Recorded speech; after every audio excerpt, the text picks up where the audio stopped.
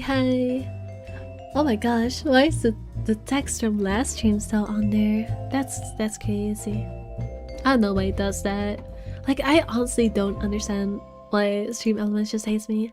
Like, it never works the way I want it to work. It never shows the chat, like, half the time. I know that I said never and then half the time. Don't worry about it. But like, it's so unstable and I don't know why. I don't know why. But oh well, it is what it is. Hi, if there's anyone here. I need to post my social media posts. We're playing the letter, probably for the last time. I'm gonna try and make it the last time. Like, I know that this game probably has many endings, but I would like to get through them this week. I think that would be a good time to end, you know, this one. So, we'll try our best. Alright. I think I might just, like, get into the...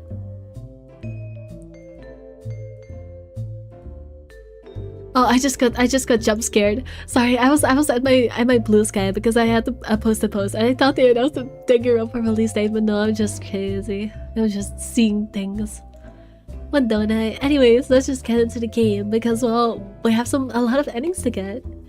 And I should probably get to it because I don't think this will be very fast. I might have to go a little bit over time to get this done, but that's why I want to do it now because I'd rather do it this week rather than have to have a short stream next week where I just do nothing important but skip through stuff.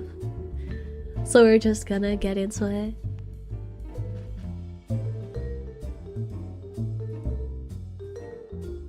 Let's find the secrets of the ghost. Okay, let me go over to... There we go. There we go. Alright. So, where we left off last time is we went back to... We got the first ending.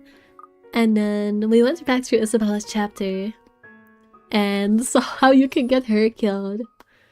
But now I should be on like the quote-unquote best path.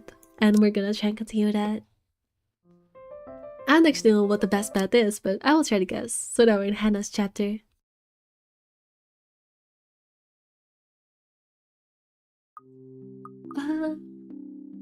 So this is...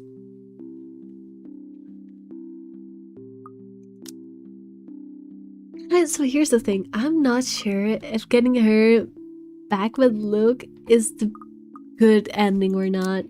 Because I want Hannah to be happy for herself, not be just putting herself down for the sake of Luke.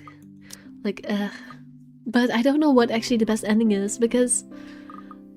Remaining silent is better for the relationship, but I don't think relationships are everything, are they?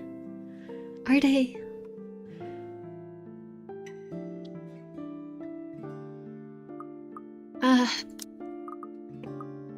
I'm assuming maxing the relationships is what you need to do to get the good ending, so I guess she has to say that, but that also... Really, he dislikes it when you stay silent. How interesting. Defend myself, yes, I guess then. I am very happy, Luke. Because for once in a very long time, we are doing what I want. I'm ecstatic. Understood? I guess Luke is also kinda happy that she's not just, you know... that she's still enjoying herself. I don't freaking know. The point that matters is that it makes the stats go up, which is good. And this would be perfect if you stop acting like a child who needs their nappy change. Alright, let's skip through. Wheel and woe. What does that mean?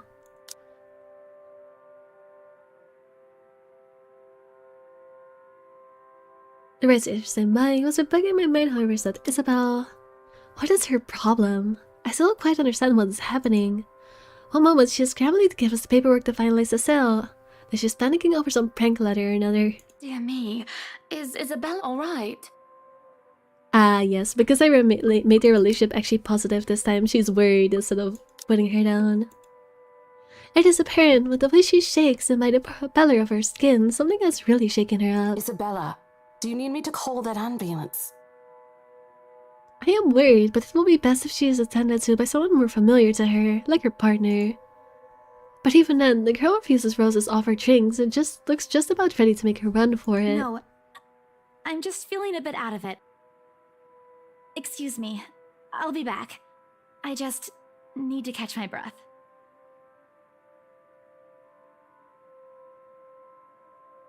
Yes, what, Gyro? Oh, thank you. Yippee, 100. I'm sorry if I sound very unenthusiastic. You happened to congratulate me when I was in the middle of sneezing. I can't even send subs from here to salivate. Get affiliated. Listen. It's gonna take a century because I never get Twitch viewership. No one watches me on Twitch. Like, could I purposely tell people to move over on Twitch to get me affiliate? Probably, but I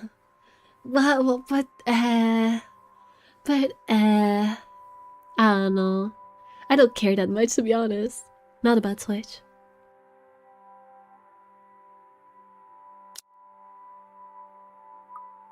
Oh, that's new dialogue. As she does the show, it is predicted, and her color holds like a concerned mother. There's an awkward air among us as we are left in the wake of whatever that was. Others murmur and gossip with each other, speaking of the poor daft girl and telling that still whoever was not audience to the act in the first place. So to make more people rate you, I mean, do what you want. I don't consider it a priority, but I'm not gonna stop you.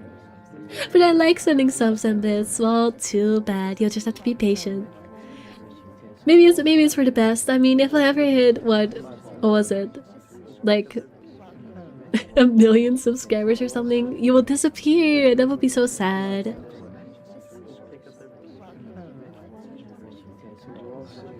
It doesn't take too long for the woman, Rose, to return the police aside to the study for what I rightfully assume is damage control. Rosa, why is this all new dialogue? Rosa invites Marianne into, hoping to apologize to her as well, but the woman refuses, saying she's not one of her clients anyway. It will be your best day, duh. What do you mean sad? Because do I want to be nice to you? You know what? It's celebration, so you know what? I will be nice for once. Because I don't know. I need someone to reach baby. That's the nicest thing I could come up with. No one else to bully you? Exactly. I need someone to bully and let out my anger at. So you will be chilling. I mean, I guess it will be a lot more peaceful.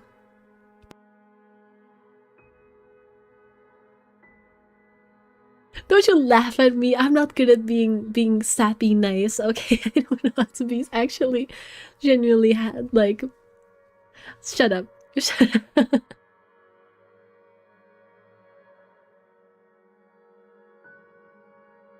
Now list myself, Rosa Luke, the last all too eager to make himself comfortable in a study he's no doubt already claimed as his own. No disappears for a long time for me. I mean, it will probably take a century if it ever happens. I might not even be able to, yeah, I know. I can't apologize enough about what just happened. She's been under a lot of pressure lately. She's young and all those rumors about this being haunted just got to her head. And it must be this terrible heat too. Not a drop of rain for days now. Are you sure it is wise to just let her go like that? Where is the poor dear? She might get hurt. She's more likely to hurt somebody else, given what just happened. Because of a certain demon threatening me? What is the demon threatening you about? I don't actually know. I told her to sit down and take a break. Already rang someone to pick her up, too. That might be for the best, dear. But please, we're here to talk about the mansion, yes?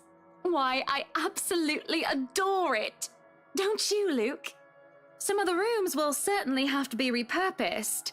We want to change the appliances and have Marianne lead on the decor, but the whole thing is just lovely. I guess. It's certainly a lot roomier than our penthouse. She says you can never leave. If I go down, we go down. I'll say fair enough, but I do kind of admire your dedication. I was just like, nah, the big streamer doesn't need me. It's just fucking off. Like I kind of think it's a silly funny. Freedom is a myth for you. Just keeping you hostage, damn. Exactly!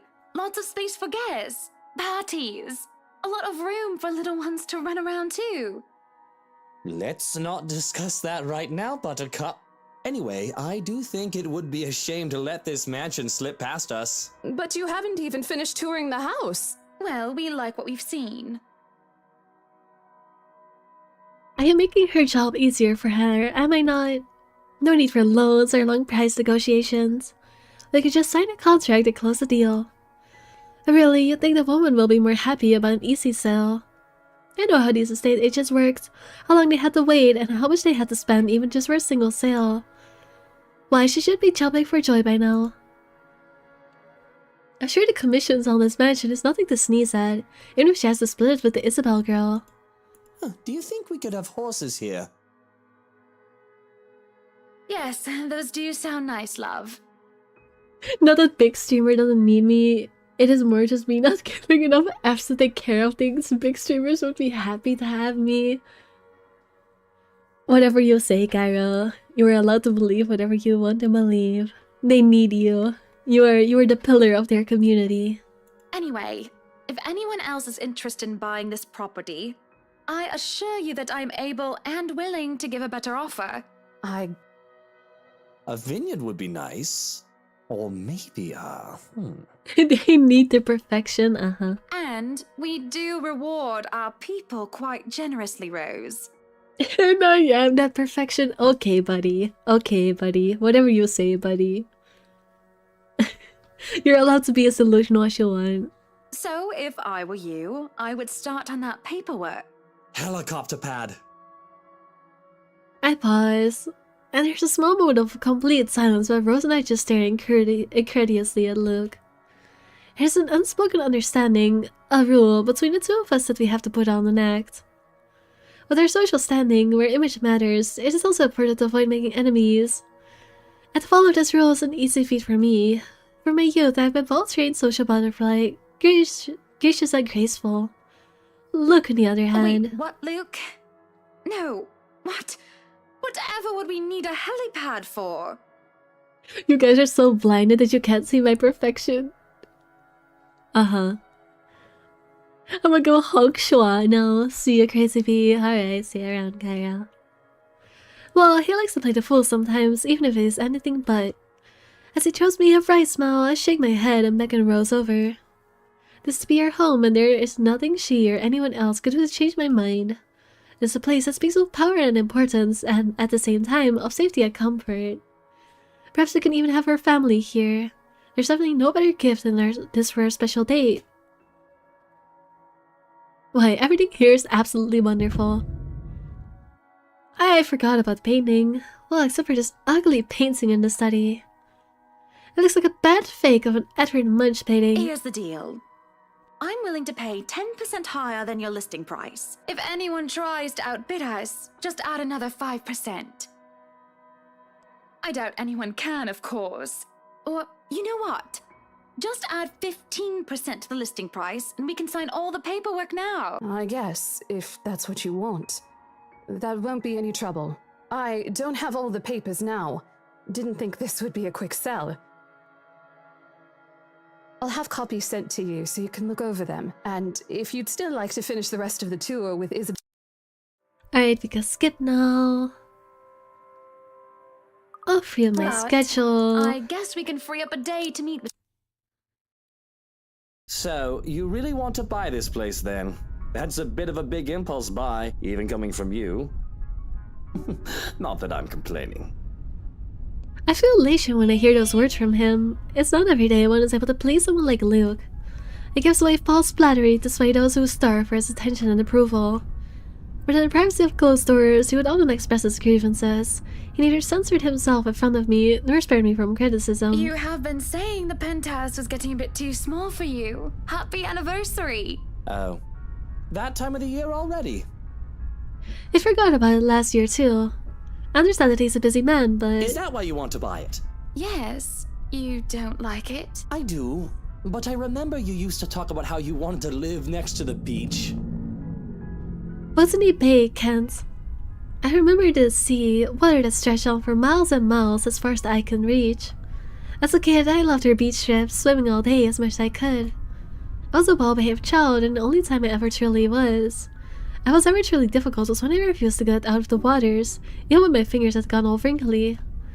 And even when they managed to pull me out of the water, there was always sandcastles. The day before we married, I told Luke that I wanted a house on the beach and a dog. And a kid or two. None of those came true 7 years later. That was a childish dream. Living next to the beach is so impractical if you really think about it. I don't know. It's not a bad thought to see you in a bathing suit every day. I did not see this the first time around. Like, damn, I made the relationship too bad that they did not get around to them, I don't know, actually acting like a married couple. Maybe another time, love. We still have forever, don't we? He says nothing, only grabbing my hand and holding it tight as we spend the rest of the ride home in silence. I miss the sea. Sick and hovering over the... Oh, right. Maybe I was crazy last time. Maybe she was pregnant. Oops. I may have just forgotten because it took me like 2 months to get to this point. Sick and hovering over the loo at 3 in the morning, the picture I paint right now is hardly glamorous. A horribly fishy taste is left in my mouth as I throw up what I had for dinner, and I hate the acrid stench that fills the laboratory. The burning sensation at the back of my throat is no help whatsoever. I can feel another wave of nausea come up on me when the door opens. Hannah, what are you doing so early out of bed? I'm fine, love. I must have just eaten something bad. That's all I managed to say before vomiting again to the porcelain throne. Lovely. Just go back to bed, Luke. I'm going to clean up here. I refuse to look at him. I don't want him to see me like this. The last time I've had a horrible morning rushing into the toilet was during my college years being the life of the party. Thoughtless and shameless, I had thrown away months of frivolous merriment and pointless hookups. I didn't even retain any of the connections I had made from the time. Sure, they still know of me, and I still know of them, and we do business from time to time. But I've lost touch with anyone I didn't see on a daily basis. I hardly have any of the friends I had when I was still Hannah Evans. Teachers, fellow university students, drinking buddies, and old conquests like Jack. No, don't touch me, sweetie. It's disgusting. Okay, hear me out. I am fairly confident that I was not crazy because I know for a fact the dialogue I'm okay with forgetting, but I would have remembered seeing this. I was not crazy. I never saw this on my first go around. They just never told me that she was pregnant because my relationship with Luke was too bad. But the game doesn't care. The game is just gonna be like, Nah, we're just gonna have her be pregnant and give no context. Whatever. I'm disgusting. Luke sits down next to me on the toilet floor to hold my hand even as I cough up more fish. He wipes off vomit from the corner of my mouth and just stares. Do I need to fire someone? I don't feel sick. Just feeling a bit under the weather, dear. It's been unbearably hot as of late, hasn't it? I do wish it would rain. Are you sure it wasn't those sweets? I told you not to eat those sweets. Also, I don't think I've seen this actually laughing expression from Luke, like, at all. I guess my playthrough was... Well, it wasn't a bad playthrough, but I just really hate Luke. I just made everyone hate Luke, which I guess is not the best option. But it's my choice. Maybe. Well, don't laugh. Hi, Golden Dragon. Hello. Well, I can't help if you make that sort of face. That is so rude to say to a woman that is vomiting right now. I start chuckling and soon enough he's in a fit of laughter. The scene happening next to a loo filled with sick just makes the whole thing bizarre, and it nearly makes me start giggling as well. I started to stifle it though as I smack him on the shoulder. I swear, I have not seen this scene before. They just decided to skip over all of the important context. I'm not making a face, Luke. Stop laughing. Shut up. When he would not stop laughing, I let myself go as laughter bubbles from my own throat, and I forget whatever ill feelings plagued me. We are just a husband and wife, laughing together at a funny face, the little things in life. I let myself go because I know that these moments will not last forever. But I just know the terrible things that are to come for us. I would have wished with everything I have done, and there that the laughter had stayed. Up, higher! Come on! Oh, it's different. The place is bustling with movers, carrying furnishings here and there, along with several trunks of personal belongings taken from our penthouse.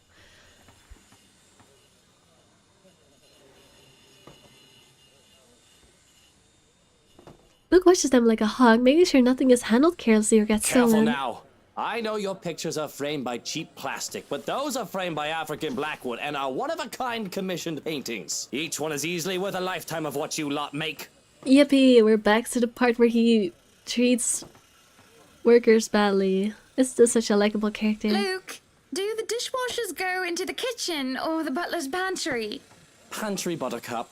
Careful, that's Emma No, you there, put that down. You do not manhandle a Napoleon Abueva. I can see the exasperation, and I have to send the foreman an apologetic glance. Even Johannes rolls his eyes as he goes by. Considering Luke is always like this during a project, Johannes and I have gotten used to it. Poor Marianne, on the other hand, looks a bit stressed seeing the gigantic mess before going back to work. Everything just has to be perfect, exactly the way he wants it. One little thing out of place, one little thing that didn't fit the image he clearly constructed in his head, and Luke gets bent out of shape. Sweetie, why don't we go and sort your suits upstairs? Let your Hans and Marianne and the foreman deal with the rest of the work. We have this, Mrs. Wright. Yes, please do go before a blood vessel bursts. Bloodstains are so troublesome to clean. You know, if I had gotten this specific sentence before I found out Johannes is like basically a hitman, I would have been a lot more suspicious of it, because this sentence kind of speaks for itself, but I did not get this one. Taking him by the hand, I lead him upstairs into our bedroom. The bed's been arranged first that we could get some rest, no matter what state the rest of the mansion is in. I am definitely glad I could just lie down on a soft, comfy bed after what has been a busy morning. Watching Luke act like his life depended on getting the move done is tiring all on its own. I think I have a whole day of this ahead of me. I feel the bed tip beside me as Luke sits down with a sigh. Well, I can't wait for this to be over. I don't know. It's fun seeing you all fired up. Here at home and not at work, you know. You know I can't always be home, Hana. I have a company to run, unless you've forgotten. I haven't forgotten. You're the one who insists on being there to make sure each and every little thing is under control. I just really miss you sometimes, and I wish you were at home more often. Why, if you're not careful, I might go a bit loopy and I'll start bringing cats home. That would be me. Actually, no, don't even need to go loopy to start bringing cats home. Cats are always welcome in my home. And soon enough, one day you'll find yourself going home to a farm just filled with felines that follow you everywhere. Oh, don't bluff. The things would shred up your precious furniture. Besides, you don't even like cats. True. Dogs are infinitely superior, of course. But what about the wet dog smell? The mess? I'm not cleaning up after a mutt, no matter how cute. But that's what you have staff for. You're crazy rich. If you think about it, a cat would be better. We laugh. It's not always that we could just lie down and talk about these sorts of things. The joke around as if we're teenagers again, with very little problem in the way of responsibilities and roles. There is genuine, honest-to-goodness laughter is a rarity. This is just the second time as of late, and I can only see it as signs of good things to come. All good points. I guess we could just have kids. That is, if you prefer dealing with soiled nappies and sick as opposed to dead birds, mice, and litter boxes. I never had this conversation when I played through it the first time, and yet they still treated it as if it was obvious that Hannah was pregnant. Whatever, it's fine. I've already told Marianne about turning the second bedroom into a children's room. I guess sometimes I don't know when I'm crossing a line. I didn't say that I am a good comedian, did I? Not this again. What? I wasn't being serious. It's not something you take the piss out of. Having a kid is a big responsibility, Hannah. We've talked about this, haven't we? I'm not ready to be a parent. I'd probably end up killing the little brat by the week's end. See, this would have been great context to know, because my first playthrough, they just treat it like it's so obvious, so unbelievably obvious. Like, yeah, Luke just wants to have a kid because, I don't know, he seems fine with his niece, he seems fine with everything, but somehow he doesn't want to have a kid, and they never explain it. And it's just, I will say, I like this game for being silly, but that's something that really pisses me off. That is a pet peeve of mine. When games are like, you only get the context if you pick the quote-unquote right choices. Because in that scenario, it feels like there is no different choice. There's just a right choice and a wrong choice. And you only get the story if you pick the right choices. It's not something I like in a visual novel, so it kind of bugs me. What should I say? He'd probably be mad if she was like, you'll be a great father and push it. I'll apologize for bringing it up. Really, he dislikes it. I feel guilty and easy even about bringing this topic up. This is the first time I brought it up. Actually, no, I'll read all of these bad choices when I go through it for a bad ending, which I will do. You'll be a great father. Clearly likes you well enough. That is also true, by the way.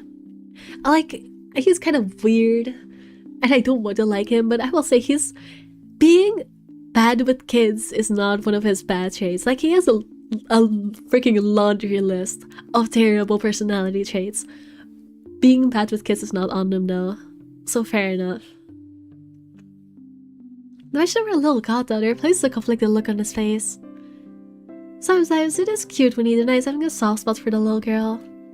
But then sometimes it's sad and makes me wonder what happened to him that made him think so poorly of himself in this regard. Yes, well, it's Kylie. The tyke likes everybody and, on the off chance she doesn't, likes them well enough as long as they buy her sweets. And sure, that kid is great, but if I get tired of her, I can ship her back to her father at the end of the day. Having kids of our own will be a whole different monster entirely. I've never heard him talk about his father in anything but a business context. I recall Damien Wright kept hearing about him from my own father even before I met Luke. The business world praised him for turning a tight ship, all till one mistake led to a great loss for the enterprise. It was then the news of Luke Wright, Prodigy's son and successor to the old man, started to show up, and he aided in its recovery and growth up until the Great Recession. I'm getting a bit off track. Regardless, I've never heard him talk about his father like one would talk about a family. I think you'll be a great father. There's a smile, no matter how half-hearted it may be. I really do think that. He might not be a good, honest man. A part of me knows that, though I try to silence it. But I know Luke well enough that he will be a better father than either Damien Wright or Henry Evans. I love my father, but he never had the time. If it is any consolation, I think you'd be a decent mother. On the other hand, I have never heard of his mother. A silence settles, both comfortable and uncomfortable. There's familiarity in each other's company despite the awkwardness that had transpired. The fences and masks down, without anybody else looking, we are both together and alone in this quiet. But a crash from downstairs tells us both out of our reverie. Luke lets out a heavy sigh before coming up to his feet and straightening his jacket. I'll have to attend to that then. Be good, darling, and watch out for your blood pressure. He gives me a kiss on the cheek before leaving, while I lay there in a daze. Alone as per usual. I really should be used to it by now. I could feel the minutes tick by with me just lying there, feeling miserable and full of self-pity. I've rolled over to lie on my stomach at this point, with my face buried into the pillows when there's a knock on the door. Grumbling attempt to go away doesn't work as a voice comes from the other side. Madam, the photographer from Luxury Living is here. Wait, is that today? Oh, yes. We went caught wind of our new mansion the very moment we left the open house. Look at boasted he could acquire the property in no time and allowed a photo shoot for an interior designer magazine to be scheduled today. Well, there were complications and it took longer than it usually does for us. In a minute, Hansi. Johannes, if you could at least make it through the end. I don't think I've ever heard her called the butler Hansi or Hansi in the freaking the one I did. That's so silly. Okay, Hansi. Tell them I'll be right down, Hansi. My ground has been one of the first things to be fixed up, aside from the bedroom. Although it's still a work in progress, it had a promising start and I can already see the flower patches. Luke's favorite daffodils stand out easily, having been transplanted from the pots that used to litter the rooftop to her penthouse. Why, if the movie crew thought that Luke was being hard on them, they clearly didn't see the landscape on his way out. The man looked like he was ready to faint, and Luke seemed ready to kill him by the end of their discussion. He was in the gardens, and I see him standing near the flowers in quiet admiration. He is hard to miss, the hulk of a man that clearly did not belong, and the big backpack and suitcase he has with him makes him look much larger. It's a peculiar sight, seeing someone who looks like he does handling little, delicate things with such care. He looks up from the gardens and does a double take before a friendly face replaces his serene expression. Miss Wright, yeah? Hi, Zachary Steele here from Luxury Living, ma'am. Hi, Odyssey Godzilla. Hello, hello. Did you see we hit 100 subscribers? It's great. Hope you weren't waiting too long. But it looks like you're still moving in, huh? Thought for a second there my calendar was wrong and I came here too early. The one and only. Welcome, welcome to Maison de Right. Okay. And yes, we've been in the process of moving in as we were delayed. But it won't be a problem. Good job, thank you. They're just adding a few things here and there, and you should still be able to do your work. Where's the rest of your crew then, Mr. Steele? Zach is fine, please. Mr. Steele makes me feel like I'm a mascot for a cleaning product. Anyway, I'll be your one-man crew for today. Don't worry, been doing this gig for a while now. You must be quite the veteran to handle this on your own. We've had a full crew coming into our penthouse the last time we were covered in your magazine. Veteran? Oh, your words are too kind, Miss Wright. Hannah, if I get to call you Zach, you have my permission to call me Hannah. Alrighty then. Anyway, I'm no veteran, but I know my camera well enough to make sure this is a good shoot. You can trust me on that, Miss Wright. Hannah. Alright, let's skip through this dialogue. We already read this. I had to read through the whole Hannah Luke part because it was new, but this we have already seen. Oh, go scary, spooky, blah. I actually don't remember where the click time is in this chapter, so that's unfortunate.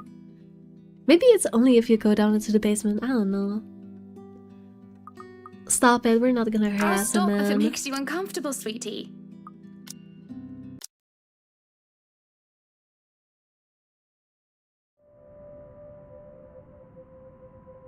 Tell the truth or a little lie. Probably the truth. I was talking with Zachary. Oh, no, the he hates photographer that. for Luxury Living. No, he hates that. I guess we're lying to her husband. I was just tending to the garden, sweetie. You were? For a moment he looked skeptical. I could tell by the gleam in his eyes and the way he sits up in attention. He thinks I'm lying, but I see no point in bringing up Zachary and aggravating him. I did sit to the gardens for a bit, so it's not a complete lie. Just a little white lie. Besides, I know just how to please him. Sauntering over and circling around him, I place my fingers on his shoulders. Oh my god, what is this noise in my ears right now? Shut up. He lets out a little groan before melting like butter as I massage his shoulders. I had to make sure they didn't ruin your favorite daffodils. Oh, that is wonderful. I'm not sure if he means the massage or the flowers, but I'll take it. This is better than the fight. So, absinthe. Just one glass. Loosh. I suppose I can let this one go. A bit too late anyway, you've already drank half the thing. But remember your doctor's orders. Yes, yes, I'll try to drink less. Try. Hey, I'm only human. Do you want one? No, thank you. Supper is spent in silence with nothing but the occasional sound of silverware. A grand feast has been served, well, grander than usual anyway, most likely due to Luke's complaints of stress. A platter of native oysters for a start, a trench of turbot with purple sprouting broccoli, lemon, capers, and anchovy sauce remains. The Vinchinella, black sea golden syrup sponge pudding with custard. With other appetizers are appeased and the plates are already cleared away, Luke stands, kisses me goodnight, and leaves me to stare at my half-empty cup. Only in the middle of the night, I sit in a house too big and too empty, foreign and unwelcoming. Even with the warm tone and homely decor, it feels cold. There's no need for tears, however. I know I can get through this like every other obstacle I faced before. This is a minor setback, and what I hope will be a long and happy life. To remind myself this place is for Luke and our future children fills me with renewed vigor. Besides, it looks like someone's having a cry already. Oh, this is the ghost part. If you open the hatch here, she 100% dies. There's no way she doesn't.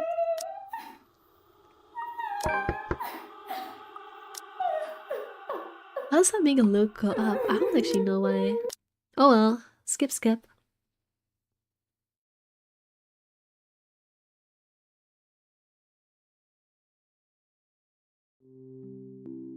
Do I want her to be honest?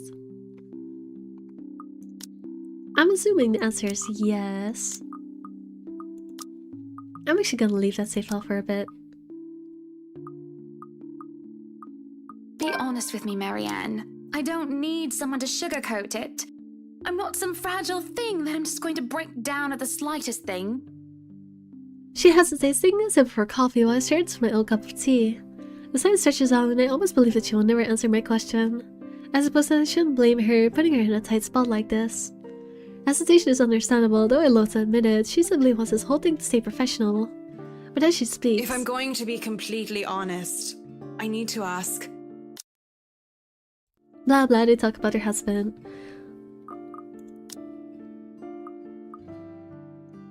We could get through this, right? I know that I still do love him, and I feel like there's still a part of him that loves me in return. We just need to get our heads together and talk it out. Surely, he will see some sense. There's a cough from Marianne cleared her throat. I must have been quiet for a long time, as I move. I must have been quiet for so long, and I moved to apologize when he stands up. We both end up on our feet, unsure how to proceed. Some sort of odd, awkward shuffle occurs as we decide whether to sit back down or not. I really should handle what's left of the work. You won't be attending the party? Oh, you really must, Marianne. I'll try to stay and chat. Maybe grab a few bites and a drink, but I can't be around for the entirety of the event. My apologies. Busy, busy, busy. Busy, busy, busy. And by that she means I don't want to be there.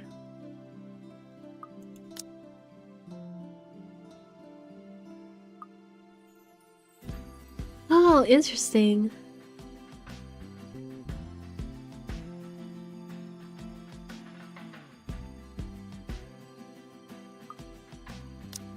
So what's different this time is last time I chose to bring the priest myself.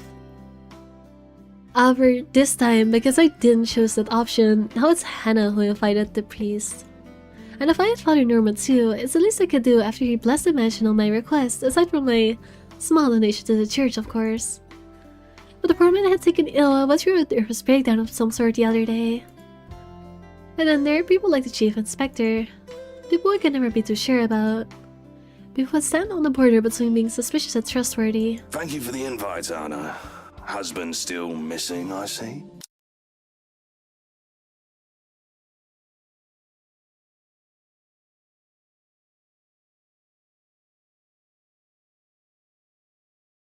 Oh my god, you impregnated me, blah blah blah blah blah. I'm assuming that the right choice is to try and work it out. I need to work for my happy ending. It takes two to tango. Alright. Becky's words are still fresh in my mind, and I can't help but think that the girl, plucky woman that she is, has a point. If I love Luke, I'll have to fight for him, don't I? So far, I've been doing nothing and sitting on my behind, hoping it'll fix itself. This old mess definitely isn't going to fix itself. How dare that woman try to drag our name and our relationship through the mud with her lies? And at my own party, determination fires me up as I take a step into the middle of the fray. Oh, this is definitely different. All the while, she has been screaming. I signal for security to stop, and I can already feel the glower on my face as I stare into hers. She wilts as soon as she sees me. I start to grow anxious, and her protests die down. I can see as her haughty, angry expression turns into a horrified realization. Rightfully so, she should be scared. What's the thing they say again? Never wake a sleeping dragon. They have to think that Luke is the one in charge, that he is the one to be feared and appeased. They can think of me only as a pretty wife. They forget that I'm just as capable, just worthy of respect. I invite you, my friend, into my house on a day of merriment. Oh, okay. You know what? Maybe this is the right option. Not because I like Luke and want them to be together, because I want Hannah to actually grow a backbone. And you insult my name and accuse my husband of infidelity.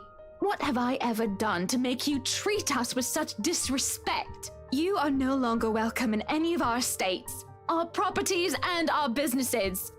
And we will no longer patronize yours. Now, escort the girl and make sure she isn't standing even an inch within our grounds. She looks devastated. Reasonable. This does make her into a pariah, doesn't it? I should feel concerned, but I can't even find an inkling of mercy within me. I don't know what her plan was. I don't know what she wanted me to make out of this. The money, Luke. It doesn't matter what she wanted. You won't show your face to me ever again if you know what is good for you, Rochelle. Take her away. The tension is thick in the air, and the silence that embraces the room is so sad that one can practically hear a pin drop. There are worried, almost fearful glances from some of the guests, but they all know this is well within my right. She is the one who started this whole dilemma. It just so happens that I'm the one ending it. As long as everyone holds their tongue and don't interfere, none of the consequences matter to me. Especially when my darling looks at me with a different shine in his eyes. It almost seems as if he's proud of what I've done, and it spurs me on more than anything. Nonetheless, I still act upset, because that does not change what just happened. He still has a lot to answer to. Because even if the woman is lying, there's always an inkling of truth in every lie. So when I turn to him, don't say that the shock he displays bring me gratification is an understatement. Of course, there's no reason to make a husband and wife spat into a public spectacle, so privacy will generate the least number of headaches and complications. Everyone's still far too busy in the ballroom, and most of the staff are still in the kitchen. A sharp glance at anyone who will go through the doors is all it takes to make them retreat. And it was private we could get without me dragging Luke all the way to our bedroom as the foyer. And you? We are going to talk about this, Lucille Mitchell-Wright. Not now, but we will talk about this. Right! I swear that is not my child, no matter what that woman says. Hannah, darling, you believe me, don't you? I believe that it isn't your child, but you never said that you did not cheat on me with her. We'll have a talk about that tomorrow, among other things. What for? What other things? You know what? I don't like them together because Luke is a piece of shit. But I kind of like seeing him being the freaking panicking under the angry glare of Hannah. I kind of enjoy that, not gonna lie. About us, Luke. This isn't right, this doubting each other and not talking. That's why we'll talk. If anyone needs me, I'll be in our room. I'm in no mood to be talking with anyone about anything. Especially nosy baggers who have no business with any of it. Should I be worried? Scared? Because you know threats do not work with me, Hannah. None of those. You should know I'm not your enemy, Luke. I need rest. That's all. Of course, you must be so tired. You've earned some peace. I'll take over the party from here. Good night, love. Good night, Buttercup. Sometimes I forget that leaving Luke to handle a party is a horrible idea. Because come morning, the dining hall is a mess with a few of his drunk friends sleeping about. At least a dozen men and women are scattered about, sleeping like they're in alcohol-induced comas. Even Officer Lee is there, sleeping off the effects as of clutching a bottle of 1998 Jamila. No doubt, Luke has served some of his stores and absent again. Judging by the faint bird smell, they had set a fire to the ladder too. Why are there so many foreign words? New Bohemian. There's only so much I could tolerate, as we have Johannes retrieving every single one and get them in cab. And they hear everywhere. At the table, on it, underneath it, some are even in the kitchen. Nap time is over, Kinder. Time to go. And oh dear, does it piss off our valet, though he is still a man of silent fury. Although this is a little treat to hear him utter curses in German from the other room. I imagine Luke will be amused as well if it is his guests that are being thrown out.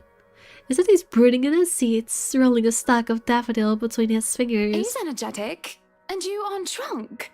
That, or you are getting better with handling your hangovers without your dog hairs. Should I be looking out the window to see if the sky has turned red and if pigs have started to fly? I am unfortunately completely sober, Hannah. And how does it feel not being hungover? Still miserable. Okay, that kind of makes me laugh. It'll get better. Or so they say. You wanted to talk about something? Damn, I hate it for actually bettering Luke. That makes me feel like he kinda... You know, for once, I wish you were hungover. Maybe this isn't the best time for this talk. No, please. I do not like loose ends. And this is a bloody ugly loose end. Then, first things first, I want you to be honest with me, just between the two of us. Without others to impress, without people listening in, just you and me. Did you or did you not sleep with Rochelle Lee and got her pregnant? I didn't get her pregnant. But you did sleep with her. But the thought of having a child with her? Can you just imagine it? Or rather, don't. I can already see it. It'll look like that ruddy pig boy from that Young Wizard book. Is this a Harry Potter reference? I don't care about once upon a time. What I'm asking is if you were with her the other night during my party. Him not showing up in most of the gatherings I've hosted in the past is nothing new, of course. The one I've had last week is no different. It's really another thing I've gotten used to between us after things turned sour. After Rochelle's outburst last night, I won't deny feeling the disappointment. The betrayal. What's done is done, however. Though at the very least, I still want to hear the truth from him. She made me meet with her the night of your party. But I swear, I only agreed to go so that I could tell her I wasn't having none of it. It isn't my baby. I don't even think it's Lee's. Poor bloke. I mean, I probably slept with her once. We were probably incredibly drunk, but that would have been a long time ago before she was preggo. Are you sure, Luke? You're not making anything up or leaving anything out? I love the time she's like, yeah, whatever, I already expected that you'd sleep with her at least one. Of course not. I swear it on my mother's grave. He swears it, he says, as he hands me the flower with such tenderness. And I believe him. Well, if that's all you wanted to talk about, you shouldn't have made me worry. For the sake of my sanity and for the sake of our marriage, I'll pretend that you never said any of that. Are you sure you aren't drunk now? Haven't had a single drop and hating it. Would you like something to drink? Because I'm not done. I have something else to tell you. I'm pregnant. No thanks. Maybe I will after this little talk you wanted to have. Oh, this is where she said she's pregnant, huh? I already told you, and you already said you believe me that the brat isn't my child. I already spilled that I might have had drunken sex with her once, and you wish to wipe that off your memory. So do we have anything else to talk about? Because have at it, I'm all ears. You're pretty miffed for someone who just admitted to his wife that he's cheated. Yeah, I'll see. Poor Luke, my expectations are so low. Honestly, I feel like Hannah is more judgmental of this than me, because, like, my expectations of Luke are so low. I'm not even... I'm like, yeah, I'm honestly shocked it was only once. I thought it would be worse. The bar's in hell. And you're stalling. I can tell that incident has you shaken up. So why don't you just spit it out and get this all over with? I'm pregnant. Yeah, there we go. I definitely... Okay, no, I was not crazy. They just never said this. They just never said this when I played through it. You know what? It is what it is. I'm not gonna keep beating the dead horse. Also, this music was definitely not there before. Why is there new music?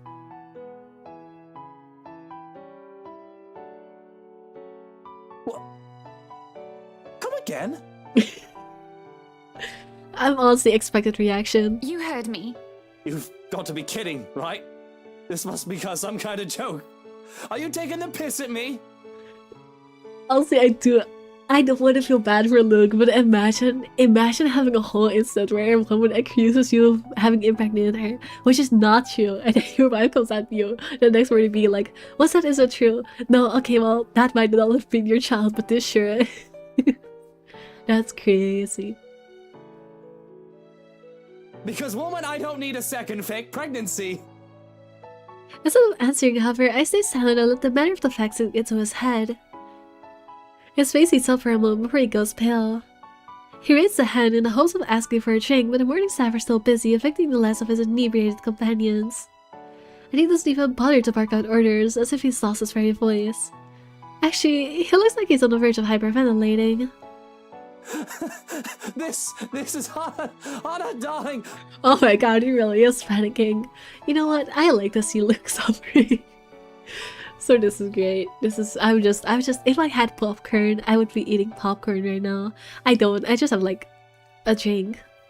That's all. I did eat something before the stream, but I wish I had popcorn. That would make this even better.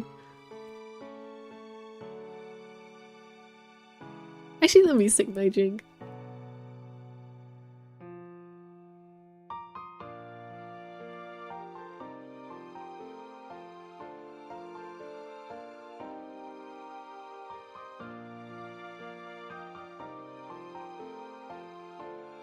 Ah, the taste of sweet tea as these have their little panic marriage discussion. I need some air. How long have you been? 3 months. And the twins. Although we don't know yet if they're a boy or a girl or... Of course it's twins too. Of course it's twins too. Of course it's twins too. That's crazy. That is wild. Of course they'd make it twins just for comedic effect. Or both. Good God! Twins! I'm going to be a father to 2 tiny babies. Breathe, Luke! Breathe! You're so pathetic.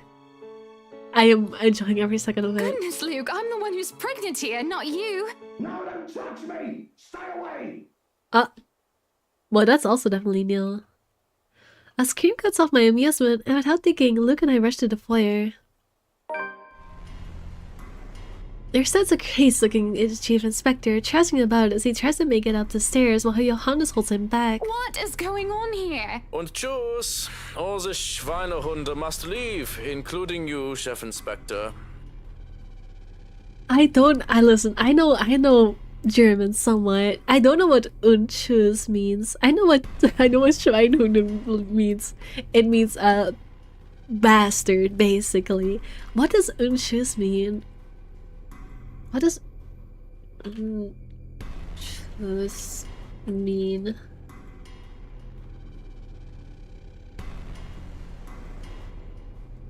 Oh, it just means that's it. That's it. All the bastards will leave, including you, Chief Inspector. This one is very problematic and will not leave. No, you can't make me leave! I need to stay here for her! I need to help her! Oh, Rochelle? She's probably already at home, dearie. Or she might have already gone and skipped town. Who knows? Oh, for the love of... There's no point talking logic in him. Lee, go home. You're drunk. Can't you hear her crying? Oh, it's the ghost getting to him. She was crying, just weeping and in so much pain last night. I couldn't help her. Drunk, sobbing bastard that I am. But my help. She needs my help. Oh no, the ghost has gotten into his head. Tell your fucking stupid lapdog to let go of me, Luke! Or I'm gonna knock him down and I'm gonna knock the 2 of you down too! Language! I've already dealt with your wife, so don't make me deal with you, Lee. Or I swear I'll... Hana, enough. Don't stress yourself over him. It'll be bad for the twins. This is how...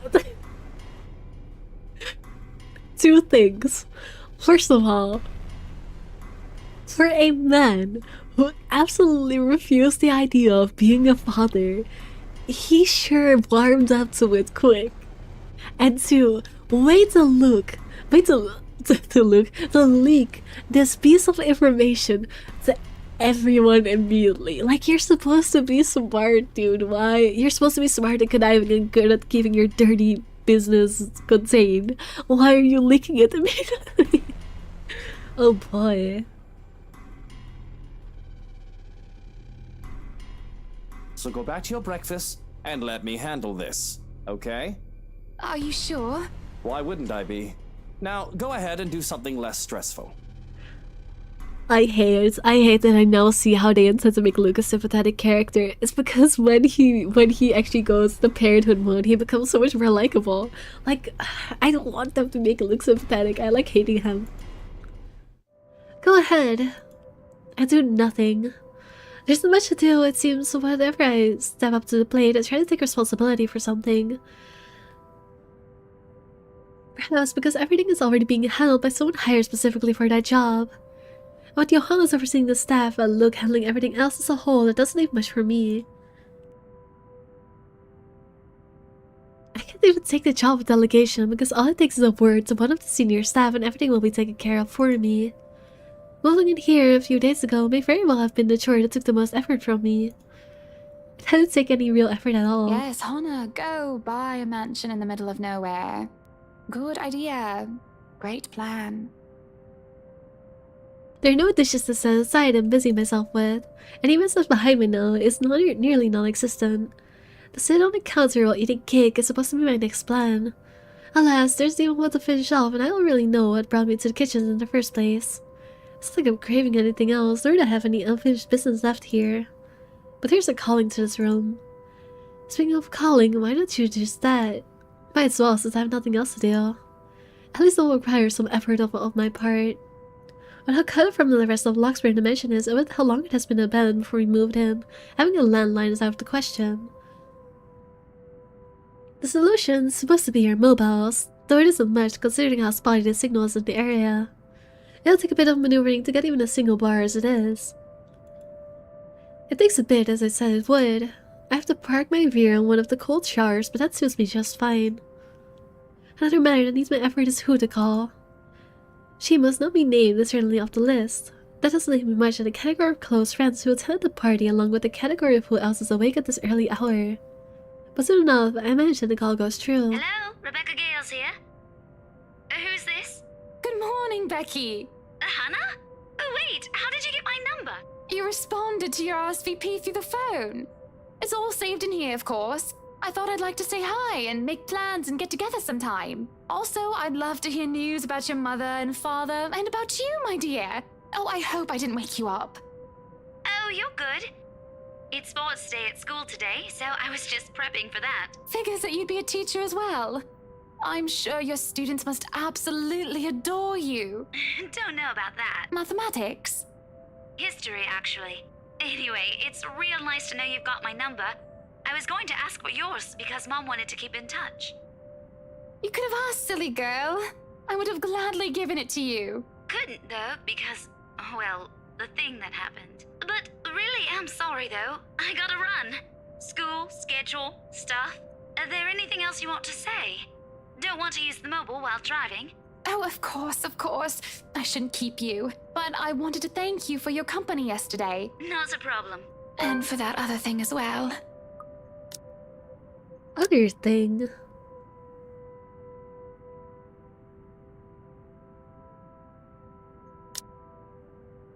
I don't know what they mean by other thing. What for now? For what you said to me. With what had happened, it's been very helpful in... Uh-oh, the call starts to go static, much of my frustration. As she's clicking noise drowns out most of her words, too. I doubt you can understand what I'm saying. And the light completely dies. I can feel a headache coming along. It's just pulling up, starting from a light throbbing on one side of my head. Uh-oh. I forgot what I was supposed to do this. I forgot what I was supposed to do. Okay, it's letter keybinds. Okay, I forgot. I'm pressing... I did not press. Oops.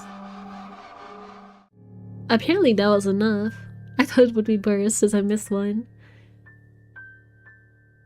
It pushes me down to my knees before I'm prone and vulnerable on my stomach. Okay, she did not get possessed. I guess this quick demos really do get harder because these ones are very easy. Now we're in Zachary's chapter.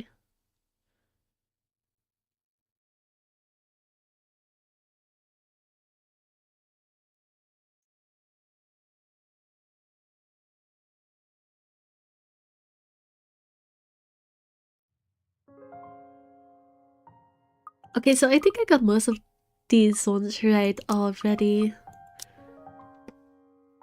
Since, well, I don't know, I just tried to play well for Zachary's chapter because that's one I actually care about.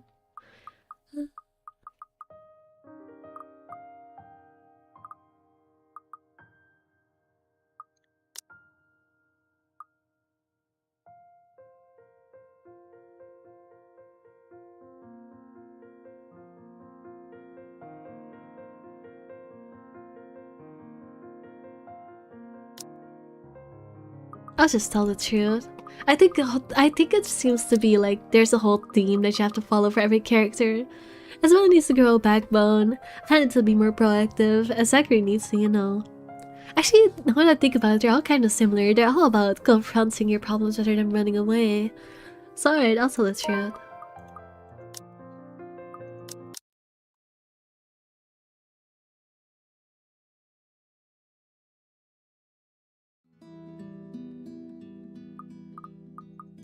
Oh, didn't mean to open that.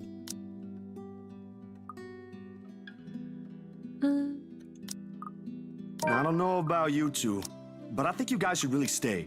I've already made it. Yeah, cook for all of them, you know, friendly time.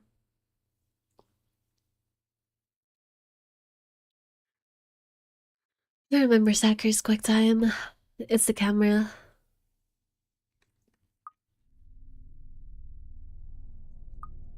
Interesting.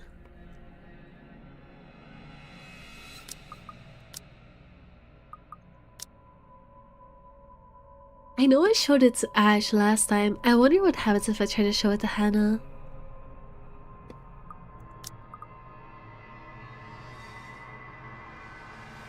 I think Ash is the right choice. But I'll pick Hannah because I want to see what happens. I don't have an explanation for what I saw yesterday yet. But when you've been there, seen something enough to raise the hairs on the back of your neck or leave you wanting to flee or hide. Finding a more solid proof and the person's smashed up face of the photo is the least of my concerns. Ashton will doubtly give me flack for saying that or even considering Isabella's words and those silly tales about the place. The guy's a skeptic through and through. It does take more than my account for him to give this even a single thought. However, more than his opinion, it's Miss Wright I'm concerned about. Surely she must have felt something if those shows on TV are to be believed. A touch of coldness in her neck, maybe the feeling of being watched, that's often what happens, isn't it? Outside, the sun is yet to rise. I've still got a few hours before dawn. Getting outside to mull over how I'll go about warning her, plenty of space to check if I'll get the same results if I redo the process again. Somehow those urban legends don't sound so silly now.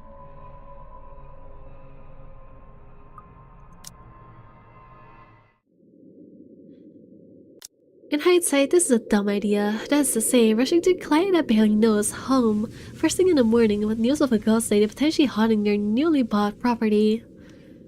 Oh, there's a bunch of bizarre looking pictures of Miss Hannah Wright I've brought as proof, so yeah, dumbest idea in history. Oh, my dumb ideas, all the things considered.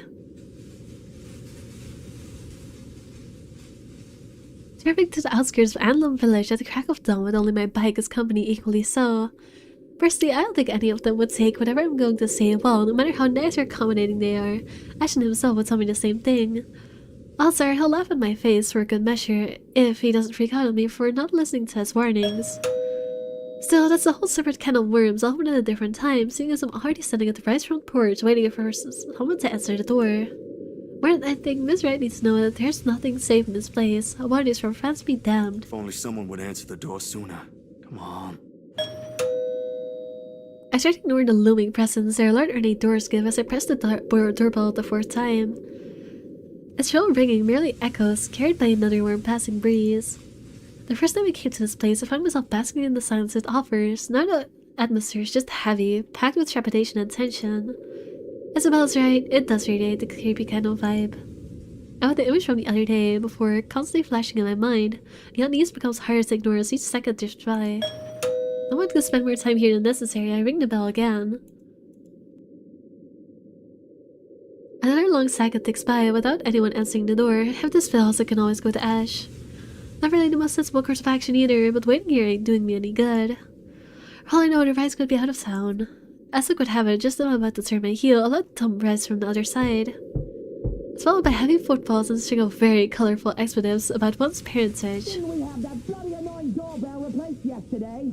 That Irish star just cost me a fortune and she can't even fix this nuisance. Oh god, oh no, what did I choose? Oh no, Luke, please don't do what I think you're about to do. And where the hell is...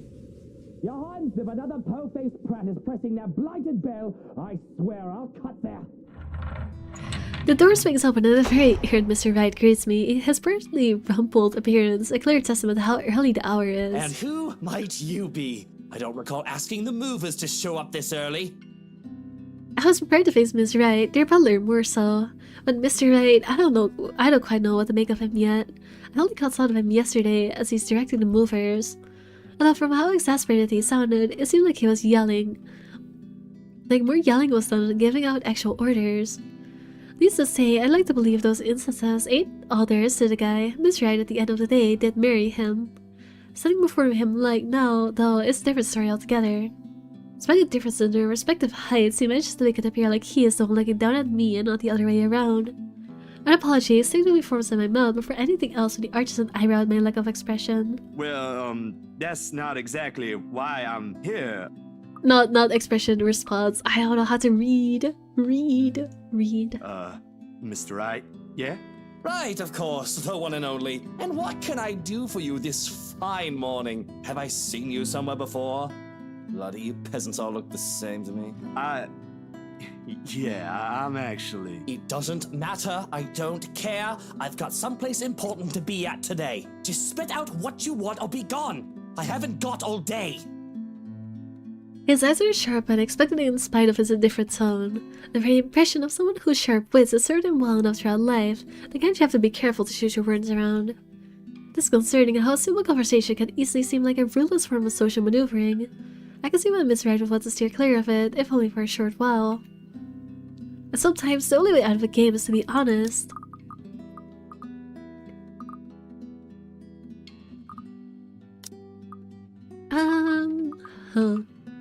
Randall Hannah or... I don't think he would appreciate talking about Hannah. Luxury living, sir. Interesting that that's a story update and not another update. He eyes the business card I hand him with a completely passive expression. He turns it between his fingers without really reading the letters printed before handing it back in the same blasé manner one usually reserves for people below their station. Or nuisance. With him, it seems we're the latter than the former. Mr. Steele. Just Zach would do, sir. I can see why. You should hear what they say about my name. Although I'm of the opinion those don't sound as unpleasant as yours to the ear. Look, I hate you. Amusing what people can come up with in their leisure time, no? Well then, to what reason do we owe this second visit, Zach? Right, like I said earlier, I'm the photographer from Luxury Living. I'm here about the photo shoot yesterday and... His eyes never at that, mouth tightening into a small frown, passive stance dissolving into a rigid one. I didn't completely lie what I came here for, but it ain't the whole truth either. Didn't you already wrap that one up? Yes. Actually, sir, there was something I forgot to discuss with your... And you had to show up at such an hour for something you forgot. Why wasn't there any notice about this little visit? It was an error on my part, sir. I do apologize for not letting you know in advance. Terribly unprofessional for someone going under the name of an esteemed publication like Luxury Living, if you ask me. Of course, even if there was a word of some sort, that butler does not check my emails as often as I would have liked. But straight up walking in here this early isn't the most sensible thing to do either. The matter was a bit urgent, and my art director wanted it done as soon as possible before I hand him the finished prints. Not my problem now, is it? A common courtesy would be to wait for replies before barging in. You do well to remember that. I once fired someone before they could even submit an application. Sent an email in the morning and suddenly sauntered in the office looking knackered mere hours after. Bloody walk-ins. That aside, unfortunately you're going to have to come back some other day. You see, darling wife left not a moment to go. I have not an inkling where she went, or when she'll be back. So you're better off. Love, is it the movers? Got caught lying. He stops speaking altogether and the complacent expression he has collapses on itself. Slowly, he turns just as his wife walks up to him with a step too lively for comfort, a smile too sweet to be honest. She's very likely heard everything her husband and I have talked Going about. off somewhere. I've got the few things I want them to transfer already. Marianne made this splendid arrangement for the music room and... Love, are you listening? I thought you already left, Buttercup. She mutters a frown, a pout more like. The mischievous gleam, the mischief is mischief,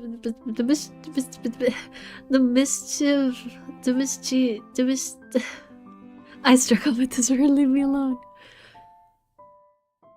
The mischievous gleam in her eyes when she glances at me says all there is I need to know. I would have laughed at her antics if I couldn't be with. I would laugh at her antics if it would offend the other man.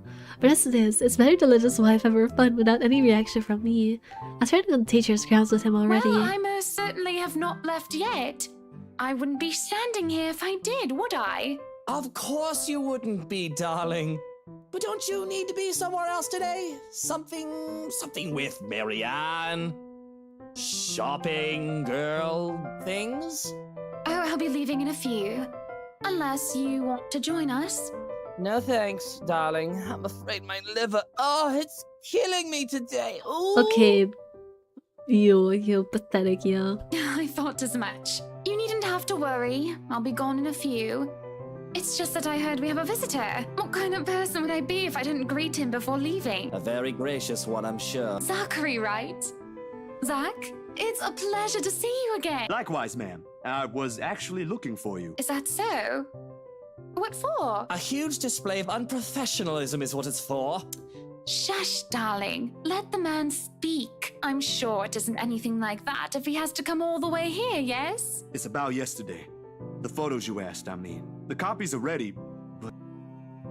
My head stills and I'm about to fish the prints out of my pocket. A short second passes which strikes me how I didn't think this through at all. I'll go about telling her regarding the strange photos or revealing to her in the presence of another person.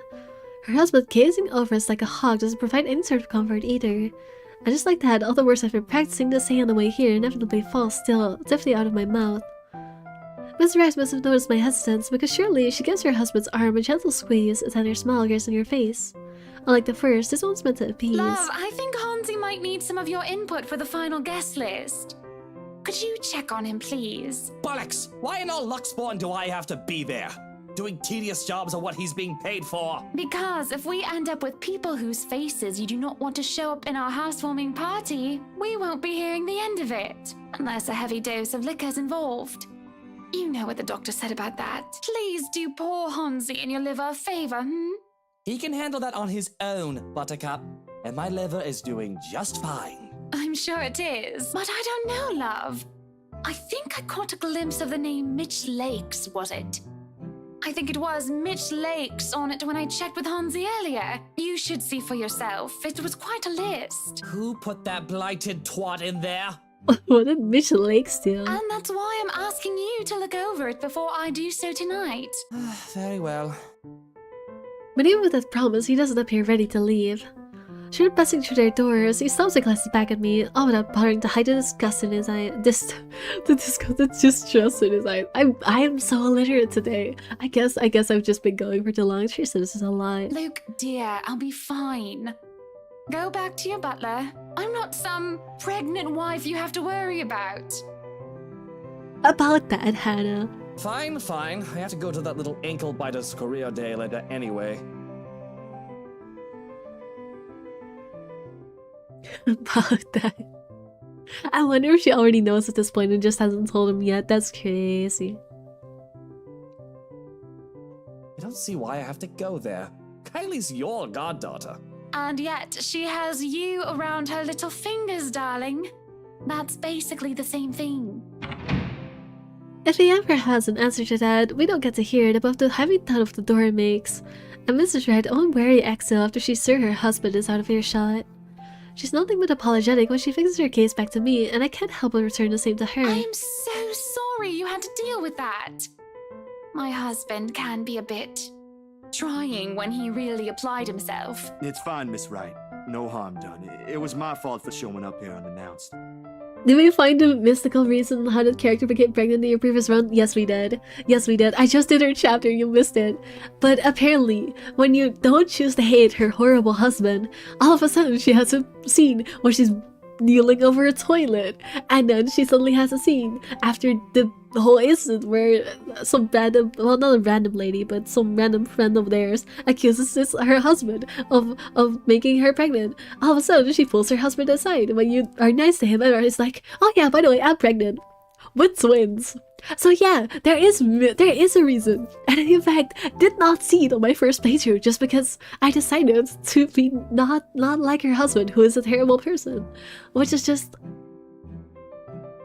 I said this earlier as well, but like, I like this game for how silly it is, but that is a real pet peeve of mine. I hate it when stories are like, oh, we're only gonna give you any of the actually relevant context if you make quote-unquote the right decisions. Because like, it's a visual novel. You're supposed to, you need to account for people choosing whatever choice they feel like. And you don't need to make certain things only make sense in the context of choosing the options you want them to pick. Like, that's not how you write a visual novel, and it annoys me.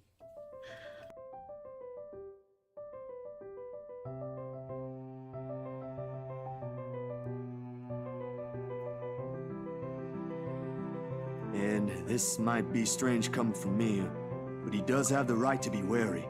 The press can be quite vicious when it wants to be. Not unexpectedly, they'll pick you apart. It's not surprising why he acted the way he did around me. Sweetie, if Luke treats every journalist who shows up here like that, I'm afraid we'll end up with a harassment lawsuit hanging over our heads sometime in the future. Vicious or not, some sort of finesse has to be exercised when dealing with them. I'm sorry, I hope that wasn't too offensive. Oh yeah, like we did in Kanosh, you did what you love with your favorite character, you got the best or shut the fuck up. Just, I don't even know what incident you are talking about. I'm assuming you're there are so many incidents like that I don't even know which one you're talking about. Because there's multiple options. I totally would see what you mean, Aussie, though. Also hate that. Yeah, like, I don't know. I feel like I do understand reserving your best, most juicy lore for the quote-unquote good ending, but like, you shouldn't. First of all, it's just bad writing to suddenly pull something out of nowhere that's not been talked about, and also like, I don't know. It's just it feels like bad quality control to me. It feels a little bit lazy. Like, come on. You should just, it's really not that difficult to just set a freaking parameter, or if you haven't seen the pregnancy scene, they leave out the lines about pregnancy. Like, it's just, like, it's not even that I didn't see the scene in my other playthrough, it's that it straight up didn't happen, because Luke just never found out, so he should have been able to know. It's just an inconsistency and it bugs me. Whatever. It is what it is. Not at all, Miss Wright. Besides, I don't think an interior design magazine would be interested in who harassed who this week. Unless it has something to do with fighting over tastefully arranged furniture. But even then, I don't think our readers will be too interested. Oh, dearie.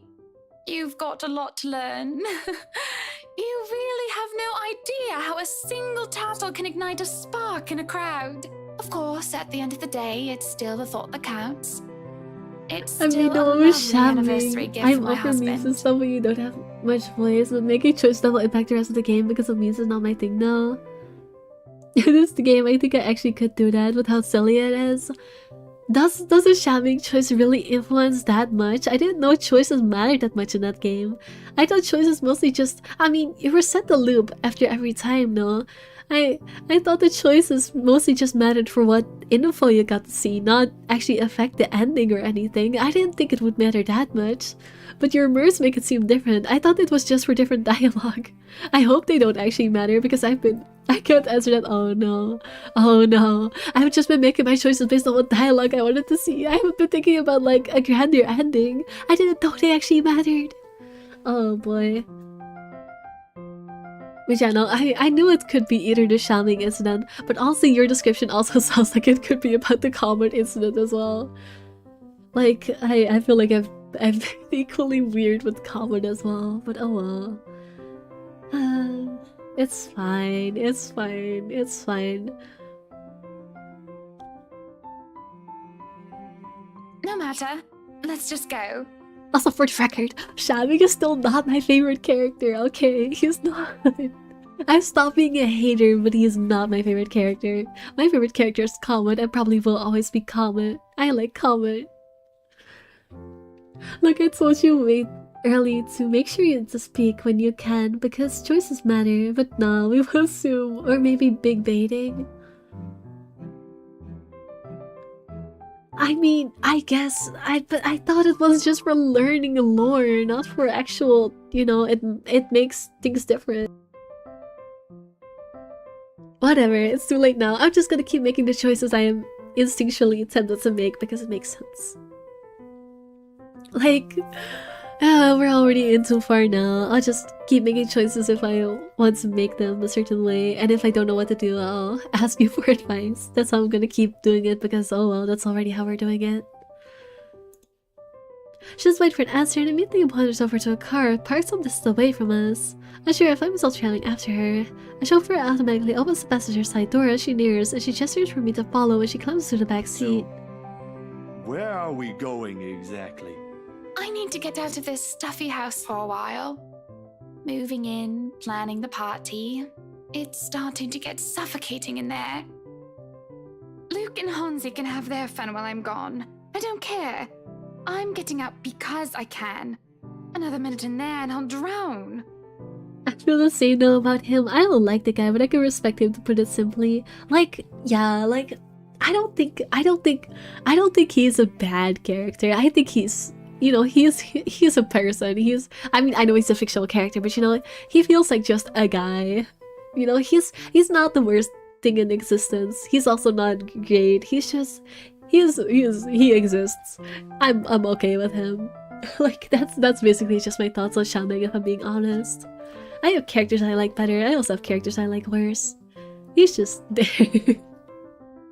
My bike.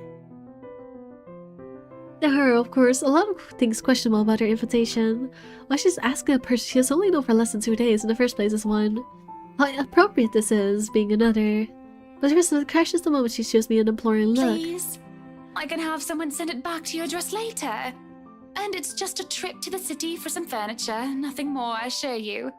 You know what, don't mind me. Just play how you want to play. I feel like I'm directing you too much. No. I appreciate your guidance. Because sometimes I don't know what to pick either. If you're frustrated over my choice in the shambling instant, I'll say that's fair. But I will also say, like, lore implications aside, that scene was just, it just made me sigh. That I'd rather treat it funnily and go along with it for a bit than have to just sit there seriously and be like, this guy is really just harassing me right now when we're in the life or death situation. Like, I don't know. I feel like making it into a bit was the less awkward of a choice. So it was honestly me saving myself from some trouble as well. But yeah, I mean, I understand if it wasn't the best lore choice. You would be surprised at how common it's like, but it's not a fan favorite by any means. Also, should probably turn on my Kenosha radio and show the glorious the letter. I mean, it's fine. I mean, I guess I can see how common would be a fan favorite, but she is my fan favorite. She is my favorite, and that's okay. That's okay. Marianne will be with us, and maybe you can tell me why you're here on the way. If I had to guess who the fan favorites are, I already know Remnant is something of a fan favorite. So are Gina and Setsu probably, because, you know, obviously. Setsu because main character, Gina because she's nice, she's honest, and self-sacrificing. I feel like fandoms usually like that. Also, people love sipping for her, even in my chat. I wonder if I know any other... What else would be fan favorites?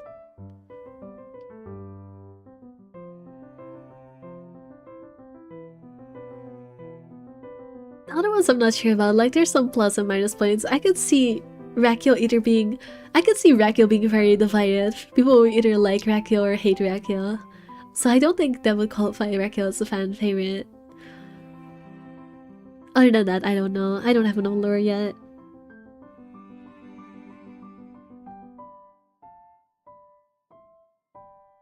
Frustrated is not the word I was not impacted much. This is just a choice you made you were comfortable with. But I understood your reasoning after. Fair, fair, fair.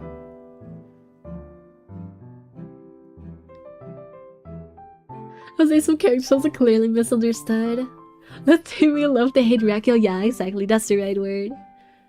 You still like a lot of context. I do. So I'm not gonna talk too much about it. Also, let's get back into this game because I want to try and finish it today. Guess it wouldn't hurt. Might have to leave early though. Excellent then.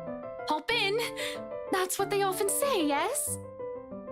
This can be a good idea, but I really don't have any other choice, do I? Especially with the way your eyes light up when I agreed to it. In my pocket, the very picture of her remains faceless. A voice in the shadow hanging channeling between us, unknown to her. This is so different. If someone told me I'd be spending my entire morning being dragged around half of downtown Luxburn looking for furniture, I probably would have simply smiled at them. Then perhaps even given them a good friendly pat on the shoulder and wished them a nice day. Not that I find anything wrong with this at all. On the contrary, this is most definitely a nice change of pace after weeks of getting bogged down by several freelance gigs and shutting myself inside my apartment whenever I can. If only the weather would be a lot nicer. It kind of less sun and more clouds, perhaps. This guy is so British. He's not even British, he's American, but this guy is so British. Only a British person would say, there's too much sun, there's too much sun. Freaking... Can you believe this guy? With the mid-morning sun slowly beating down on us as high noon approaches, I can see why Mr. Wright skipped out on this trip. The bright side is, the whole thing seems to have put Miss Wright in a less somber mood. After the 5th store, her face is considerably livelier, and gestures less guarded than the one she displayed at the mansion earlier. The presence of another person might have helped as well. Although Miss McCullough seems less predisposed to small talk, preferring to keep to herself most of the time and let Miss Wright lead us whatever. I am so sorry for me being so freaking illiterate. I think the 9 hours total of streaming is starting to get to me. She did acknowledge me with a small note when we were introduced earlier, but that didn't make standing outside the store together any less awkward while we wait for our client to finish her inquiry inside. So, interior design, huh? She cast me a sidelong glance before returning to her notes again, her pen scratching faintly against the paper in quick successive strokes. Ah, there goes that. I did say I'm not any good at starting or keeping conversations going, didn't I? She doesn't look back up again. I think it is my cue to stop any attempt of striking a dialogue with her and keep myself occupied with some other thing. Except what we have here is just Luxburn and its busy streets, people going about their day like normal, cars moving in and out of sight, and into who knows where. Nothing remarkable, really. The ease with which a person can fade into the background here is reflective of the kind of city Luxburn will always be, but humdrum's one thing I learned to live with. Needless to say, it doesn't usually stay that way. There are times when it will come alive, make itself known, and reassert itself back into the world. The scene and the names from those shops and places are so cliched and mind of someone idealizing those cultures and countries. I'm dying inside just a little. I didn't even take a look at the back too much. We know the Crawl. The Crawl is the Irish bar I think they go to. Is this Starbucks coffee? Ah, yes. And when you have Mrs. Flowers and Sir Antiques and Sheep Inn. Oh boy. Oh boy, oh boy, oh boy. Yeah, I can definitely see it, not gonna lie. Mrs. Flowers, Sir Antiques. I mean, let's just for the sake of making it seem less ridiculous, envision it as a cute elderly couple who have stores next to each other. That makes it seem a whole lot less cliche. However, those moments are few and far between. Then again, with all the crazes in news channels lately, I'm certain to think it's going to happen sooner. Guess I'm looking forward to what it'll bring. Luxury living, is it? My voice effectively cuts through my thoughts just as I count the 13 passerby wearing a hat today. Beside me, I could hear the faint rustling of papers and the clicking of her pen as she stashed them back into her bag. Excuse me, what? The magazine you're working for. It's Luxury Living, isn't it? Oh, yeah. You've been featured by them before, I take it? I've heard to look at everything else besides the mobile looking character art, to be fair. You know what, that's so valid. That's so valid. That's very valid. A few years back, yes. For just some issues. My designs still appear from time to time, though not as frequent as before. Gotta have room for new talents, right? It may not show in her face, but the pride is evident in her Good voice. folks, the people running the publication. Tell me, is DK still on the editorial team? Who the frick is DK? Donkey Kong? Nah, I wouldn't know. I've only started taking jobs from them this year. Freelancer, you know. Good man, that guy. Anyone in our field should meet him. He had a lot of things to say about art, all of them relevant. Learned a lot from him, actually, even if we both came from 2 different fields. I hope he's in a good place. I haven't talked to him in a while. Anyway, your portfolio must have been good if they gave you the job. They don't easily assign big features to freelancers like this. I wouldn't say I am, but experience, you know? The more you practice it, the more you learn the tricks of the trade. That kind of stuff. I did hear a lot of Miss McCullough from what I saw in her previous playthrough, and she also seems to be a character. No, listen, here's the thing. I actually like McCullough, or Marianne, her first name is. I actually liked her at the start because, like, I don't know, she just seems kind of real. Like, she's so awkward being dragged into all of the drama, and she just likes to go to the pub and be cringe and sing with her friends, which, like, you know what, good for her. But then everything just goes downhill so fast the moment she starts interacting with Luke, aka Rich Man, aka the bastard. Like, she sure is a character as well. I don't think she's the most egregious, but yeah, she sure is something. I know what you mean. Still, you've got to keep up with the competition. E-clients can be a bit fickle-minded with their choices. Believe me. I just skipped over that sentence. But yeah, no, literally, her whole story in her chapter is literally just nothing. Nothing but she almost has, depending on your choices, a one-night stand with the rich guy. And then she has an arc about being a lesbian that is in the closet. That is literally her only 2 story threads. Being in a sexual relationship with a married man. And being a lesbian. I mean, I don't even know if she's a lesbian. I assume she is a lesbian. I don't freaking know. She's just a weird character, not gonna lie. Like, she's not the most egregious in this game, she's just weird. Speaking of, do you think you'd be up for a new client after this? Think so? Depends on how big the project is. She reaches into her bag again. This time, to pull out a business card, which she hands over to me. When you're free, send your portfolio to Chris. He's my assistant. He's been looking for a decent photographer to help with updating the studio's portfolio. Nothing urgent, but the sooner the better. I suppose given the scale of the game, on how bad some of the characters can be, that's true how it seems. How she seems better that way. Yeah, I mean, like, listen, nothing in this game can compare to what a mess Luke is. Like, he is so bad that he makes everyone else seem better by comparison. Big lore, yeah, big lore. Not sure if I'll have the time to squeeze this in. But, alright, I'll give it a go once. Marianne, could you look this over for me? At this very moment, Miss Wright emerges from the store. When I look back to Miss McCullough, a mask of professionalism has returned to her. Or at least that is what it's trying to be.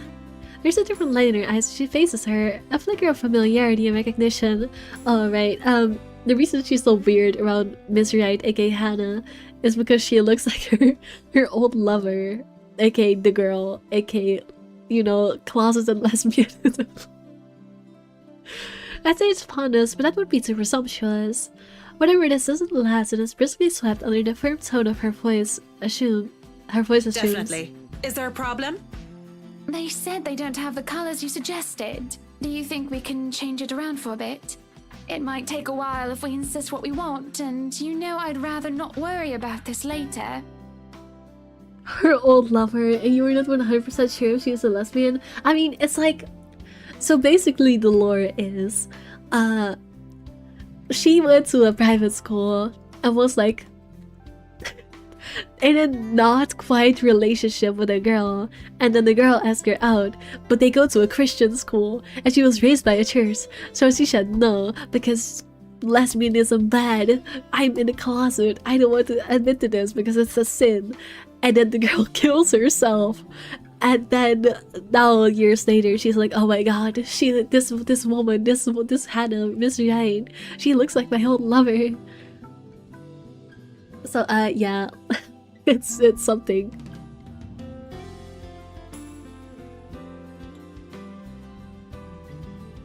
Also, I guess you could interpret her as bisexual, since she does, depending on the choices you make, sleep with Luke. But I see her more as compet, as in like trying to make herself feel straight by sleeping with random ass men she doesn't like. I see her more as a lesbian who is just compensating than bisexual. But that's my take. That's my take.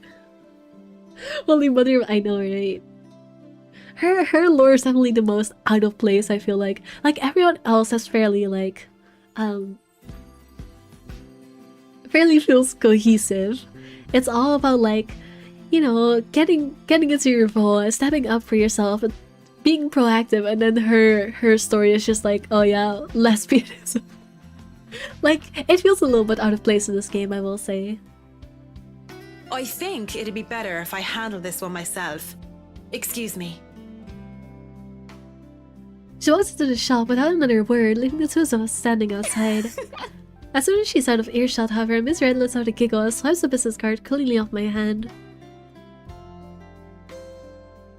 She smiles, a bemused little thing spreading across her face, and wipes the card in front of me. I wish she'll do that more often, the smiling thing.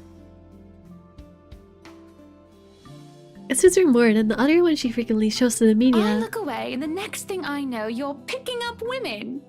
On the streets, while the sun is high, no less. I'm not sure if I should be appalled or amazed. Oh, holy mother of, I feel like you just read me a fanfiction of a really dramatic character, so you dubbed it off you like 30 seconds. You're so right. It does feel like a fanfiction. It does feel like a fanfiction, you're so right. Yeah, I meant it's a girls and not lesbian.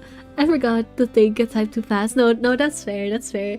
Also, if you thought it didn't feel enough like a fanfiction, like badly written story, her chapter literally starts with a picture, a background of her room, and just like half her wall. I think it's even more than half her wall. Like, it's almost floor to ceiling height. She has a painting of just two girls together.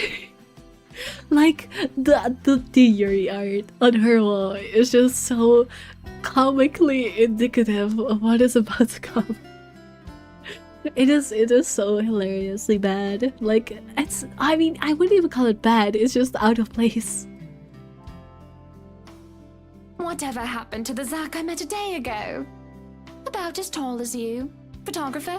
Quite the gentleman. To tell you the truth, I'm a bit disappointed he's gone. It ain't like that, Miss Wright. Bruh, at some point it's not even the closet. It's out in the streets and that's just her not seeing it. Honestly, I feel like that's a good analogy. I feel like that's a good character assessment. It's so obvious. She's just so far in denial. And I'm sure Miss McCullough is not the kind of woman to let herself be picked up by strangers, let alone people she barely knows. Guys, this sentence, this is pre her chapter. This is foreshadowing. Her chapter literally starts with her doing this. That's crazy.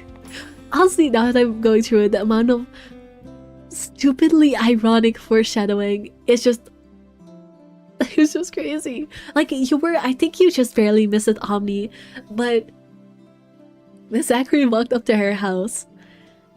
Luke was there, aka the husband, and she had to convince him to go away so she could talk to Zachary by herself. And literally what she says is, "I'm not some pregnant woman you need to worry about." Literally after we just had a chapter about her being pregnant. Like, it happens pre that chapter, like timeline wise, but she literally just says, "I'm not some pregnant woman." Like, I don't even call that foreshadowing. They're just being so silly. Do you all have the same? But about shopping in your room, you have to recognize an accepted pizza?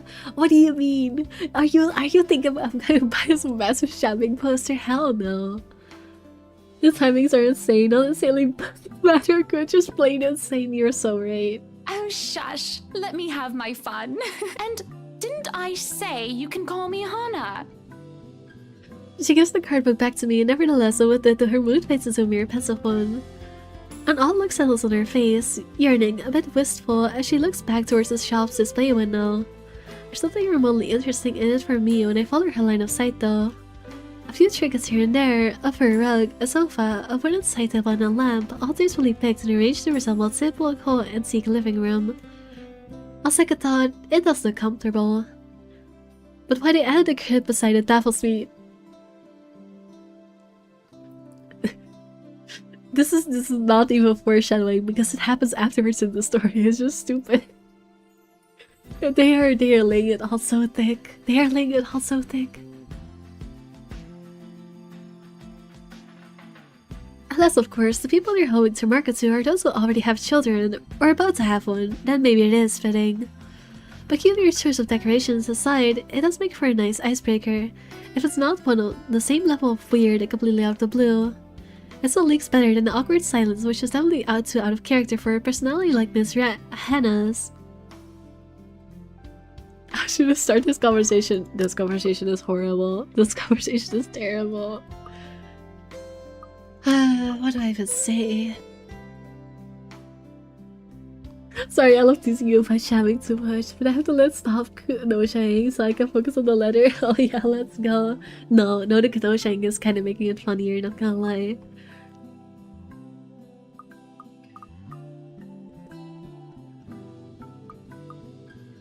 I think that one looks cute. Yeah, I don't think she would appreciate like making it about someone else.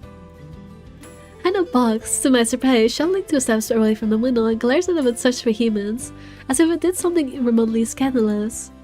A funny sight when it's taken out of context, and I probably will be laughing, really, if an understandable warranted such a reaction from her. I wasn't looking at the crib. I wasn't really talking about the crib, Hana. Very good then.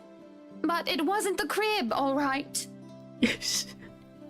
Alright, I get you. But that's not it. Honest. I was just saying the stuff that was on display there looks nice. Or at least as nice that it can be compared to the ones we visited earlier. But I'm sure your interior designer has something different in mind for your mansion, so don't mind me. I was hoping that would be enough to cut the topic short. Instead, she sighs, leans on the wall closest to her, and runs her hand through a lock of her hair. There's a far-flung look in her eyes, even as she fixes it on the concrete curb. You need to stop looking at people like that, sweetie. I'm afraid I don't quite catch your drift, ma'am. I suppose you wouldn't be aware of it. Do you know you always carry this kind of phase? What even is this about? Smooth and cringe, hell yeah. Like you're always staring at the world with this honest look. Like all there is to see is all the good in it. That's why Zachary is the best character. Frankly, I don't see anything wrong if it's like that. I mean, there always has to be something in it. You know, a sprinkle of kindness here and there. Otherwise, we'd all be miserable. For you, maybe. Some people have to fight through it just to see that. And kindness isn't always a great thing to have around. Sometimes too much of it can hurt. It makes you wonder where this is coming from. How bad things have really gone for her to have this feel. I don't understand her sentiment, really I do. So what is the last thing you can cling to when things have gone irreversibly bad? Sometimes you simply don't get to make a choice. Besides, the point is, it's impossible to lie when a person is looking at you like that. He is being told off because he is honest in this group of morally gray at least people. Honestly true. Like... No, you're right. He is probably the only character I would call... Actually, no, Isabella, the first main character, is probably also like...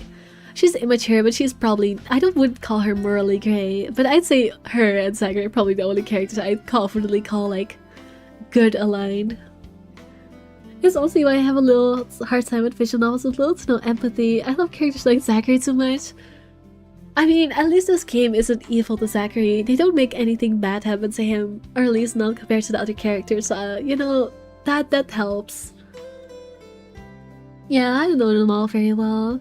True, I forgot about her. I mean, to be honest, I forget about her too, because she definitely feels like the most basic, bland protagonist in this game. Like, she is the least of a true character to me. But yeah, I think Zachary is definitely my favorite. Just because he's the only person that I feel I can actually, you know, understand his choices. Or I could, but I'd feel like a horrible person afterwards. You can't say that. Why? It's true. She just feels like the most basic protagonist. It's just true. Did you hear that, Mr. Zach? You just made me feel like a horrible person. I sort of wish I had one like it. Just so people would stop lying to my face. I'm trying to nuance what I am saying, but damn, you have no chill. Listen, if you've been suffering through this game, or what is it? How long have I been playing this game? Let me show it to you. Or not show it to you, but I've been playing this game for 48 hours. If you had been playing this game, I mean, at least a couple of those are probably me having it open in the background. But if you had been playing this mess for 48 hours, you too would stop being nice about it. Or well, it's just not being nice about it, but sugarcoating things.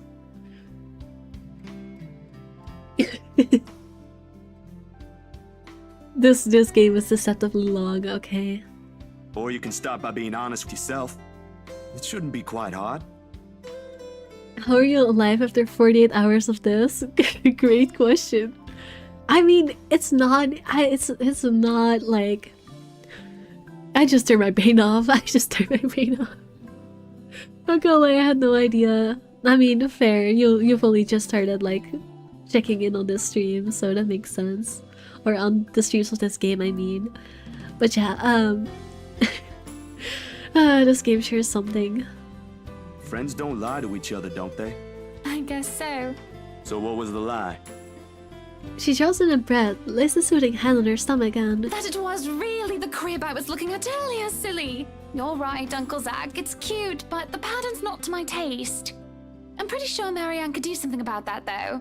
At the moment, what I should really be worried about is if I'm ever going to be a good mother to this child. Okay, she already knows she's pregnant. She just hasn't told Luke yet. Yeah, the dialogue is definitely different because of her, you know, being actually pregnant this time. But that just makes it sense that she told Luke crazier. Like, she was really like, she knows she was pregnant and she was like, nah, I'm not some pregnant woman. Don't worry about it. That's true. I forgot I was supposed to do the same. Common mode engaged. No more thinking. Mad! I can't even tell the father he's going to be one in a few months' time. Probably doesn't even want anything to do with this whole pregnancy thing. No magic ghost baby hypothesis for me this time. No, apparently it was just bad writing. Sad face. What am I going to do, Zach? Because right now, I'm absolutely at a loss. Oh. No, Zachary is the only real character in this game because this is exactly how I would react. Just... Oh. Oh. Epic. Oh. The realization strikes me like a ton of bricks suddenly bearing down on me. More than astonished at the so shown in my face because Hannah lets out a chuckle. The slump on her shoulders disappears altogether underneath her mirth. That delivery. Don't look so surprised, dearie. Tied the knot 7 years ago, remember? Don't you think it's bound to happen? She brandishes her hand in front of me, the unassuming silver band on her finger glancing against the late morning sunlight for a second. She eyes it lovingly, almost tenderly, despite the trace of sadness in her voice. For all I know, there's an entire story there. I'd ask, but that would be too inappropriate even for friends. It's not my place to meddle with, to begin with. Or at least that's what they've been saying early on. My whole social circle would be saying it's a long time coming. But the kid is something you want, right? Because if it ain't, then that's a whole other problem. Of course. I wouldn't deny I've been hoping to have him or her for a long time now. But then, now that we're here, all of a sudden, there are a whole lot of other things to be worried about. Business, a new home, public image, my own husband, and I don't know. I didn't really have anyone for a role model. I know this is the worst thing you could possibly bring up to Zachary. He is not a good person to talk about the family, because he had a loving family and then they all got shot in his home. So, you know, not the best person to bring this up to. You have no way of knowing that, but this is a terrible person to bring that up to. I practically grew up with nursemaids pampering me every step of the way. What if it happens to this baby as well? Oh, I can already see how this will end. Huh. I guess it's not just my sister. What? You and my sister. I mean, you're both having jitters or something like that. I wouldn't ask more about it because that would be inappropriate as a friend, but then I hope the child is something you want. I mean, you're right. But one is a conversation that she started, and the other is a conversation that, you know, that would be a whole different conversation. So I do understand why one is okay to continue asking about, and the other would be, you know, too out of nowhere. That's what it's called, right? First baby jitters?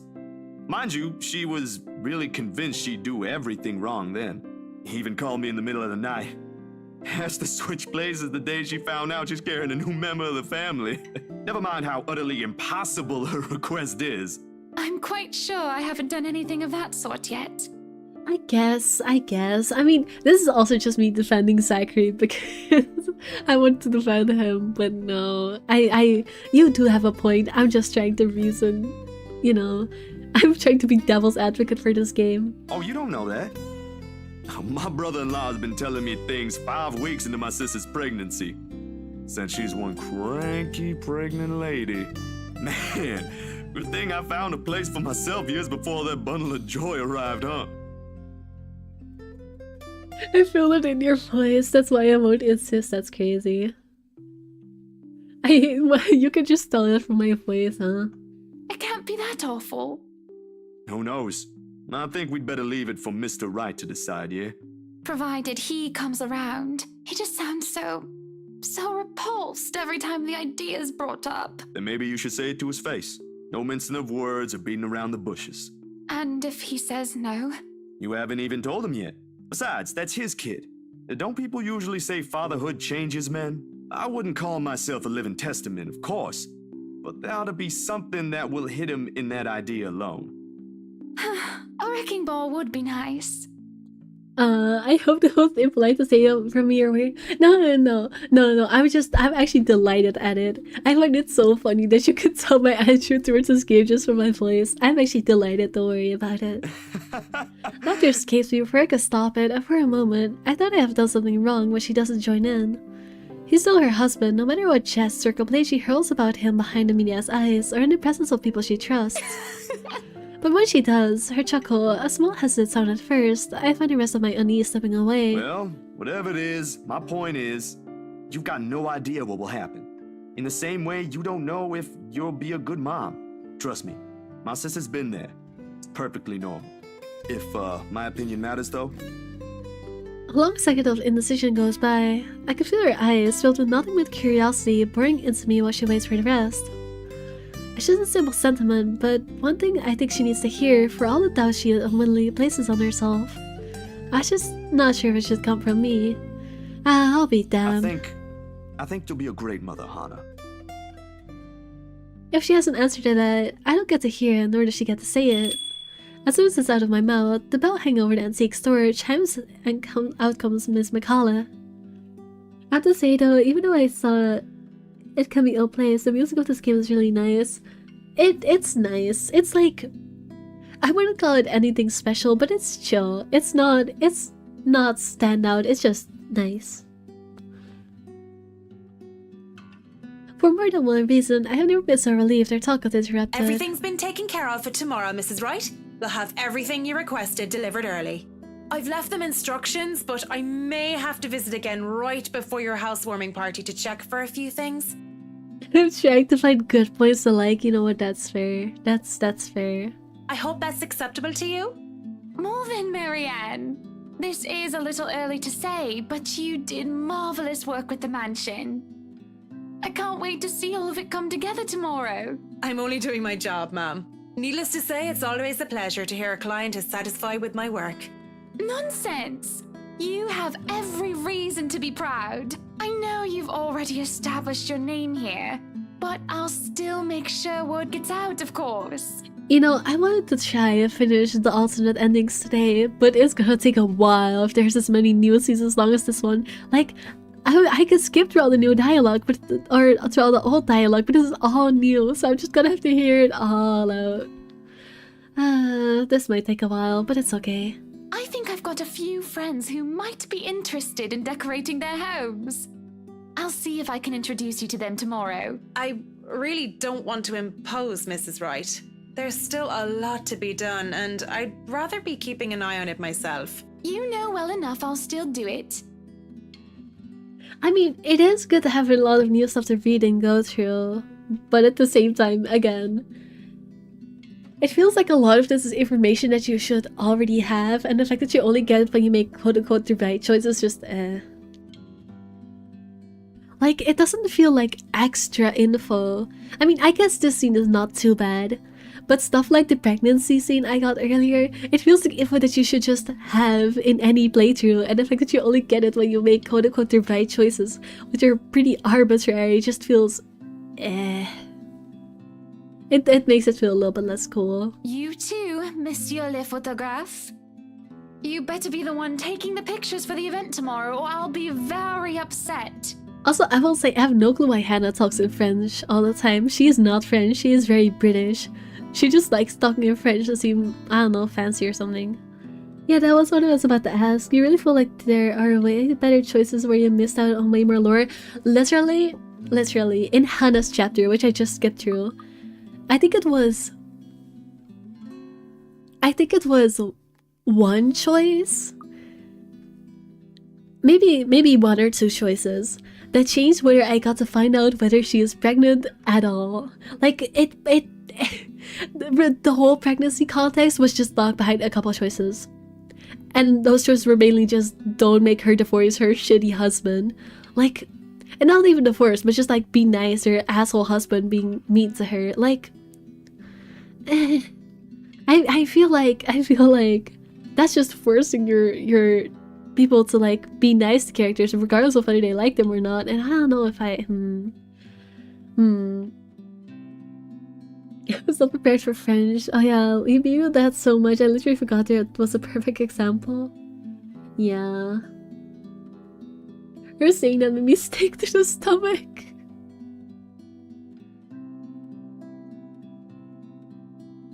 I blinked at her confused. Last I checked, I have nothing scheduled on my plate tomorrow. A couple of fleeting thoughts did cross my mind, like working on personal projects, or the expected expression on Han's face alone. I've wondered before how they got Isabella to sell in the mansion with all the paperwork and loops it has to go through. Well, the how is already standing in front of me, and it's one giant ball of persuasion in human form. Hello? It just froze for a second. I hope it didn't crash.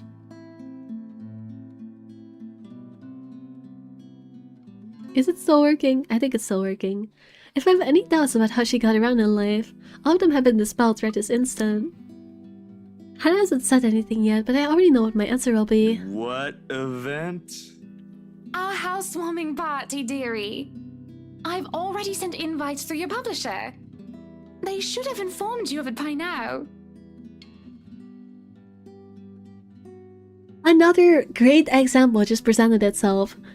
Zachary goes to the party, whether you choose to go here with Hannah or not.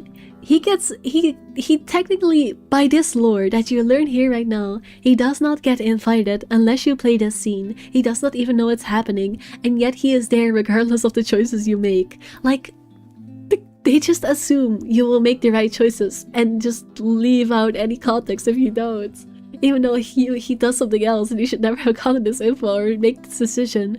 It just magically does. It just magically is there. Nah, you still live here. You still live here?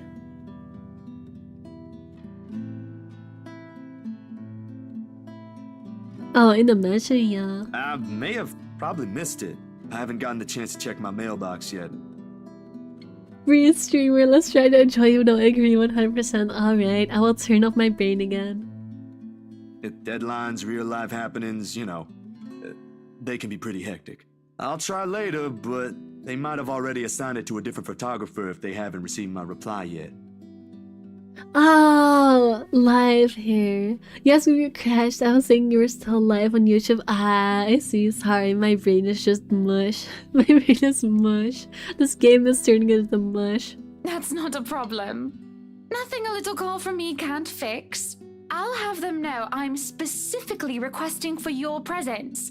It shouldn't be too hard. Just promise me you'll show up. I expect to see you both there. No excuses.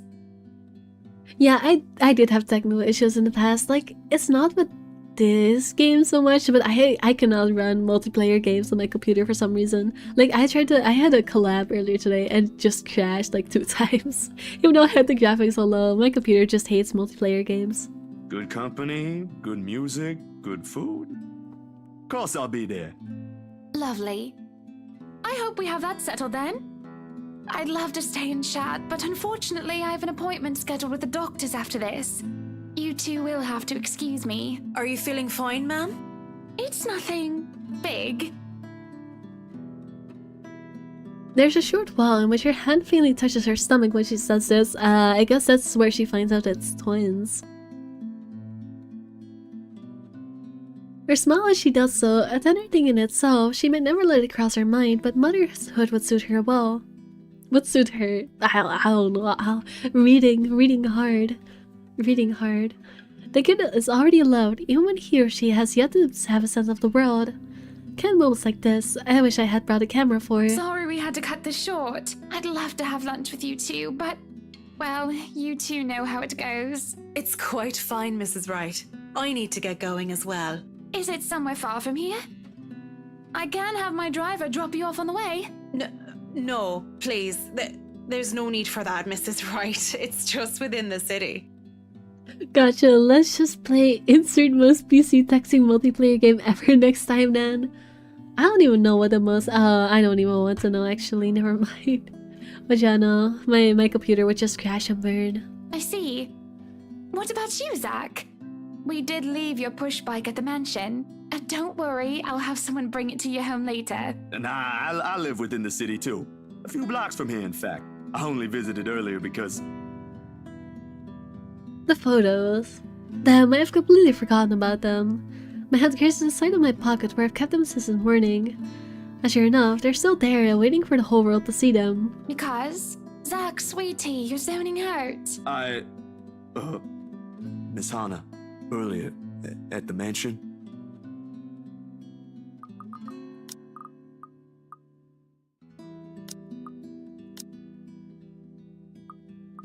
We already are here. If it's the wrong choice, I can just go back. I think it would be better if you take a look at these yourself. Seeing is believing, right? I reach into my pocket, I pull out the photos, handing everything to her. Recognition flickers across her eyes as she reaches for them, and I have to stamp down the tiny twitch of regret in my stomach for having the gall to show it to her. Only it comes deeper the instant both her and Miss McCullough's expression changes. And it's not a good look. To say she's repulsed will be a total understatement.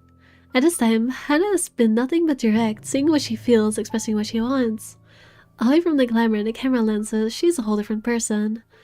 But as she goes through each of the pictures, I can't get an easy read on her.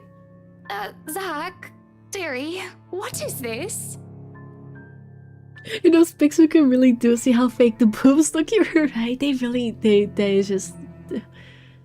listen, she's rich, she can afford a good plastic surgeon is all I'm gonna say. The first thing that came to mind is Star Citizen. There's probably a more taxing game than that. Oh, I'm sure there is. Your photos, the ones you requested copies of. I mean, they came out that way and I thought you should know. Oh, I get it. You know, I've heard before that artists can be a bit weird. Have you ever gotten that kind of comment, Marianne? Not in my line of work, I'm afraid. Or ever, Mrs. Wright. Yeah, that's definitely the bad choice. I'd rather keep my personal hobbies away from my actual work. Less stress that way. This is what I mean when I say that everyone in this game is a bitch, except for literally Zachary. Like, everyone that gets handed a ghost one is immediately like, you're weird. Stop putting your weird thoughts into our business. Go away. Like, everyone is such a bitch. Like, they don't even try to hide it. And then shaming, just an educated observation. Yeah. Well, I suppose it just never crossed my mind that the saying applies to you as well, Zach. But talent's what's important, As long as you make good art, it doesn't matter. Oh, no, that's... You see, when we had that photo shoot yesterday, there was something. I wouldn't say I don't appreciate it. I did ask for copies, darling. Yeah, she hates this. But would it be possible for you to give me normal-looking ones? Preferably with my head intact. I admire the effort you took to edit this, though. It looks authentic. Frankly, if I show this to some other person, they'd probably believe those silly rumors about the mansion. Good publicity, but not the kind I'd want for my new home. So please. This is awful. I'm just gonna reload the save because I don't want to hear more of this because it makes me feel terrible. I don't want to do this to Zachary. Zachary does not deserve this. Never mind. She should know. I really should tell her. Yeah. Zachary, what is it? When I look at her, all I see is a woman who wants the best for her family she's trying to build. I see the loving smiles on her face whenever she puts her hand over her belly, the felt tones in her voice every time she thinks about what will be in a month's time. Months' time, not months' time. She's not that pregnant. I bet she bought the mansion for the same reason. To fill many rooms with smiles and laughter of their children, to create memories from it, unlike the lonely one she had as a child. And I can't bring myself to shatter that little wish. What other proof do I have except for what might be taken as a couple of badly developed photos? How, in any way, is it fun to read or hear this? That's like hurting to read. Yeah, what you just said, yeah, no. The dialogue, like, they do this, not all the time, but they do this in the first chapter and they are doing it now, and it makes me very, it's not fun. They are so mean. Like, they are not likable characters, I'm sorry. No matter where you look at it, this is ridiculous. Maybe I am seeing things and I need to visit my doctor again as soon as possible. About the photos you requested. Oh, are they done? No, actually, they're not done yet. I had to finish the ones for the magazine first. I really don't want to rush it. Please don't tell me you came all the way to Anslim just to tell me that. I made you a promise. Oh, you poor thing. I won't hold it against you if you can't give it to me soon. I'm not rushing you, dear. Good art takes time, yes. I'm more concerned about the quality than how fast it gets delivered. You really don't have to pay for it, Hannah. Shush you. Don't sell yourself short. You keep doing that and other people will follow. I'll have my secretary send the first half to your account tonight. No buts. Behind her, Miss McCulloch merely nods, mouthing at me to just take it as it is. She'd know, of course, being the other person working for the rights. But even if I decline, I'm certain Hannah won't be giving me a choice. She'll do it anyway. I guess I'll just have to make sure I'll take good photos tomorrow at your party, yeah? It's like they're written just to hurt you. It does feel like that, but I don't think that was their intention. It genuinely seems to me like they were trying to make these characters likable and sympathetic, at least in some degrees, and it just doesn't hit. Like the only kid, it just doesn't work. Like they try to make them redeemable, but it just doesn't. They're not succeeding. Those answers are so different. I'm getting whiplash. It's get used to it. This game is not. The consistency is this game's biggest downfall. I'm pretty sure. Which says a lot because there's a lot of other problems. Fair enough. I'd love to discuss it with you, but I'll only get in the way. She'll be known as bipolar Chan from me from now on. That's crazy, but not entirely incorrect. And I really need to leave now. Have a good day, then. You too, sweetie. She smiles and waves, and then she's gone, leaving me wondering if I've just wasted half of my day worrying for nothing. But the weight of the photos in my pocket is impossible to ignore. Maybe I should have done the foolish thing instead. Miss McCulloch, departs shortly after Miss Wright, has taken her leave, wondering something about getting a quick lunch before fetching Baruthiel from Chris. Baruthiel is her cat, by the way. I don't know what or who a Baruthiel is. It must be important for her to be this kind of in a hurry. And while she doesn't seem to be fond of small talks, something we can both agree on. Lunch sounds good, or a walk around the city maybe, but it's not as high as it is, no. Nah. And after how things with Miss Hannah went, I simply can't mother the appetite for anything at the moment. If I don't do anything with it now, I have this impression it will rear its ugly head again. And by then, things will be too late to fix. What other choice do I have? Ash, Rebecca? In all likelihood, all they'll give me is a pat on the back and the Z-man, go get some sleep, you're at it again from Ash. I talked to Isabella but haven't seen her around since she showed up at my apartment 2 days ago. Weird. There is one person though. Damn, I should have thought of that first. Oh, this is also new. I don't think we ever actually... This is the background from the main menu in case you didn't notice, just with different lighting. We've never seen this background in the other choice I made. He never goes to the church. Huh.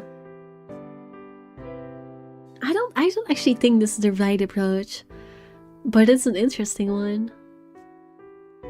As it turns out, I do have another choice.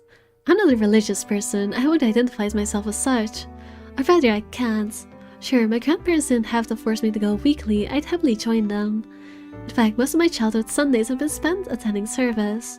It's simply that, as you get older, the more experiences you get, forming your own beliefs on things becomes easier, for lack of a better word. And at one point, it just stopped, that kind of thing. Nevertheless, I hold no disdain for it. Sometimes, it does help. When things are really, really bad, when the dreams won't stay where they should be. Talking does, a bit. It's also a good thing Father Norm as well. He's not completely the pious man you typically expect. My unlikely friendship only probably happened because he's the kind of guy who's cool with the young ones, as he so aptly puts. Yeah, I was about to say, I remember since I said I thought this game was pretty seeing that, and you told me something like, how many ways do you see the MOBA as looking characters? Yeah, no, this is like the only good piece of art in this game. Well, I guess the CGs, like, yeah, the CGs are not that bad. They're like, alright, they're decent. But yeah, this is definitely one of the better ones. And he is, surprisingly, it makes him easy to approach. Maybe he has something to say about the photos as well. It won't hurt since I've already gone ahead and went to answer them. At daybreak on my bike. And at the very least, I know I won't get shouted at by whoever answers the door. Unless someone does that inside a church. I highly doubt it. Maybe not in those words, but that was the idea. Yeah, no, probably not in those words, but I know what you're talking about. Despite its age, the Luxembourg Church is a thing of wonder in itself, with its high-vaulted ceilings and intricate stained glass windows. One of the many gifts the Ermengarde family donated to the community in its early days. Oh, interesting. This is actually lore I should be taking note of. Or so I heard from Rebecca. She mentioned this once, although most of it flew over my head then. At this time of the day, the church is mostly empty, save for a few visitors and ushers shuffling about, some muttering their prayers under their breath. The scene of burning candles and incense permeate the air, giving the place a general feeling of reverence.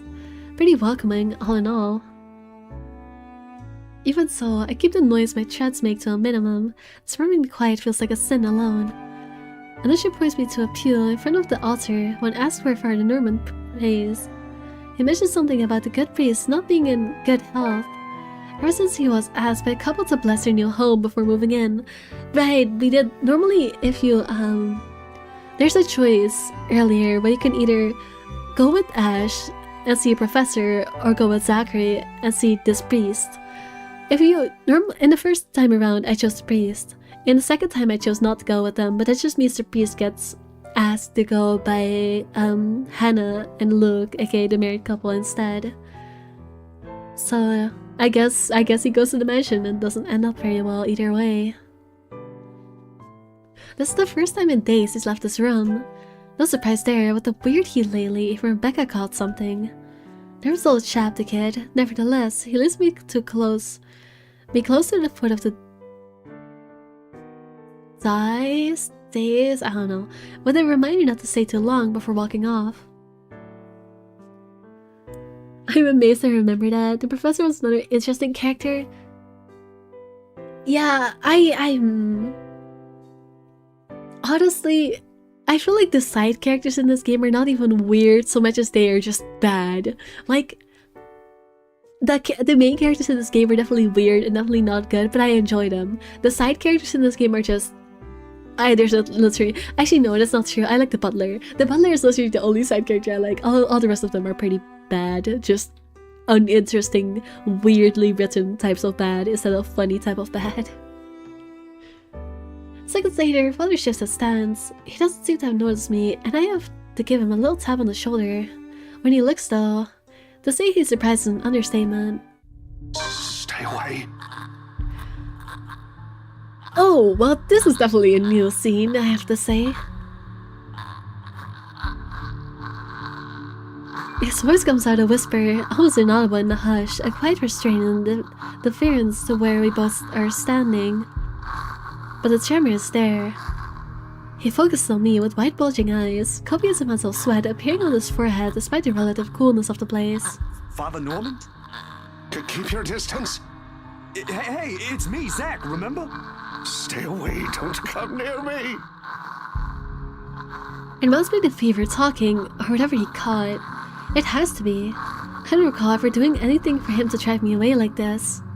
In all the years I've known him, he's been nothing but polite, nothing but accepting of people regardless of belief or status in life. For words akin to a threat to come out of him, it's simply beyond unimaginable. Go back to where you came from. Leave. Girl, that mouth gonna start hurting if it's open for that long, I know, right? I'm shocked her eyes are not like... Actually, they are kind of twitching, aren't they? Are they twitching? I can't tell. Yeah, they are twitching. Her eyes have to hurt as well. Father, what did I do? Leave, now! I extend the hand to his shoulder, meant to be reassuring, but he recoils, his ankle catching on the edge of the daze as he backs away. A shout when I attempt to reach out again echoes through the entire hall, catching the attention of the few people inside. I try to keep a level tone, but with these strangers' eyes strained on us, panic starts to weave its way into me. Stay away, demon! Go back to the hell you came from! Father, it's okay. I only came here for some pictures I thought looked odd. I figured you might know something. From my pocket, I fish out the photos and try to hand it to him. Instead, he strikes my wrist away, almost like an accusation, and sends the photographs fluttering uselessly to the floor. Helpless, I can only watch as he curls into himself on the ground, a sad blubbering mess whimpering to himself. He dips his head forward and he begins rocking, his hands clasped over his ears. That accursed spirit, so full of anger and pain. All those horrible things I've seen. I can't sleep. I can't eat everywhere I look. Go away. Go away. Go away. You're not supposed to be here. This is a house of God. Be gone, demon. Well, at least we've learned that Christianity is not going to solve our problems. Lord have mercy, God our Lord, King of ages, all powerful and almighty. You who made everything and transform everything simply by your will. A number of people have moved closer, mostly just the gawk. Thankfully, as if to save him from being an utter spectacle, two ushers come out, taking him away. One of them, the kid from earlier, shows me an apologetic look. I can't even return it to him.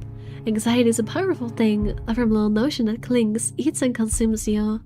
I can still hear his prayers even as they drag him away. May he keep at bay and vanquish every evil power, every poison or malice invoked against us by corrupt and envious people. Then under the protection of your authority may we sing in gratitude. It rings, hounds at me as I am left to pick up the pieces of this chaos. Back to square one we go. If there's salvation in this, I hope we find it soon. Okay, so this was definitely the bad choice. I'm actually gonna load my save and skip through the choice I made before instead. Yeah, I think going with Ash is the better choice. I'll just skip through it real fast. This is what I did last time. Alright, this is also talking about his sister. So bullying white guys. What should I say? Wait, what? What are they talking about? I completely forgot this conversation.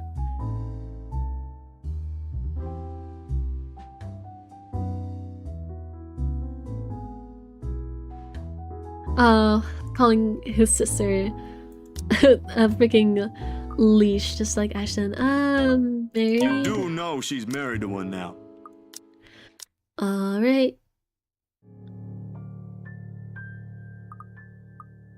It's really just a gig, I think. Yes.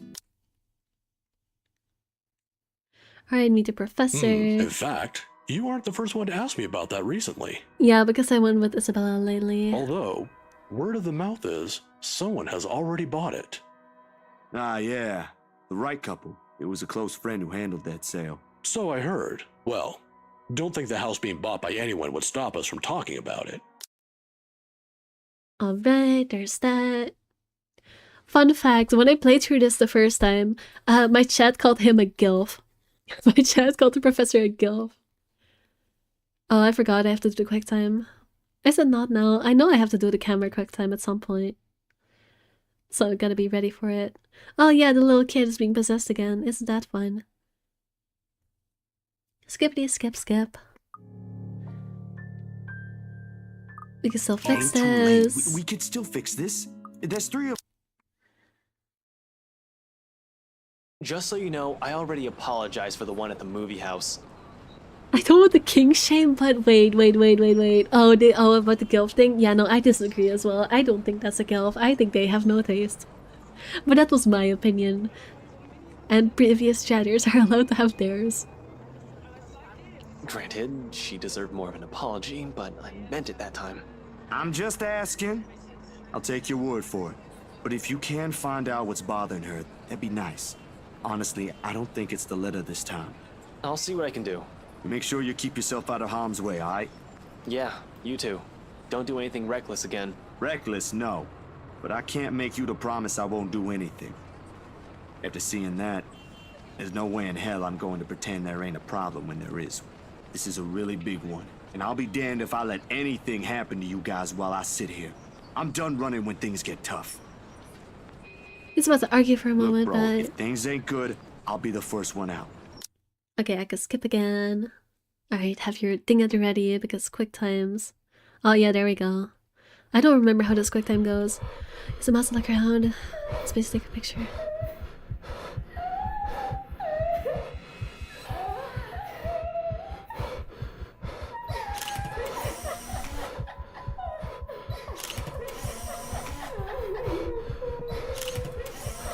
I might fail this.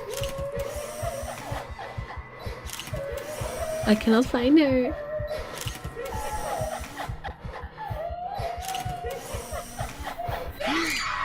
Oh, there we go. The light flashes fleetingly one last. That made me jump even though I knew it was coming. The light flashes fleetingly one last time, allowing me a glimpse of her grotesque misshapen features before she is once again lost in the darkness. All of a sudden, her tune changes, no longer self-cried but a high-pitched shriek brimming with pain, grief, and anger. Every ounce of courage, I mustered flees from my body at the sound. The next thing I know, my hand's grabbing the knob and I'm wrenching the door open. Her wheels follow me as I flee into the night.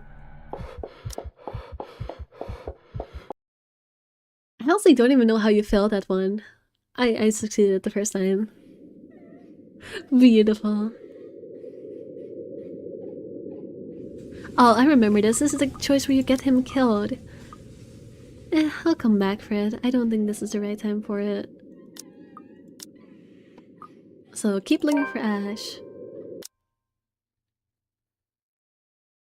Again, I'll do the bad endings later. I don't think it's a good thing that— oh my god, wait, there's a Yuri art, hold up. Omni, isn't this such a subtle art of two women? Isn't this so subtle? So subtle. If you came into this room, surely you would be thinking, yes, this is the room of a straight woman. There was a battery top light which was increasing every second and by 5% after every picture. Oh, I didn't notice. Okay, well. It could be worse, but you know, it's not subtle either.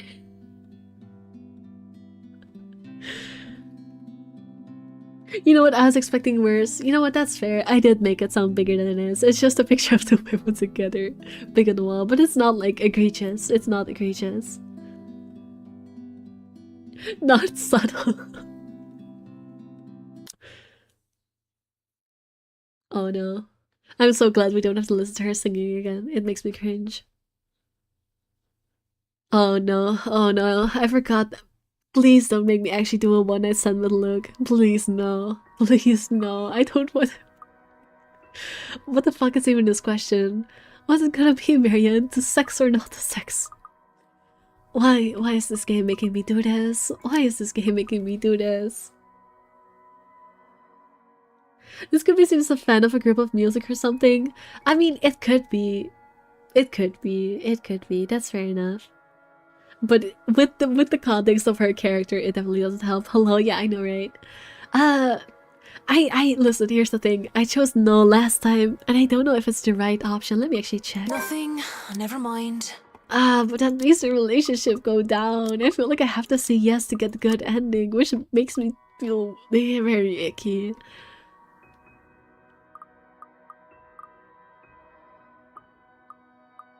Nothing. Never mind. Oh wait, no, it's saying yes, it makes it go down. I just don't know what I'm doing. Okay, I can say no. That makes me very happy. We're both drunk. Okay, I can say no. Okay, I can say no. This next for completion sake, no, I can say no. I was just confused. I can say no, thank God. I probably have to say yes for the bad ending, but that's okay. At least that time everything will be horrible. No sex, especially since, you know, he's married and his wife is pregnant. Like, how? Why would you ever say yes?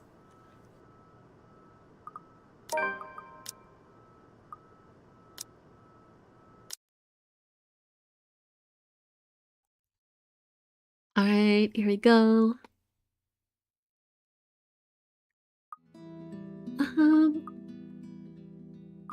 Oh wait, I remember this. I think,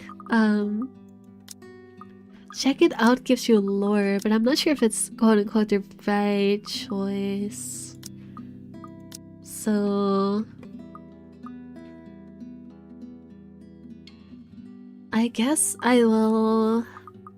I mean, for the sake of getting lore, I should probably check it out. Oh, I forgot the ghost is there as well. I mean, is that the right choice or is it the wrong choice? I actually don't remember. I don't know if it's the right choice. And no business with it, streets people usually value their privacy above all else as well. As they're posting pictures on social media bragging about what good people they are after allowing themselves to be interviewed for some magazine. Then again, the whole reason I'm in this mess is because I don't give two shits about what goes on with people like them. And I'm not going to get caught snooping about and be accused of some imagined wrongdoing. I'm not going to be some busybody detective wannabe and run off to investigate whatever that was. When I play as a king in Crusader Kings 3, strategy is to leave the woman you are married with and have another children with characters you find attractive, so Luke is not cheating, he's just min-maxing numbers of her for his empire, nothing nefarious. That sounds like crazy copium. Like, that sounds like you're excusing something you really should not be. But you know, it's totally just min-maxing, you're right.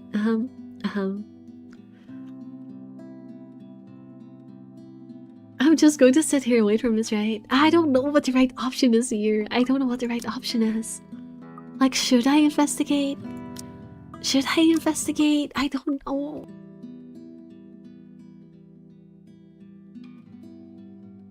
I guess getting info is important. And this does tell you, like,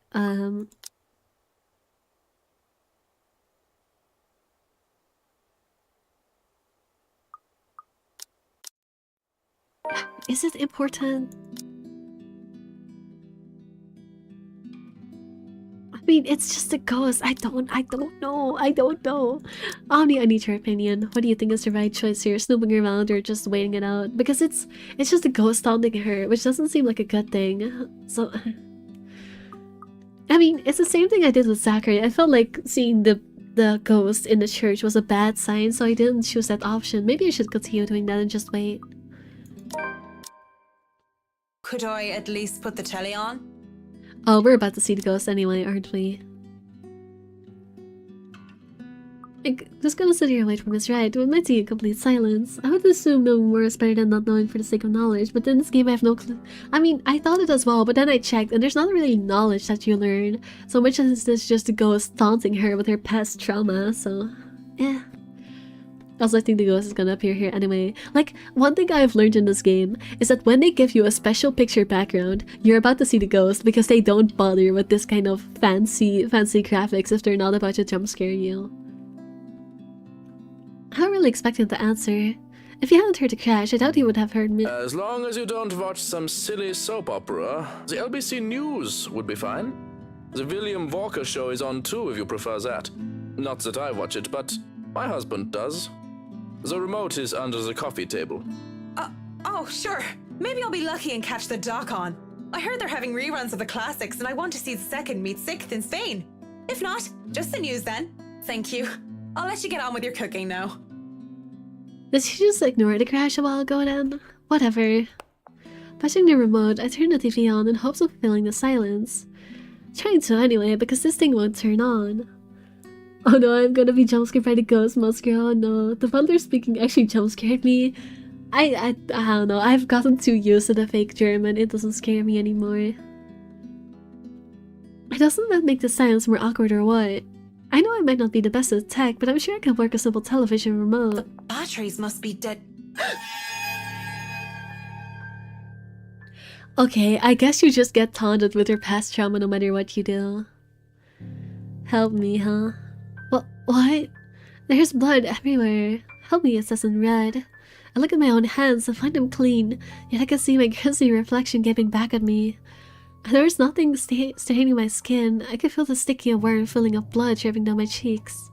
I should be worried. Instead, I feel my attention drawn towards her. Her beautiful blonde hair. Her soft lips, her skin so fair and swaying hips. This is this world's most straightest woman, obviously. Doesn't this just scream straight woman CEO? Hello, ex-lover written by random redditor as a fanfiction, I know, right? I want nothing more than to hold her. World's straightest woman. World's straightest woman, guys. I want nothing more than to hold her. Blind my lips on her neck and run my fingers through her hair. She laughs and she smiles when she looks at me, but where are her eyes? Temptation is gone instant and I recall, horrified at the reflection I am seeing. Oh, it's back into something, or rather someone. Mrs. Wright stands there, twirling a lock of her blonde hair, a soft smile on her lips, and a hand on her hip. I almost back away, but I ground and remind myself that this is my client. Whatever I just saw. Well, it wouldn't be too far-fetched to say that perhaps I'm going a bit daft. It would be preferable, of course, to think that this was the trick of the light, or making of an overactive imagination. Good morning, Mrs. Wright. I'm sorry, I think this is actually the bad option. I think this tells me all I need to know. This is the bad option. Because this is her conflating her ex-lover with reality, which is what you don't want to be doing in her route, because then she dies. Alright, sorry for going back and forth and back and forth and back and forth and back and forth, but I had a dilemma there.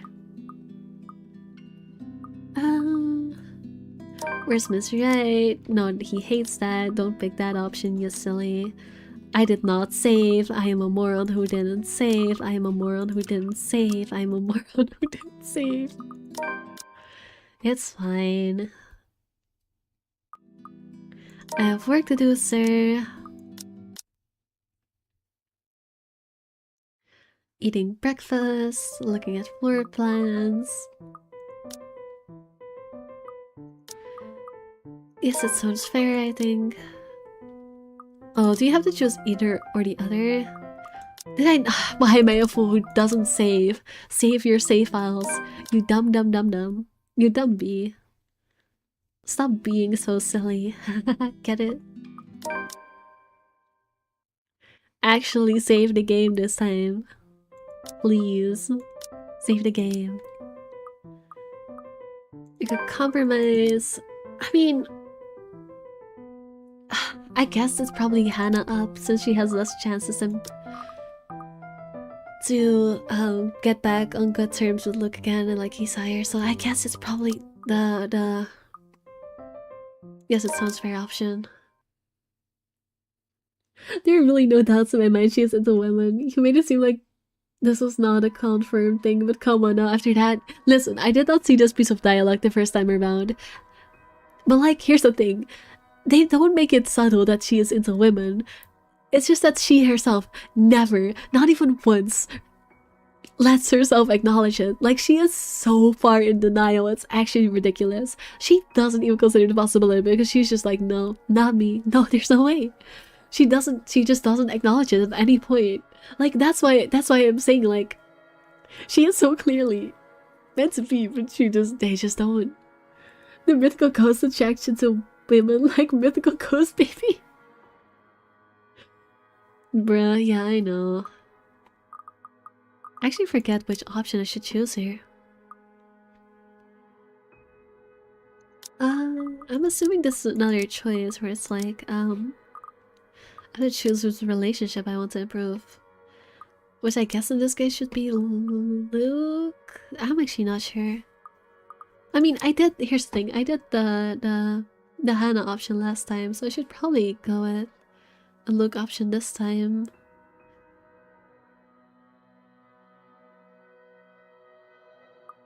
I guess I'll check the ground floor, I don't know. Alright, just because they're willing to travel some clients shouldn't mean I let them get in the way of my work. The parlor is my first destination, mostly because I figure Mr. Wright is hiding down in the wine cellar making plans there. I'm going to bond him to him sooner or later, but I'd rather make it later. Much, much later. The place, upon closer inspection, is in good shape. I hope that this place was done with the most care, considerably one of the first rooms visitors would see during the open house. There's a stain on the carpet, most likely by one of the guests at the time, but it isn't anything a good cleaning can't get rid of. Next is the music room, or at least that's the plan. Locked? Oh, come on now. I rolled the doorknob again, harder this time to double check, and even give it a good budge to see if it isn't a problem with the door itself. But no, definitely locked. That's weird, considering the rest of the rooms aren't. It could just be this one though, and I could try the other door through the ballroom if I really wanted to get in. And that's when I hear it. Oh, it is definitely the bad option, but that's okay, we have to see it anyway. The sound of a piano. I just plays one note over and over again. It makes the hairs on the back of my neck stand and I back away from the door. I wasn't exactly the superstitious sort. What am I going to do? The room is locked. I can just go back to it later. Maybe I can see if I can go through the ballroom end. The music room door opens. Who else would look right stands by the doorway? He looks a lot like a cat ate canary. I didn't appreciate the way his eyes linger on me. Isn't it common sense that locked doors mean someone wants a bit of privacy? You needn't try to break the door down. Or did you just want to see me again that badly without the misses? I should have never picked this option. I don't see why you would though, Mint. Nothing really happened between us. You know, maybe this is why I can tolerate shamming. Oh, hi Candy, hello. Maybe this is why I can tolerate shamming, because Luke is so much infinitely worse that shamming's perviness is nothing compared to this bastard. Well, I wasn't looking for whiskey. I was just going around to do my inspection. This is worse than seeing the ghost, I know, right? You wanted to see him so badly without the misses? No! I hate this character so much.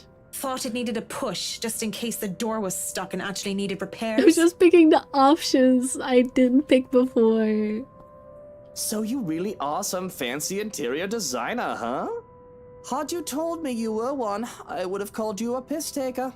I figured you'd be, I don't know, an assistant going for a drink after a week with a tosser of a boss. Don't say, oh yeah, inspect him all night. No, Kenny, no, not about this guy. Not about this asshole. Oh, I hate this character so much. I'm just glad you thought me any sort of professional with how ossified I was. I must have not looked the part, so I understand your surprise. He doesn't offer a witty retort and he grows quiet for a moment. At first glance, Hana didn't look like some fancy finance manager when I first met her either. She was the pretty daughter of this rich, powerful man. When she was introduced, they told me that she was not there as the man's daughter, but as a part of management. I thought it dubious. Beats as a piss taker, stop. Can he stop bullying me? I feel like I want to defend shamming here, but I don't want to influence you too much. I'll have to wait a while though. Wow, I can't wait for the shamming talk between you and me about the game. I probably need the anime. For me to want to defend shamming. Yeah, I'm being so forgiving of pervy characters that you have to defend the character you probably would not think to defend prior. That's crazy. All the beautiful women I knew before her, they used their looks to get what they want. And there she was, with all that she could ever need in life. It sounds like you Oops. admire her. I accidentally skipped the voice line. Oopsie. And there she was, with all that she could ever need in life, and yet she works hard to earn her keep. Hearing that, I too can't help but feel admiration for Mrs. You Wright. enjoy your job, don't you, Mint? It helps me earn my keep, as you would put it. A bit strange to say out loud, but it gives me purpose as well. Do you think then that, maybe, Hana would want to go back to being a working person? All the girls use their looks and then there's a B. Are you saying that just because I'm a B, I cannot have looks? That's so rude. Taking it back at this question, I wait for further clarification. What makes him ask this, and why me of all people, right? But when I see no explanation is coming, I think, okay, maybe this is the right option, because this is actually important. You should ask Shouldn't her. you be asking her this? Isn't her opinion much more important than that of someone you just met in a pub a few nights ago? I still prefer to see Luke than some other characters though, but damn, really? He's not even the worst one to you?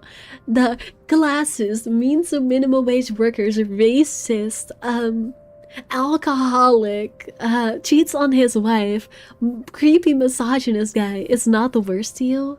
Wow. Bro, rude. Look at how much beauty there is in this bee. Why, thank you. It's like Love and Deep Space, but for people on Earth. No, it's not Love and Deep Space. This is a horror game about shitty people, bad characters, morally gray. It's an understatement type of people being haunted by a ghost. It's not a dating sim. They're just weird. It just has a bit of soap opera in it. Okay, it's definitely not Love and Deep Space. You're a woman, and I figured you might know more. I mean, people are always saying that women are fulfilled by having husbands and having a good home. Oh, I mean, the Gnosha. He really is the worst here. He is.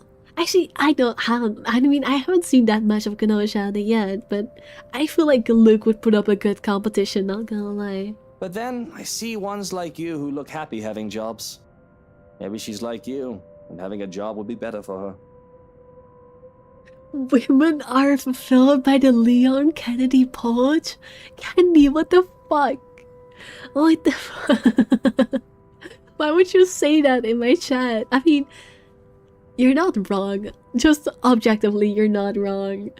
But that doesn't mean that you should come into my chat and say it. Also, yes, speak writing. Just because I'm a woman?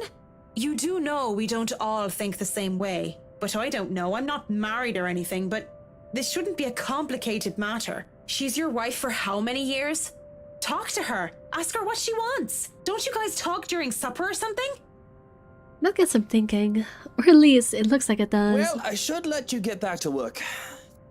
Thanks for talking with me, I suppose. Right. But anything goes awry if you take my advice, just remember that I'm not some marriage counselor. So take it with a grain of salt. My marriage goes down the shitter, I'll sue you. Noted. Wait, that's not... Too late. He takes a step back into the music room, shuts the door and leaves me there looking gobsmacked. He wasn't serious, was he? That man, I don't understand him at all. One moment he's this huge arse and then he's this person the next. Odd guy. Still needs a good arse kicking if you ask me. Okay, she's hallucinating her dead girlfriend again. Okay, so forget about going into the music room then. That's fine, he'll have to go out there sooner or later. In the meantime, I could go around and check the rest of the house. All my worries fade when I step into the ballroom. And, well, this whole place is just grand, isn't it? I can see why the Wrights made sure nobody else would take this place from them. Anyone who has it will certainly be the belle of the ball. It's pretty much one great, big status symbol. I don't think I can do much of a thorough inspection to this room, so I note it down for later. Moving on to the kitchens, I checked the ventilation and the general fire safety in the kitchen. This bit is important for a place this size. I would, of course, suggest bringing an actual fire safety inspector over for a more detailed inspection. It wouldn't do to see such a beautiful architecture go up in flames after all. I take measurements of the countertops and cabinets, note down what type of wood they use. They wanted some these recreated to hide modern appliances. There's a loose floorboard in the farthest corner, and some others had scratches, but everything else seems to be in decent shape. The concentration is broken when someone knocks. You can come in. Door's not locked. So manipulative, got a respected level of scumminess. I know, right? I wait, expecting Mrs. Wright or their butler to come in, but nobody answered. Instead, there's a knocking again. It's louder and more urgent this time. I'm pretty sure they locked the thing. Oh, I might have chosen a bad option. This might be Ghost. All right. I'm coming. Just hold on. When I moved to open the door, though, I realized something. The knocking isn't coming from the door, but from somewhere else. Do not open. Do not open. The trapdoor. I paused for a second waiting, but the knocking has not ceased. As soon enough, it becomes desperate, the dull thuds from before switching to what seems to be scratching. Desperate and insistent at once, as if grasping for a spike. Is somebody stuck down there? Fuck!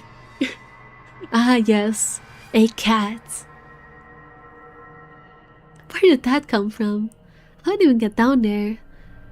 That put the hard-crossed way in me, it did. I have no clue what that means. I love cats, but I have no business giving people a fight. For a second there, all those ghastly rumors about this place come flooding back. Now, peering into the darkness of the open trapdoor gets me thinking, and gets me curious. Seriously though, I really should make sure there aren't any more surprises from down under. Don't go in there. I don't think the Wrights would appreciate it if we find a litter of kittens making a house of the wine cellar. Mr. Wright seems like the type to skin a cat if any of his precious wines were to be contaminated. I'm done with the kitchens anyway. Oh, this is gonna be bad. Whoops. Going down a flight of stairs while wearing high heels is always a bad idea. Descending into the dark underground only made it worse. But I still managed somehow. I managed anyhow without any major step-ups. These stairs need work, that's for sure. Surprisingly, the wine cellar is in good condition. No water damage from last year's flooding, and apart from the dust and cobwebs that have accumulated, the place will likely hold for several more years. Racks and barrels line the walls, making the spacious room look smaller than it is. I'm no expert, but it looks good enough for immediate use without any further additions. Bloody whiskey will be having a field day. I think so anyway, until I feel something crunch beneath my feet. Whatever, few bottles were left behind here, and now nothing but glass under my heels. The cat's paw, I'd wager. I made a downright mess, with red snake pulling from the remnants of a good drink. There's a lot of the stuff to have just been a few bottles though. A whole trail of it flows from the end of the room and I follow, fully expecting a leaking barrel or a whole upturned rack. Instead, it just keeps on going and it stops in a large puddle at the very back wall. What a waste of wine. Why is it so sticky though? Ugh. Oh, it's probably not wine then, huh? Marianne, don't you hear the music? You really shouldn't do that, noob. Wait, is it Marianne or Marianne? I think another character called her like that earlier. It's Marianne, the first one. But Hannah, aka the wife, has a bad habit of calling everyone, like, Luke, aka the husband, calls everyone by a nickname, and Hannah, the wife, calls everyone by a slightly different, slightly misspoken, slightly misspelled name of their own. Like, she calls Isabella Isabel. She calls Marianne Marianne. I don't remember the other examples, but she does that. So it's what's on screen right now. It's thick too, nothing like wine. Of course, it could just be a mold. Maybe it's not wine. Go on, touch it. I dare ya. Oh, there we go. Despite it all, I find myself answering, because it's her voice. Amy Lorraine. Lovely Amy, pretty Amy. I can imagine her standing there with me, laughing and pestering me as I did my work in the way only friends can. She was my friend, the only one that I had seen symptoms. I was a scholar, the charity case, in a school for privileged and prestigious young girls. They all looked down at me, if they cared to look at me or acknowledge my presence at all. All except her. Sometimes I wish for the good old days when we were friends. Quote-unquote friends. Now she's nothing but a ghost, though I try so hard to get over her. I really, really do. What am I, 5 years old? Oh, damn it, it's stuck under my shoe. I double dare you. Hell, I double dog dare you. Don't be such a scaredy cat. It's probably wine. What else could it be? Blood? Don't be ridiculous. Why would there be blood down here? Hello there, platonic ex-lover. I want to kiss the neck and play with the hair off. I know, right? If I was a joking sort, I would have said it might be the reason why the previous owner sold the place. Oh yes, please look down on me. What? Candy, you're being extra freaking today. You're always a bit silly in my chat, but you're being extra freaking today. Maybe the ghost stories are actually true, and they wanted to get away from the walls that dripped of ectoplasmic goo and whatever other ghouls haunted about. Doubt it. I hardly believe in any of that voodoo nonsense as it is. But as I stare at the mess at my feet, probably looking like a fool while I'm at it, I know it's something strange. It isn't visible unless I'm really paying attention, but I can see the red gunk seeping through the crack in the wall. What's this then? I worry about structural damage and damage to the foundation. I worry about the wine cellar, as the wrong conditions can lend to the deterioration of its contents if temperatures and humidity are not controlled. Up until I see how clean-cut its crack is, I rose along the edge of the wall and vertically along it, where a door would be. Pressing my hand against the wall lends credence to the idea as I try to feel where it would give way. Ooh! Could it be an adventure then? A secret passage? Yes, There must be a hidden switch ectoplasmic goo somewhere. indeed. Ectoplasmic goo. Also, this is very interesting. I think she normally doesn't find this passage until later, at least not with the choices I made. Go look! This is the most interesting thing you've done by far. If there's a hidden room here, that could certainly explain the discrepancy in dimensions floor plans. It wouldn't be too far-fetched to think that there could be hidden rooms and passages all the way over the house, if we're to follow that logic. And boy, isn't that exciting. This feels like something straight out of a game. Suddenly, she touches my arm and I flinch away in shock. That shouldn't be possible. I understand auditory hallucinations, maybe even visual hallucinations. But that was... You look surprised. What's wrong? Yo, ex-girl Lucian is savage with her words. I mean, I guess it is Marianne's type. She is also kind of like that. You? That's not possible. You're... Dad. Aren't you happy to see a dear old friend, though? I'm hurt, I am. What the hell is going on here? Oh, isn't it obvious? I've come back for you, so that we can be together again. When she touches me once more, I recoil. What does she mean together again? She's dead. No! Leave me alone! Leave you alone? But I just got here. Oh, I see what's gonna happen here. You know, fun fact. When I did this part the first time, I was like, oh, Johannes is going to kill her for seeking around here, seeing things she's not supposed to see. But it never happened. I think I just made the right choice for that to not happen. I think this time I made the wrong choice for that to happen, and Johannes is going to kick our asses. So that might end badly. We're about to get butlered. Turning around, I am met with the bride's butler, who looks at me with an indifferent look. And when I look back, Lorraine is gone. I wasn't talking to you, just thinking aloud is all. You should really avoid talking to yourself, Kint. Do more of that and others will think you're insane. Yes, thank you. Is that all you're here for, or has your master sent you running down here for something? Oh, no, I am just down here to admire the place. I've not been inside before.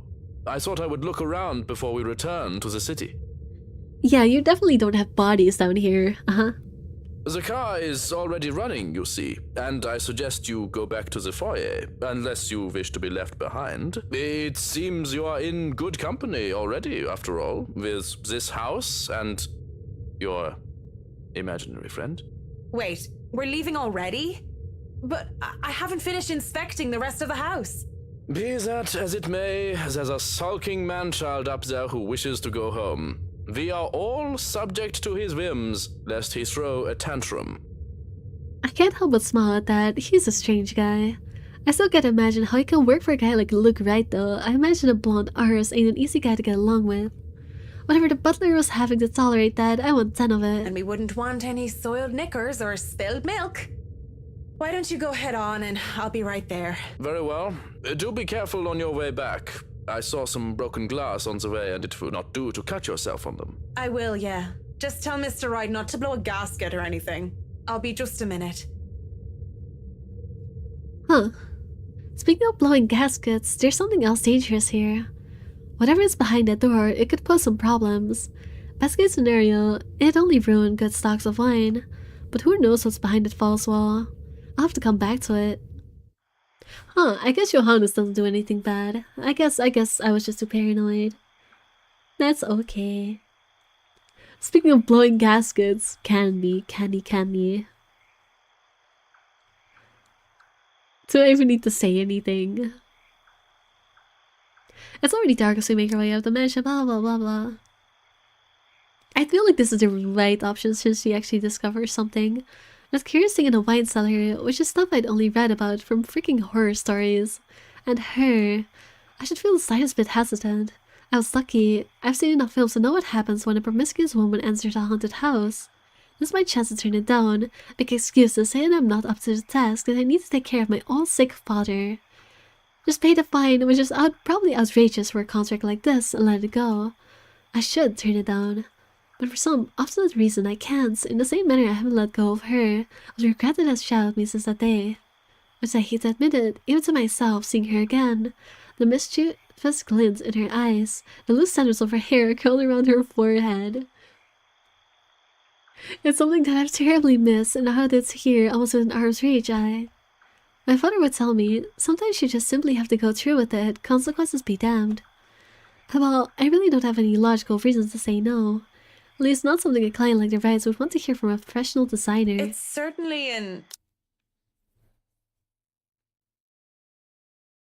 You want to such a say as screamer? No. I should not. Oh yeah, I forgot about the dream of naked girls. That one's very normal. That's the mirror from my dream. Oh, apparently this is new dialogue. Mrs. Wright only shakes her head and laughs at her husband's antics to take the mirror out of here.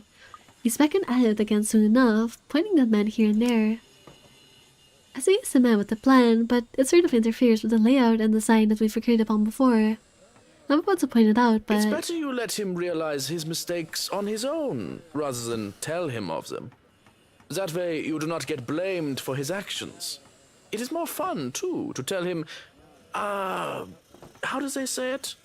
I told you so, once he slips up. Been working with him long enough to know that, huh? It's not like I plan to make too much of a fuss, unless what he changes is actually crucial. It happens often enough, when one is made to accompany him nearly all hours of the day. Up, higher, come on now. Still, he could at least be less pushy about things. Careful now. I know your pictures are framed by cheap plastic, but those are framed by African blackwood and are one-of-a-kind commissioned paintings. Oh, I remember we saw the scene, I think literally the exact same from Hannah's perspective. Each one is easily worth a lifetime of what you lot make. It is surprising how hands-on he is compared to my usual clientele. Well, the both of them are, actually. It's refreshing to have them participate, despite their initial reluctance. Luke, do the dishwashers go into the kitchen or the butler's pantry? Pantry, Buttercup. Careful, that's Emma. No, you there, put that down. You do not manhandle a Napoleon Abueva. He really needs to tone down the dramatics a notch, and Mrs. Wright and the butler looks like they're used to it by now.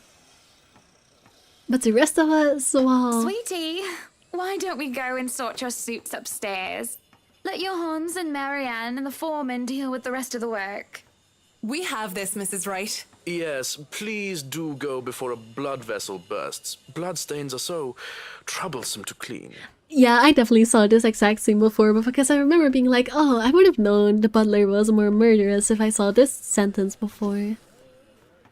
There's an obvious sense of relief as Mr. Wright is dragged out of the room, leaving them over to do their work in peace. Some grumbling even comes from some of the younger workers. It's a good thing the family butler isn't some blindly loyal tool to his boss, or there will be trouble with Mr. Wright. He is such a bratwurst. Whiny baby who never got enough hugs from his mutter. That is crazy to say knowing his backstory. That is crazy. Probably lost in translation, and not that I'm condoning talking about someone else behind their back, but I think you meant to call Mr. Wright a horrible brat. Well, he is that too. There are a lot of things I can call him, but I mean to say that he is a big weenie.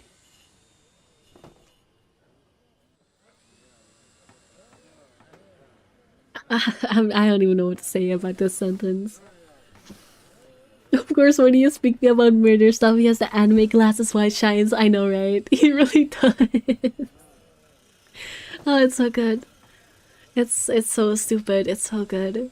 A childish name for a childish person. Like a child, he whines when he doesn't get what he wants, and he breaks the toys that he has. That gets a laugh from me as well as a few of the movers who linger near.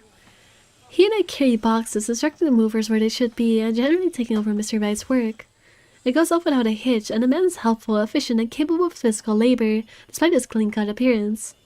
I chat him into boot, taking the boxes from me when he sees me struggling with them. Speaking of boxes... Hey, one of the boxes for the kitchen is missing. Has anyone seen it? The one with the pots and the knives. The Bratwurst had it brought upstairs, thinking it was for the attic. Why would you want pots in your attic? Why would he...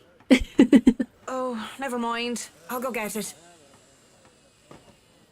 Oh boy. Why even bring a box of pots and knives to the attic? That man's ridiculous. There's probably no point in making sense of what he does, if he does them just because he can. At least it turns out that I don't have to make it all the way up to the attic. It's not that heavy. Sorry, I don't know how to not fat finger buttons on my keyboard apparently. Apparently I don't even have to make it all the way up to the attic. The mover, probably on Mrs. Wright, Mr.'s right orders, left the box on the stairs. I managed to hoist it up without too much effort. But the time it takes for me to do that is long enough for me to overhear an odd conversation I could never in my life imagine coming from a couple like the Wrights. Well, if you're not careful, I might go a bit loopy and I'll start bringing... She's gonna overhear the pregnancy thing? Really? And soon enough, one day you'll find yourself going home to a farm just filled with felines that follow you everywhere.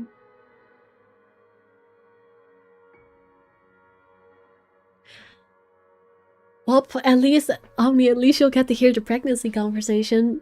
Well, the tail end of it anyway, because apparently Marianne is overhearing it with a whole new scene that was not here before because the pregnancy thing was not at all present. Because, I don't freaking know. Oh, don't bluff. The things would shred up your precious furniture. Besides, you don't even like cats.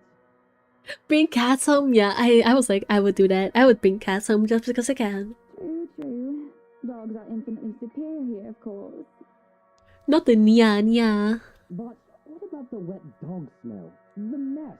I'm not cleaning up after a mutt, no matter how cute.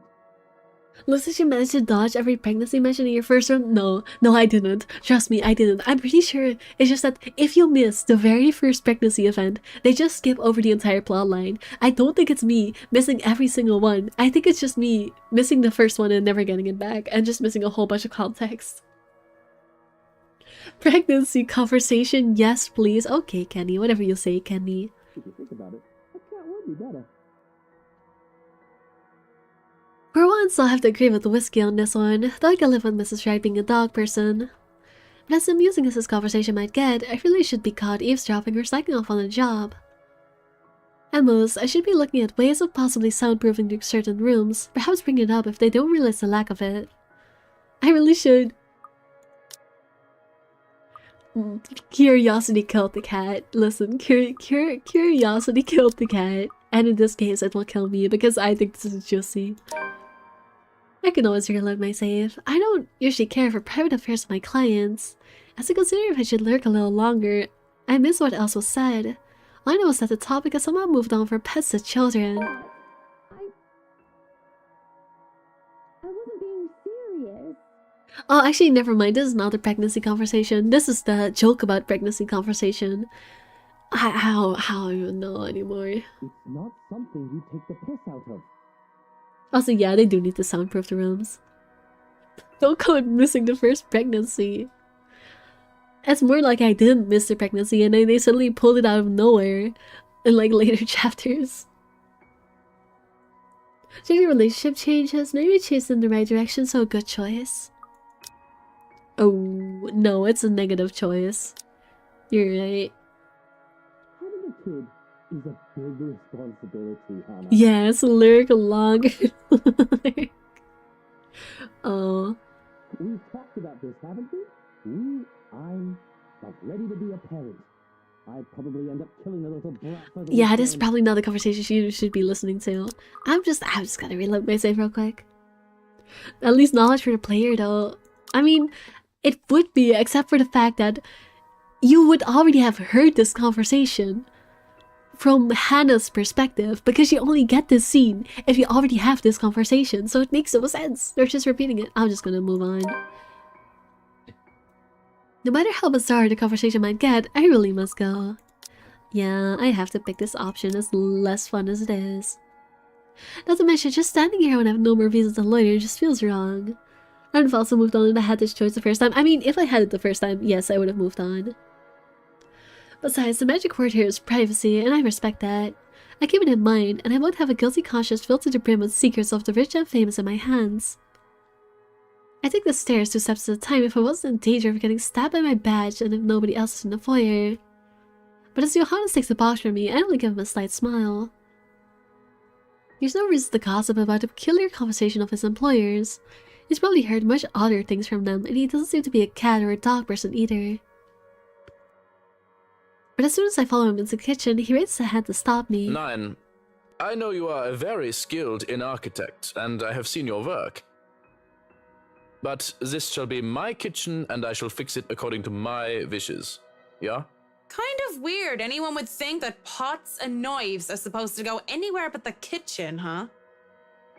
Huh, I wonder why. It's almost like they're supposed to be for murder. Oh.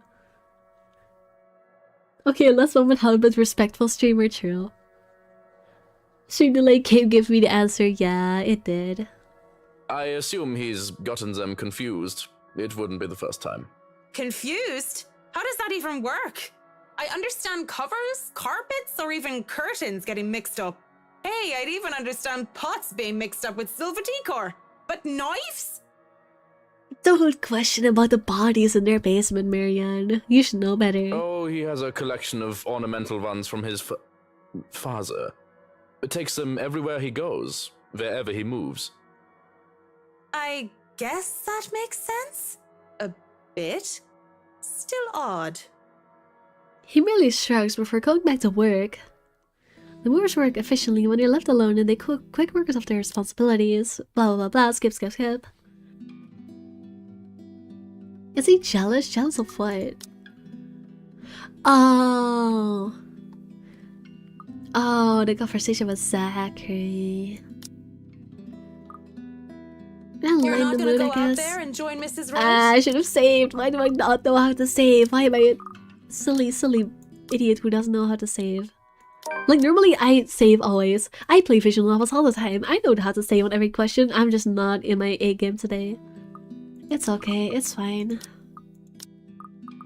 Hey, are you Are you alright? alright there, Whiskey? You're looking like you need a serious drink. Hey, Marianne, let's not encourage an alcoholic. Let's not. What is it that you want to do then? Films. Documentaries mostly, but cinema. I was working on this thing, actually. I'm fine. Just a bit winded from all that moving about.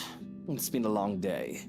What a new official novel the stream is. I know. I'm a fake. I'm a LARPer. I'm LARPing visual novel enjoyment. And the day's not over yet. So if you can excuse the bloodness, you either shape up to help or ship out back to your room and let us do the rest of the work. He hesitates, eyes looking firmly on the door that leads to the dining hall. Even now, we can still hear Mrs. Wright and the photographer chit-chat in between shots. Not my place to say this, but she really does seem to care a lot about you, you know? I don't know what that means, but I 100% agree. Oh, it's like it's a buzzword. It's a social media buzzword that's been going around. I was saying it ironically because it's one of those overused terms. It basically means like, oh, you're a wannabe. You're just pretending to like this because I'm a real fan who. It's a buzzword. That's all I have to say about it. Buzzword, yeah. Haha, buzzword. Get it? Cause she's a bee. I know.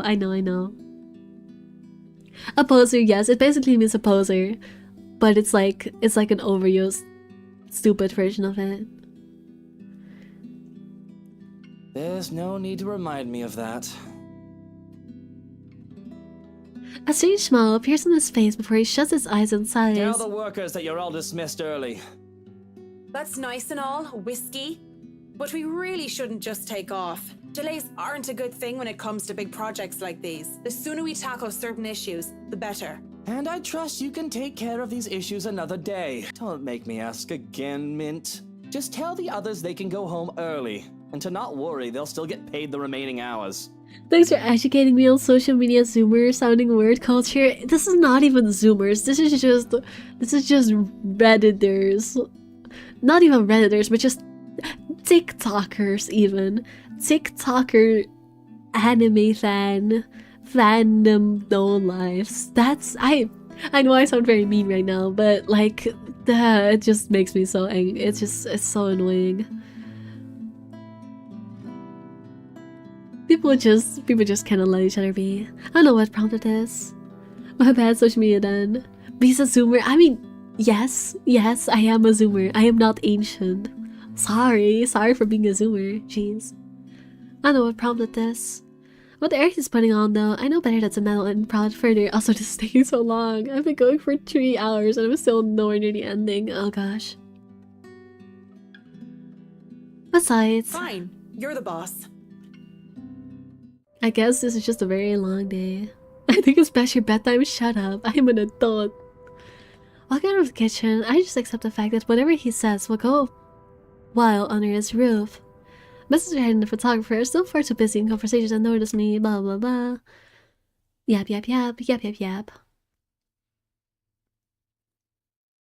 Oh, we're talking to Ash and leaking information to the detective because oh, we're having the dream about naked girls cuddling again. Isn't that just a regular occurrence? Please, I just lost something the last time I was down there. It's really important. You'll be late for school tomorrow. You will be grumpy if you don't sleep enough. Shush. Don't you call me a child. Don't you call me a wawa baby. Just because I used the regret action doesn't mean that I am actually a wawa baby. I'm just playing smart. 15 minutes. 9. 10 minutes.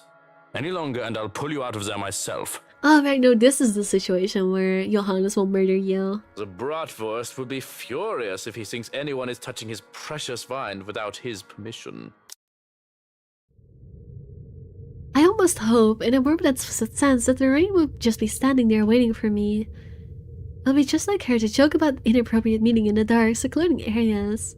But just like the broken bottles and wine that spilled on the ground before, no trace of her can be found. Lorraine! Where are you, Lorraine? Is it time to get killed? No, I'm gonna try and live. I miss you, you know? Only silence replies. Funny that when you want to find something, that's the time when you can't. That thought that I wouldn't be able to see Lorraine one last time fills me with such despair. I was his own try, yeah. Sure, it was crazy to come here willingly in the first place, but all I'm really looking for is closure. And if I can't see her, the least I could do is offer her prayer. On the verge of tears, I knew in the middle of the dark, that blind seller put my hands together in prayer. May God grant her eternal rest and... His bratwurst will be mad, yeah, exactly. This one, her laughter fills the air. It rings along the walls until it echoes in my head. And like a siren song, it drops me in before it comes to a stop upon reaching a dead end. Ooh, could it be an adventure then? A secret passage? There must be a hidden switch somewhere. Go look! This is the most interesting thing you've done by far. A secret entrance, although the idea in and of itself is inane, only makes this entire endeavor even more perilous, but I need to find a way to open it. Already, I'm running my hands against the wall in order to find some sort of hidden switch. It didn't give when I tried to push it open before, and I thought it would have changed anytime soon. But if there's a door, there's always a way to open it, and hopefully without the need to break it down. Shame I can't roll for perception checks in real life. Somehow I forgot that she is not just a lesbian, but also a massive nerd. I kind of forgot about that part, not gonna lie.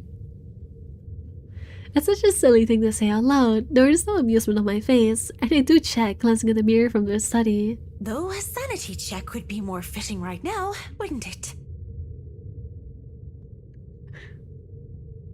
I want to see Lorraine too. Don't say that. That's a high school girl. That statement hurted me deeply. I know, right? I mean, how long have I been down here searching for the switch of a hidden door? Here to go find the dead girl, no less. It isn't only unreasonable, it's insane. At this point, don't find me clawing at the walls, using my nails to try and see if there are any clues or catches I might have missed. I'm surprised I haven't gone past the 10 minutes that was given to me, that I'm not being hauled out of here. I don't want to bank on the chance I have more time, although I know it's... I really shouldn't let these kinds of things bother me too much right now. If I don't continue looking, there's no point in me going down here. There are rocks stick underneath my fingernails in my search, but there...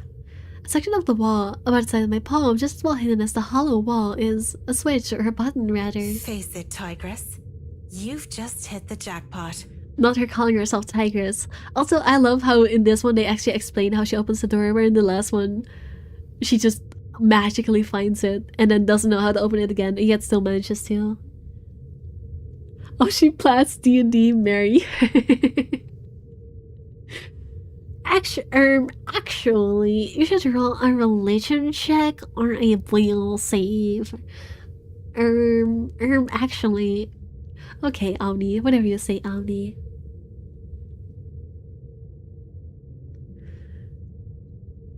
The excitement I feel at the discovery finds me pressing it without a second thought, but when I click echoes in the cellar and the hidden door creaks open, I stop.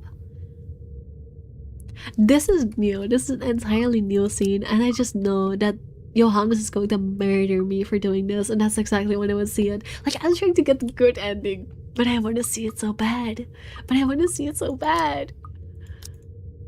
Listen, guys. I'm already running low on time, but the temptation is too strong. I'm sorry, it just is. Please, Matt Ginger, be nice. Sorry, I just want to have a look-see. Wait, no, I just clicked the wrong option. I'm an idiot. When the click go in. No time like the present, eh?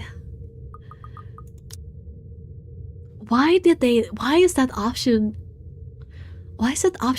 up? I'm so confused. I have to hurry in. I turn around when there's a crash. In my haste, I bump into the mirror, making it fall to the ground and shatter into 100 pieces. Ah shit, I hope that isn't an original piece. I don't think my insurance would be able to cover it. I could probably find an imitation to replace it and... The door slammed shut behind me and I nearly have a heart attack because of it. When I see a much more visible lever on this side, I calm down and shake my head. On the other side is a passageway, an underground tunnel that has me mystified for a mere moment until I realize what it holds. Cells closed up by heavy iron bars line the sides. A chill sense of death and decay lingers heavy through the years should have taken away most of it, if not all, of the stench, of the foul smell of humans and corpses alike being left to rot. The breeze most likely coming from the other end of the passage that goes through is to thank for that. If the place had been enclosed like a mausoleum, I imagine the odor would be fouler than it is now.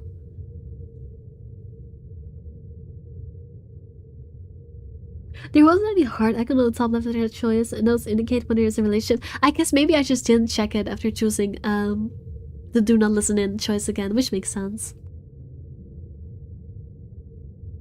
I guess it was just left over from before and I didn't check it. Dear Lord in St. Adelaide, bless these poor souls. I'm not going to sugarcoat it. Sure, the architecture of their time was magnificent. Human rights wasn't exactly a big thing back then. And if the Ermengarde mansion had a place like this hidden away, who knows what sorts of heinous acts were done down here. And there's no time to dwell on it further though. Not when... A ghastly thing, a corpse of a woman leans on the wall. Her arms and limbs, almost every inch of her lithe body is peppered with wounds and rotting flesh. And it's then that the putrid smell of blood and gore hits me, making it so that I don't even question how I missed it in the first place. Yeah, we definitely did not see this at this point, I don't think, but the first time. How long has this been here? Oh, that smell. Oh, you're a nasty one, aren't you? I believe just the thing twitches. And as soon as it opens its eyes and looks at me with a smile, there's nothing on my mind but horror. I break into a run. Actually, no, we did see this last time. The difference is that last time we had an interaction with the mirror where she could choose to die before this happened. But this time we went straight to the dungeon because I know she'll get stuck down here, at least I think.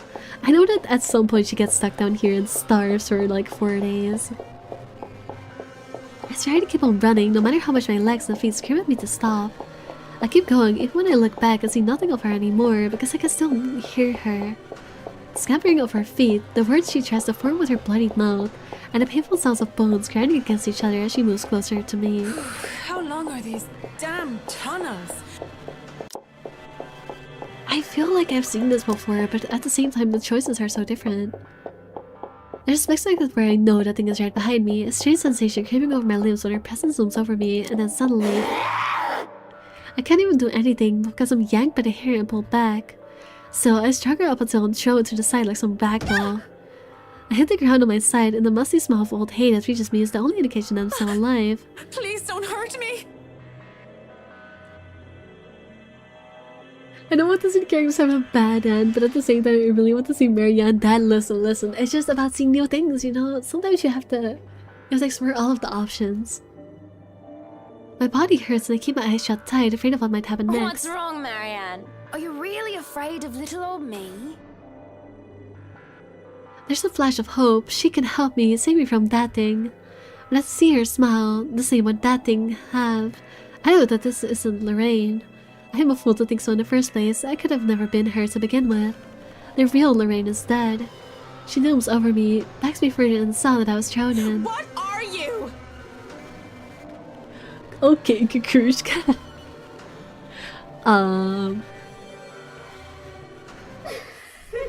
Okay, yeah, we've seen this before.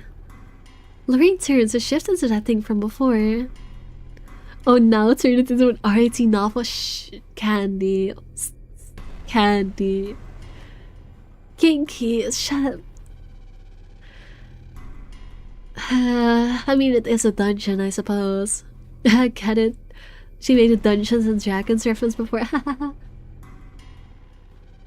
And with that, the same gruesome grin, it takes a step forward towards the cell. Also, I love that she just magically got behind the bars just by being thrown to the side.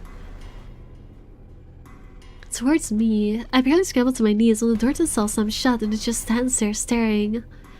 Shouts for help ring in the tunnels, but none of them are coming from me. I'm more paralyzed and shocked by what's happening. My throat tightens at being full of the image of Lorraine and the thought of being trapped down here. So then where? Help me! Oh, help me! Are you getting all this on camera, Carl? Yeah, but are you guys sure this is a good idea? We're breaking and entering here. Don't worry, the owners of this place haven't been here in a long time. Look at this thing, though! It has writing in blood like some cheesy 80s horror prop. Wait, I have an idea. Oh man, that's genius! What kind of butthead would even take this thing seriously? Maybe we can stick this in Rowan's backpack. Then Suarez kid would panic. Those magic bars must at least be a level 6 holy spell to be able to go through them by magic like that. You really are a nerd, Omni, but I appreciate you sharing your knowledge.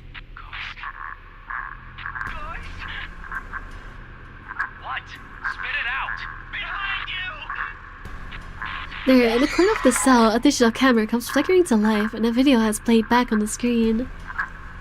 It's hard to even consider paying any attention to it when my life is on the line. When the ghost doesn't move, and the teacher's mocking shouts of help me filled the cell, I just had to watch. Now what I had seen, students judging by their same karate uniforms. They were holding... And that thing, the moment she...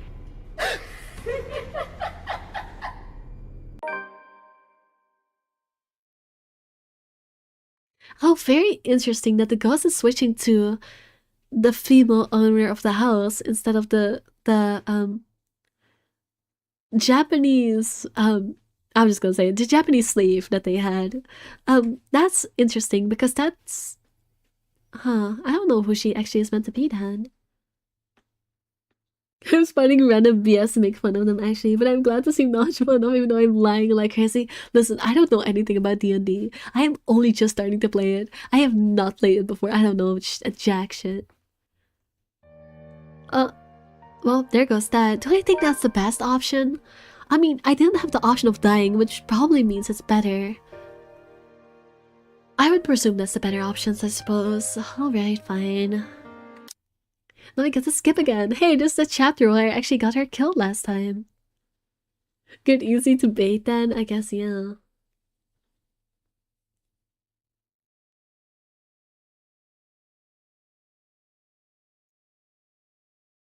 Darling, your liver. You already had a glass today, and apparently a few days ago as well. How many times do we have to remind you? Doctor's orders, remember? Such a shame. You never let me do anything fun. Wait, what is going on right now? Where am I?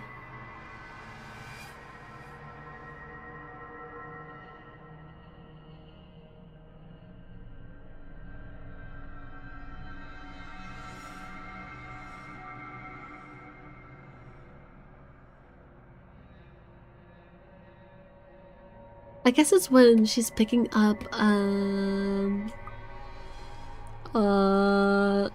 Isabella? Question mark? I don't remember what's going on. I try to make sense of it, a heavy feeling descends over my whole body. It happens without warning, forcing me to close my eyes. The sensation grips every part of me, crawling under my skin and draining me little by little of any strength. Before I know it, my hand grip is gripping. My hand is grip, hand grip. My hand is gripping the nearby door for support. The sudden nausea drowns out their voices and what little sound there is. Except for when the whispers and laughters, judging, mocking, taunting, muffled inaudible words bearing down on me like a death sentence. They wrap around my neck and limbs, tightening with every syllable, every utterance. And with each draw of breath I take, they drag me down slowly, almost painfully, into a bottomless abyss. On, and on, and on, till the sound turns to mere distant echoes. While slowly it shatters. Well, what are we waiting for? Just a second, darling. Send my regards to Isabel, please. Poor girl. Please let her know she doesn't have to worry and tell her to get Also, some hi rest. Kenny over on YouTube now. I wonder if the ghost appearance is different though what the characters interacted with the go through or how they choose to face their traumas. No, because this is like... So this is some of the deep lore that I haven't fully uncovered yet and why I'm going back for it. Basically, the ghost is supposed to be like from a past time, like when a guy that looks like Luke was in love, was like a lovers question mark with his Japanese servant, and the wife was evil or something, and that's where the ghost came from. Like, that's the ghost backstory, not related to the characters. But I haven't fully uncovered that yet because that's like true ending material. Actually, no, I am wrong. It's not true ending material. It's pictures you get. Well, you get it in the true ending too, but you also get it when a character dies, and well, I haven't killed that many, so I haven't seen it yet. Lol, blonde woman, like a mirror, a reflection of your past, blonde bloke. Yeah, I don't know, the names in this game are silly sometimes. I don't know, I'm spotting random stuff. I mean, it makes partial sense. Like, the blonde girl that we saw before was definitely from their past. The fact that, the ghost mimics, like, some of the characters in this game when you play as Ashton, because, you know, he is insecure about not being there for his friends, so it does kind of do that, but I don't think that specific incident was a case of that. That was, like, a person from history. Hey there, Kenley, apparently you're saying some really wholesome stuff. Hi, yeah, my very Cecil Panda. Yeah, that I got, but I wonder what the change of appearance is about. Yeah, that's fair. Please let her know she doesn't have to worry and tell her to get some rest. Anyway, we're looking forward to seeing you tomorrow. I did not need to read that out. Likewise, ma'am. New.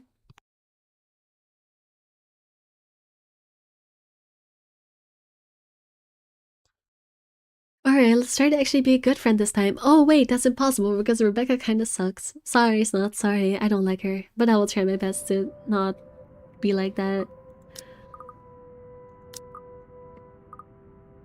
I guess this cold during caught the up with open me. house, even if there were a lot of people around, there were weird things happening. I think it's probably this option. You get more choice with Ash than you get with Isabella. I don't know if there was anyone else who noticed, but I heard things. I'm sure it wasn't because I fell down the stairs. Even before that, in the attic, Did you? I didn't even see this. What buttons a goon to the blonde woman? Candy. Candy, she is married. Candy, she is married. And pregnant. She is also pregnant with twins, so you know, be a bad friend. I can't. I already did that. That was my first instinct, but no, I have to get a good ending this time. Isabella. Yeah? A pause, though I don't let it last, only to give myself a small window to breathe before I lay down the words between us with as much restraint as my patience allows. Which is not much after everything. I can only hope Isabella will simply take them as they are. She can be stubborn as a mule when she wants to be. This kind of conversation tonight. Look, it's been a long day. I think this cold also caught up with me, and I'm really exhausted. Not that married even better, pregnant even better.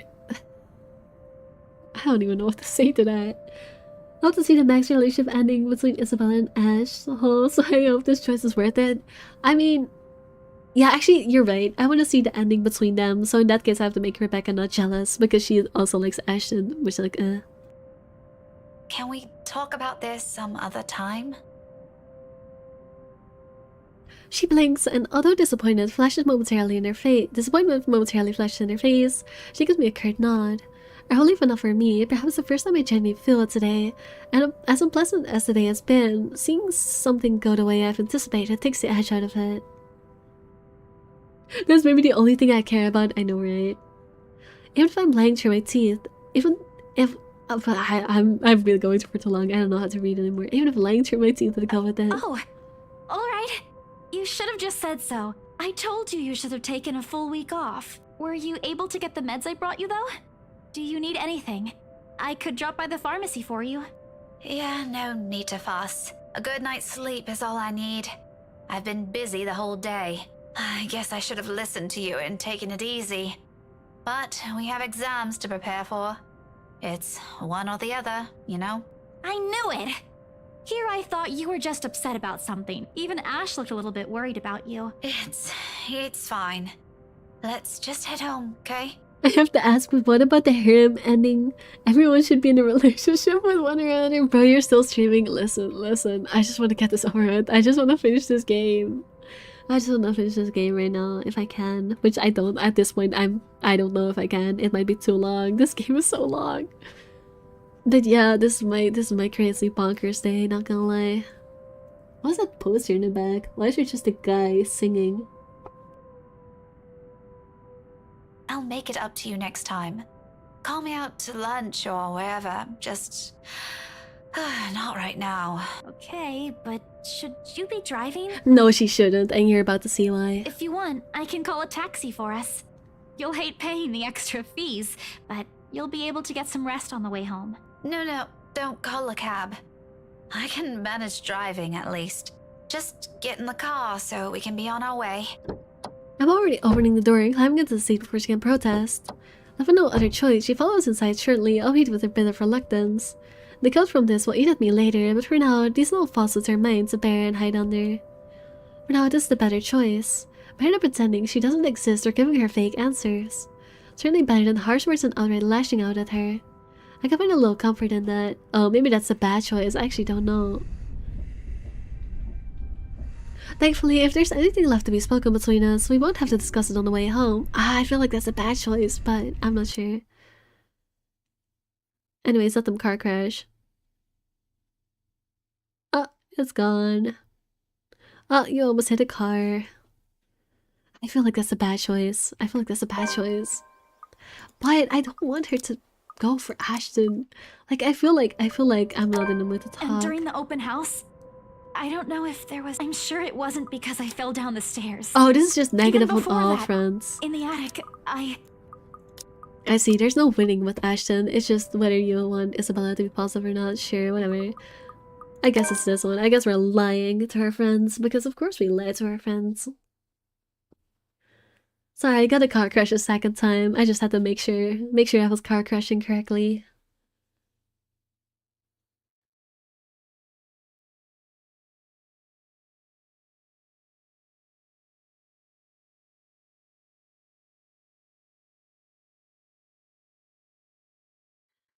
So much skipping.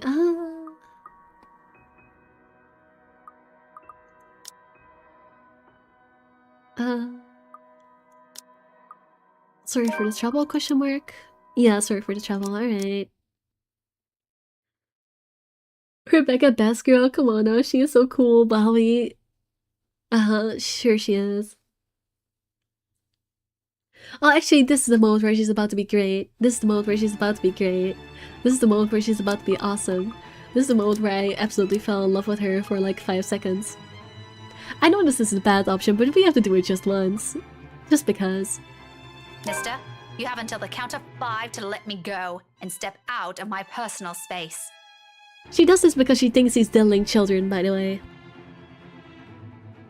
A fair warning. Fairer than any I can offer for people of his kind, and I'm already being considerate. Now, this arsehole doesn't even deserve a warning. If he doesn't listen, well, he's as much responsible for what will happen next as anyone. Or else what? Such vulgar words coming out of that pretty mouth. A gorgeous flower like you shouldn't even be saying. Don't say I didn't warn you, Bowbag. Love that intensity, Daisy. Isn't he so gross? FYI, I like feisty in a woman. It gives them this certain charm.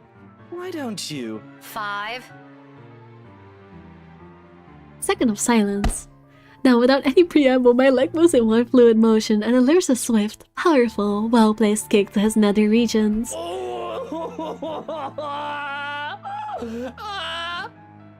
Needs to say, the effect is instantaneous. He yelps, abruptly drops his hold on me, and kneels over, howling from the pain.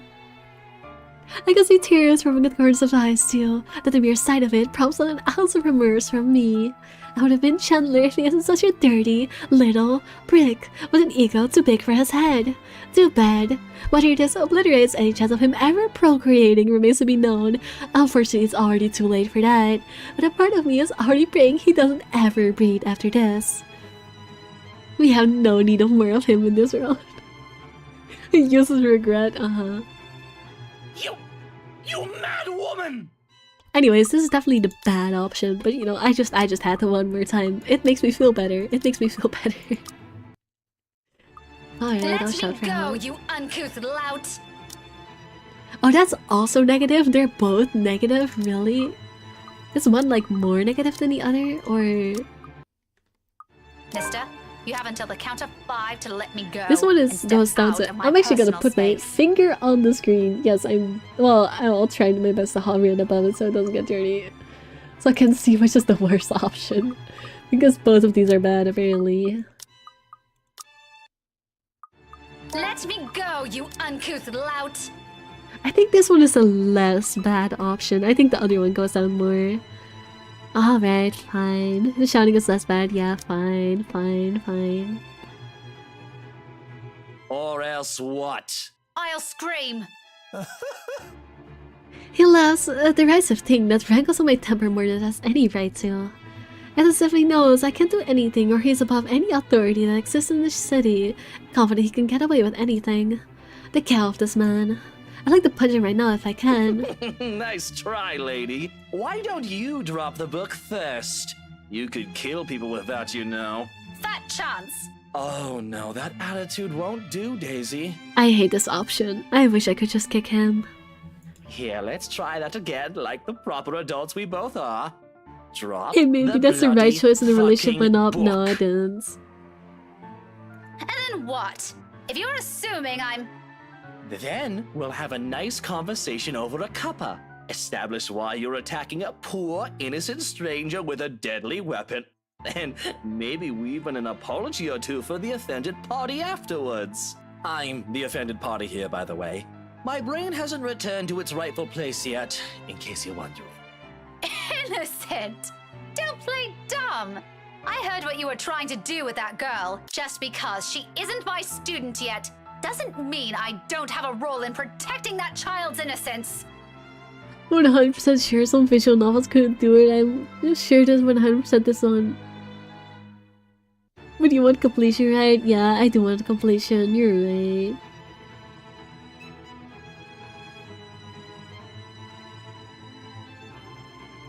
I am sure I wouldn't 100% this one. Listen, it's not even about 100%ing it. It's about getting the true ending because I hate it that we still haven't learned the entire lore. Like, there's so much missing. That ending was super unsatisfying and I cannot bear with it. I cannot bear with it. We're missing too much. Predicting the what of who? Why would you... Oh no. In the span of a second, the expression on his face changes faster than anyone is capable of. From pure confusion to some realization before finally deciding on a face of utter mortification.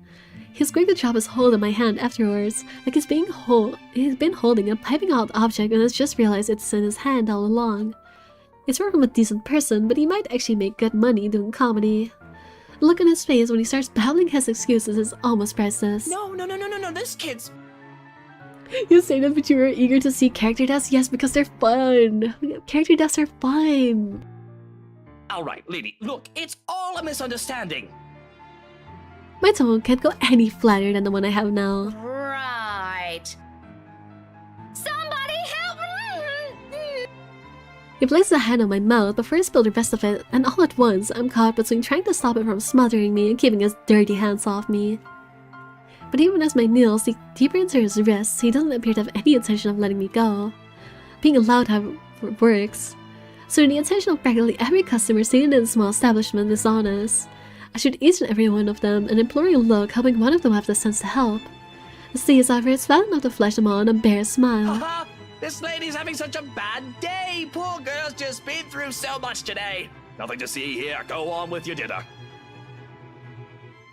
Bad day, even if this were a friendly chat, I won't even touch you with 10 feet pole, much less share any problems with you. Blighter, you're my problem. I want to blurt it out, but with a hand covering my mouth and my lungs rapidly losing air. I bite down on this hand. You know what, that's also decent. That's also good enough. Joshing you in French. Hard.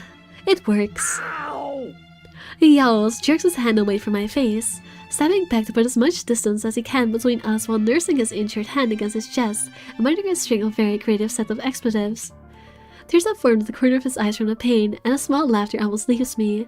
To be frank, he gives the impression of a caked puppy with the glare he shoots me. Aw, he's using his regret action. A puppy I'm less inclined to feel sorry about. You mad woman! Skippity skip skip. I'll apologize. Fine, I'll apologize to Luke, even though I don't want to. Not pays me to apologize to a sleazebag like him. This is my mistake. With Cuddly Witchkas close by, I don't want to set a bad example for her, do I? I'm surprised she grew up the child she is. If anything, I want to be the role model this man couldn't possibly become for her. If it means taking a few blows to my ego and stroking his insufferable one. A deep cup of air, a moment to swallow my self-respect, and I'm facing him. Words are out of my mouth in a single breath. I'm really, really sorry, sir. I had no idea. The child on the screen creeps me out with her oversized head. Yeah, she is by far the worst wrong character in this game. I don't think there's a single moment she's on screen and I'm not just face palming. As rare as it possible to miss, he's not even making an effort to hide it, even his smile is so irritatingly present in his tone. Also, the child is so... Like, it's not even the fact that her head is large, it's just the fact that her whole body is too large. Like, she is so oversized. I guess I just didn't want to make her short, but it looks so wrong. If I could snap it off him, I'd do it in a heartbeat. Now, it's an honest mistake, Daisy. No, I really mean it. I actually thought you were... And then... I know we're a giant child. It did bother me last time when she was alone on screen, but here I can only see her gigantic face when other people are also on screen. Yeah, I know. It's fine now. It probably happens quite a lot to a few people who look suspicious to you. She's actually a 20-year-old cosplaying. That would still be a very big head for a 20-year-old. Seems I'm one of them now. But don't lose sleep over it. Do be careful with that book, though. A little more and you would have dislodged my poor brain off my head. What would I ever do if that happens? Oh no! Did it leave a mark or anything? If you want, we can have it checked. I'll handle the expenses if there's a need for it. Oh, don't worry. He is filthy rich. Now, what kind of man would I be if I let an attractive woman such as yourself do that? Why don't we just look at it this way? My forgiveness is coming from the utter goodness of my heart. Oh, full of himself. Exactly the kind of person I'll happily leave to die in a ditch somewhere. Of course, sir. Why didn't I think of it that way? Or Chuck, 20-year-old creepy man with an oversized anime mask with her favorite character. Oh no. I know, right? She does look like one of those, like, what do you call it? They're not fursuits, but they're like mascot costumes, but like in a different, I don't know what they're called. I think you probably know what I mean though, right? The like weird doll looking things. But even someone as capable as you is bound to have a few lapses. No harm done, Daisy. Let's move on from this. Well, if you're going to put it like that, then I guess there's nothing left for us to talk about. I figured as much. Awkward. The whole exchange is nothing but an awkward display of fake pleasantries. One that brings much agony to my very pride I've bullingly held back a while ago. I might need a drink later so I can forget any of this ever happened. Yeah, you see what I mean. I also don't know how it's called and I don't want to search that fair enough.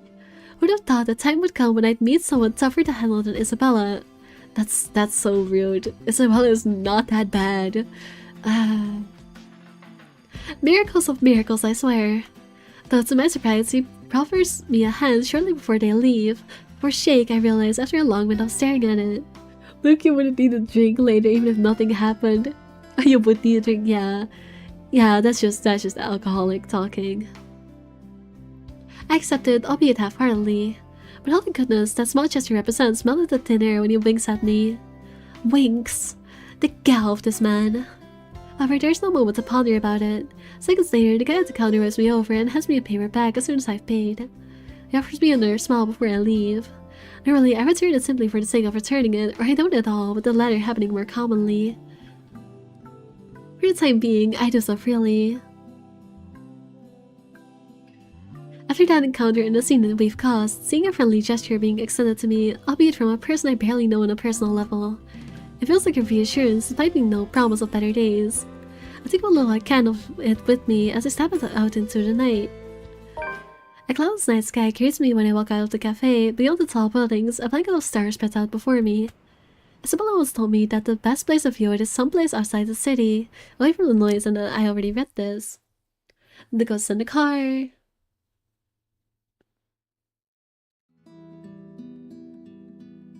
No, we're gonna be nice. Is that why you didn't go home last night? Yeah.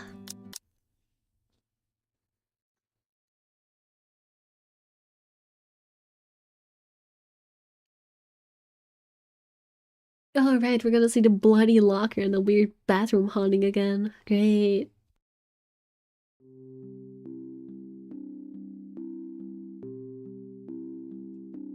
Alright, let's see.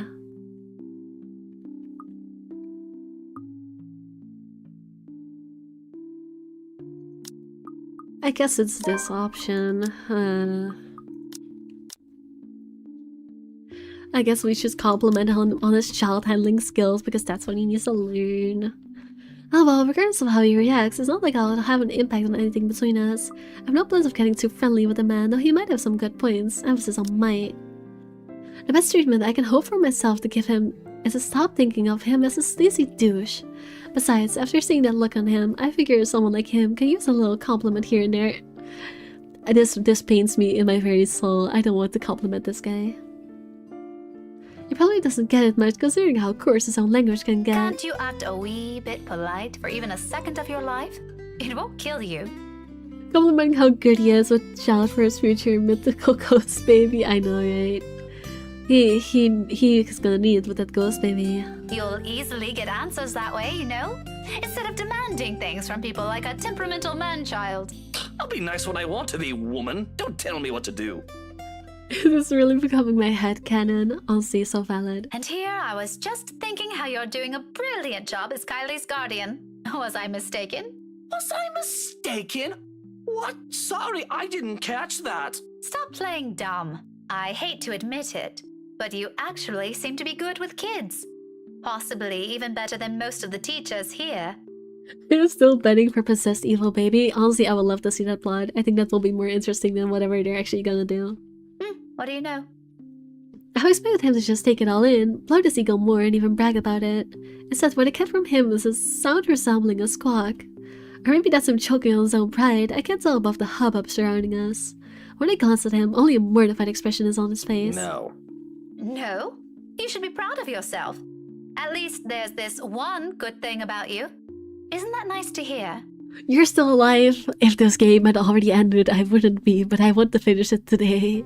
So we're still alive. This is just Zero's game all over again. I never have to say like, I'm ending a game this stream, because I will always go overtime and I will always go until 6 in the morning. This is just Zero's game all over again. Pretty sure not a lot of compliments get thrown around about you, knowing how you are.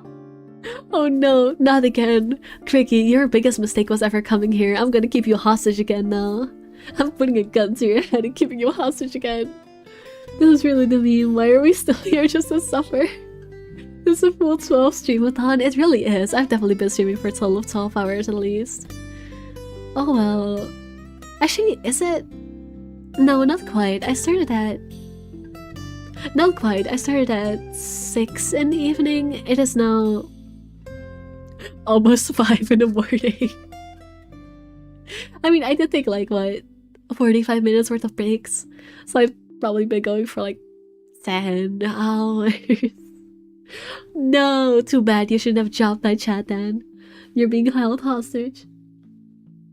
There are a lot of good things about me, Daisy. My hair, for one. There's also my extraordinary good looks. Wax lyrical about those all you want. I'd be happy to hear it any day. You look like Walmart Draco Malfoy. No. Praise anything about me, but that. What is so repulsive about it? Even Kylie likes you. Shouldn't that tell you anything about yourself? Kylie is one kid, not even my own. When was the last time you hydrated? I mean, this bottle is empty. This bottle is very empty. So probably an hour ago. This music so doesn't fit him. It doesn't. It really doesn't.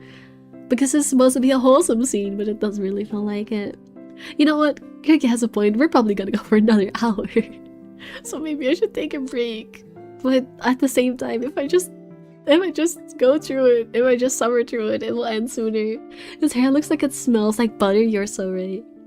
Trust me, you do not want to see me bring a spawn of my own into this world. This will be an abomination. Is that what you keep telling yourself? Maybe. Is it any of your business? No. But if I didn't know any better, I'd say this is because you yourself think you're a little piece of shite and somehow it'll pass on. 10 minutes? No, but fine. I will listen to you and take a 2-minute break. Maybe 3. Fine. Fine. I believe him when he says that about spawning a kid. Honestly, I believe it too. Alright, fine. I'll be right back because Greggy is right. As much as I hate to admit it. I'll be right back.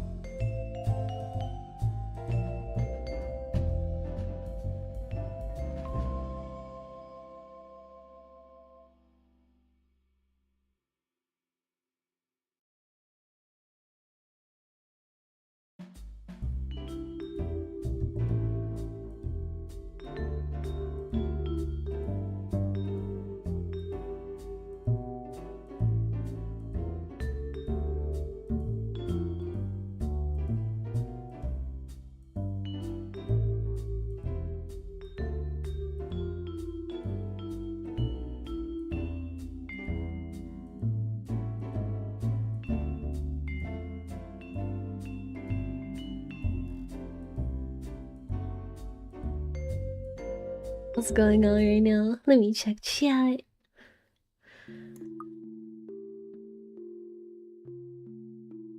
Thank you. Good job, Cricket. Alright, thank you. So everyone's day paid because of that stream. Did she keep you hostage? Not even. I was just curious if the chain dialogue got baited like Noja Dog. Every time I was too angry at the letter came to leave. That's so real. Oh, okay, real. Dang. This is one of the games of all time. So how's your day?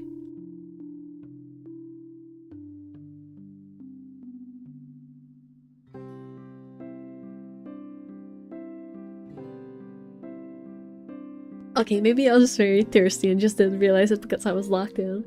That drink is actually nice. But yeah, this sure is one of the games of all time. It doesn't work like that, by the way. Wait, what?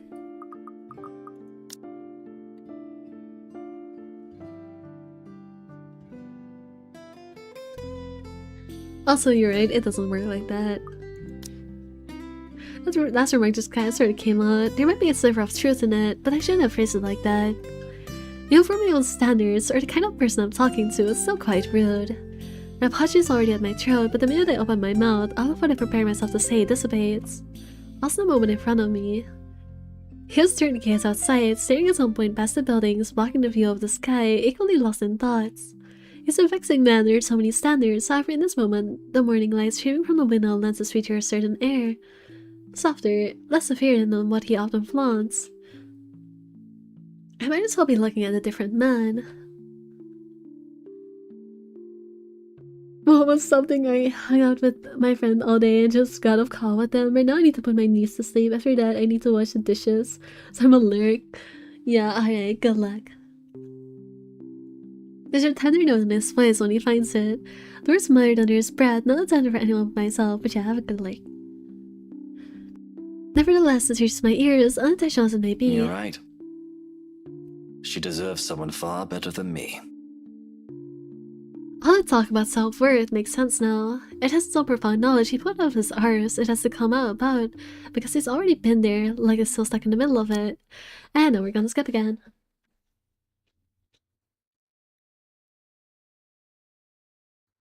Oh, hi, Ghost Child.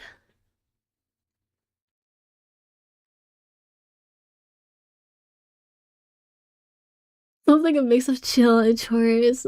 Nice, no suffer with us.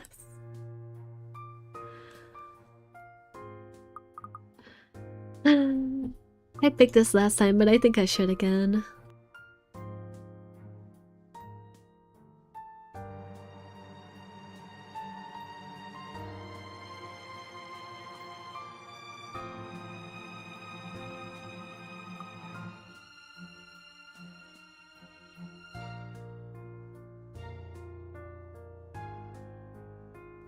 Wait, what is the question again? Dropping by the party? I think I have to say yes. Yeah, I just need to make the relationship go up. In the end, it's my own fondness for Kylie that wins out. Oh, never mind, it's going to lunch. I forgot about that. He says he dislikes the idea of him having children of his own, but it's easy to see some part of him genuinely wants them. Wait, he does?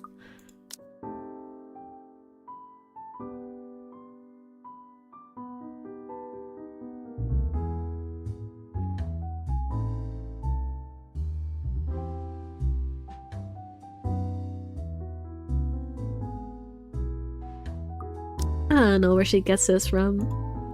What's stopping him? Once Kylie wandered to the nearby bookshelves, after having lost interest in the conversation, however, we both reverted back to silence. On her own, we have little to talk about, aside from a few questions about the other here and there. At one point, it does appear on local politics and history.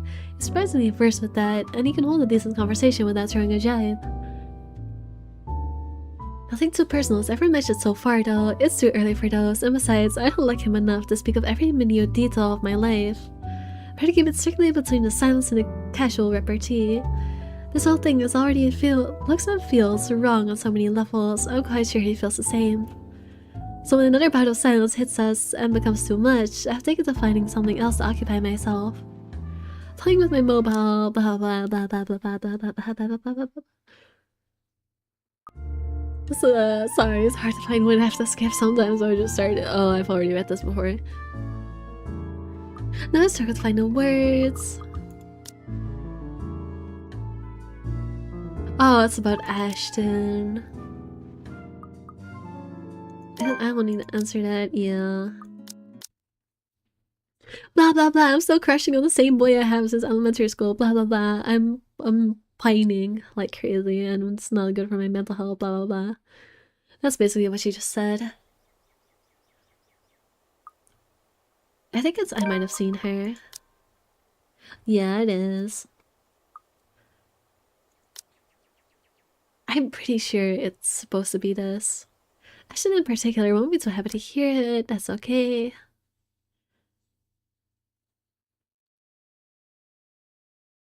Actually, I should have saved her, but I don't think I've saved it in a long time. Because I'm being silly. Oh yeah, I haven't. Oh, that would take way too long. It's fine. I think that's an okay choice. I think the other option makes Isabella go down, so it's fine. I'll just save the next opportunity. It's fine. Oh, we're doing this again. It's in her eyes when she turns to her, the face of someone who demands she be given the same respect she has long deserved. You are no longer welcome in any of our estates, our properties, and our businesses. And we will no longer patronize yours. Can't wait for all the Rebecca lore you missed when she died. Still no saving from epic vision off streamer. Listen, I'm just out of it today, okay? I've been going for too long. My brain is broken. I've turned into comment, okay? It's okay. Now, escort the girl and make sure she isn't standing even an inch within our grounds. Anna's outrage is straight inside the witness after those smiles and the grace she has carried herself through the entirety of the party. Like this, her eyes burning bright with fury, I don't doubt she can do with so much more, ruin the scandalous woman if need be. Shaming her is already an act of mercy, generous enough coming from her. You won't show your face to me ever again if you know what is good for you, Rochelle. Take her away. No one protests, not even the subject of her ire as she is forcibly dragged out. Even the smile on Luke's face wavers, but she eventually turns to him and pulls him out of the room for a talk with her own. For a brief moment, there's a concerted effort between those left in the hall, a short second of tense silence while struggle to figure out what to do with themselves. It's the kind of talk these situations attract, it doesn't last too long. Soon, chatter exposed throughout the whole ballroom. Word murmurs, collecting of tongues, and inappropriate gossip filter through the thick tension in the room. Most of them haven't even left the premise and they're already talking about it. Tomorrow, it'll be on the news for sure, in every local broadsheet and tabloid in Luxburn. I couldn't care less about any of it, simply thinking about this already gives me a headache. When the shock has faded, I just feel bone tired. I've accomplished nothing of what I've come here for, and apparently Ashton has disappeared sometime during the commotion. I'm not sure what pisses me off more. That he ignored me the whole evening and might have just left without saying anything, or knowing he obviously has some other motive for being here. Make sure you don't let slime go out then. Hope you're warm. Don't worry, I'm staying. My heater's not on. I'm not staying warm. I should probably turn my heater on.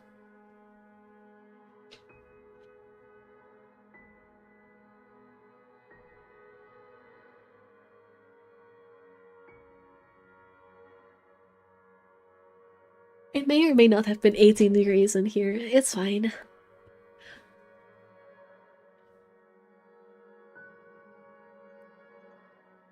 Maybe at least trust his own friends for that. He didn't have to hide it from me. The only relief to be had in this, perhaps, is Zachary's comforting smile when he approaches. You're so not locked in, Critter. I know. I'm just this is so long. This is so long. So much reading. The only relief I have is the comforting smile. He appears disturbed when he stands beside me, fiddling with the buttons on his camera even though the device is off. Eventful night, huh? You can say that again. It was awful. He pauses for a moment, stares at me intently. Then he laughs, a tired one but filled with humor in spite of what we've witnessed. Let me guess. Ashton. Oh, what makes you think he's my problem? You know what? That's my new nickname for you too, Heek. The Critter. Alright, I'm a critter now, I guess. Just a hunch. And, it's all in your face, actually. Why does he have to? I don't understand that man anymore. Like I always say, you should just... Oh, you can bet your ass we're going to have a very long talk. I'm not letting him off easy this time. I'm sure he has a good reason. He won't say it, but he likes being around us. Heck, we're probably the only people he likes. He ain't gonna ruin that for something stupid. He can be dense, but he ain't dumb. That's exactly what I've been telling people, isn't it? We'll see about that. I just want to go home. Are you done here? Nah, sorry. I can't until the party ends. It's all right. I'll just take a cab or something. I'll see you later, Zachary. Before removing myself from the room, I lay a comforting hand on his arm. He'll need among these people. And then I am gone, we're ready to end the disastrous night as early as possible. As it turns out, the night isn't done with me yet. Because no sooner had the porter closed the door behind me, I find myself standing in the fire look right, no sign of his wife. Just him and the agitated clicks his shoes make while he treads around the empty room. Away from the media's prying eyes and their kids judging stares, it's easy to glean how much his candle has him shaken. Not to the point where he's utterly lost his composure, he appears to have mastered himself enough not to. But an ample opening is there for a nervous edge to show in the lines of his shoulders. What do you know? The man's not as tough as he makes himself out to be. Sure, I've seen this before briefly, and at 1 second in the hallway at school. It's a strange matter, however, to witness it out in the open. Behind closed doors, this is the real look right.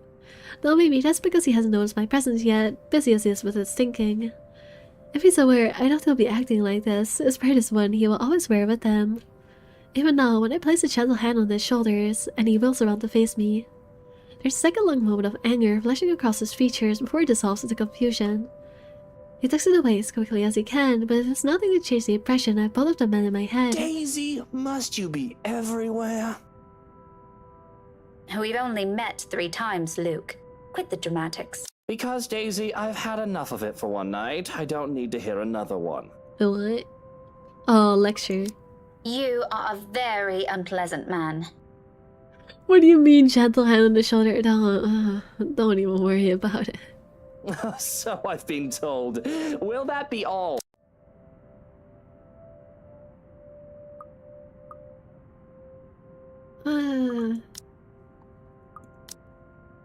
I should save. There's a load button. I should save. I think I should just be brooding over here isn't going to fix this mess. I hate that I maxed it out.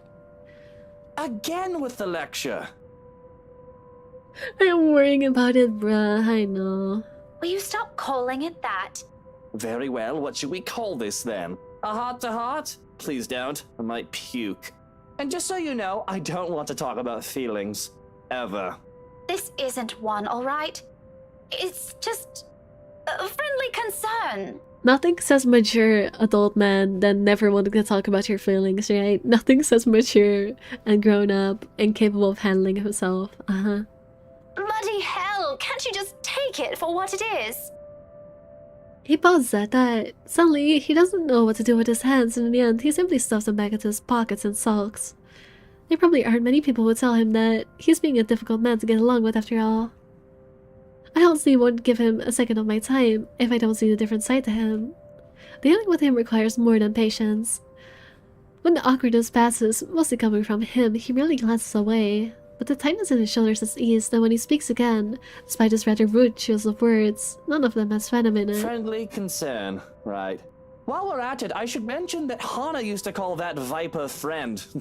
Now I think she might want to strangle the Munta if she sees her again. After she's done with me, of course. I doubt she's going to do anything like that. What do you even know about this? Oh, I know enough. You may look like a sleazy douche, and you still are, by the way. It's almost comical how fast his face shifts from mild disdain to offended, but I don't let it distract me. These things need to be said, and he needs to hear them. Even though they're coming from some meddling stranger. But you have your few good moments. Does he? I might even say that you're a decent person, if I'm in the mood. No. Now go.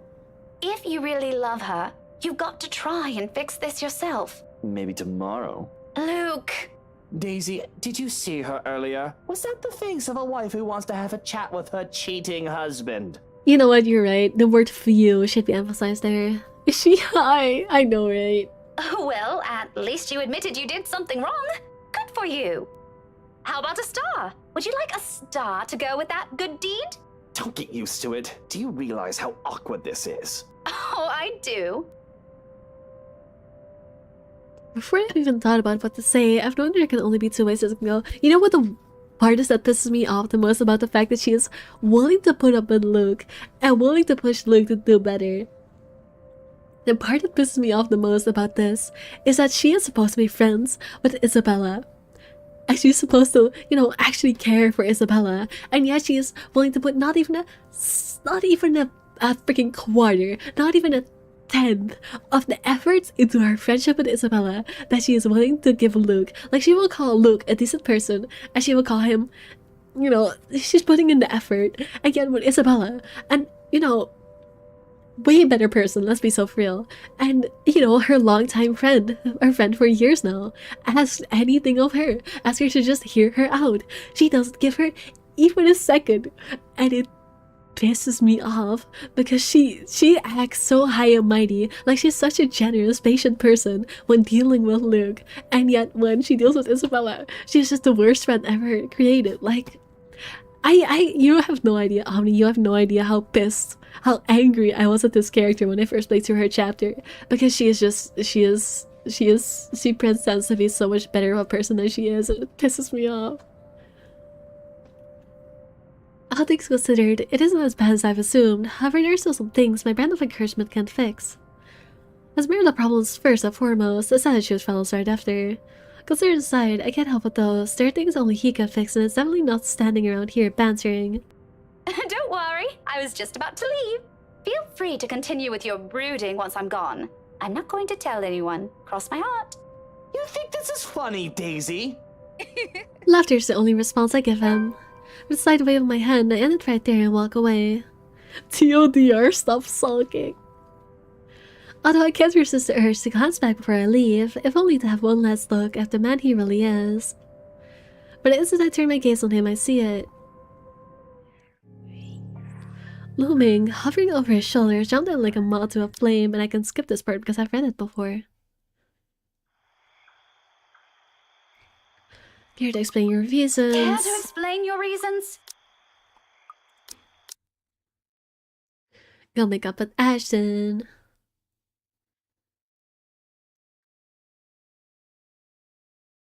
I mean, look how handsome and cool he is. I am sure Rebecca is the bigger person here, and don't let some sexual harassment from this Chad Luke person alpha male here in the 3 encounters they had to start thinking he's totally a decent person.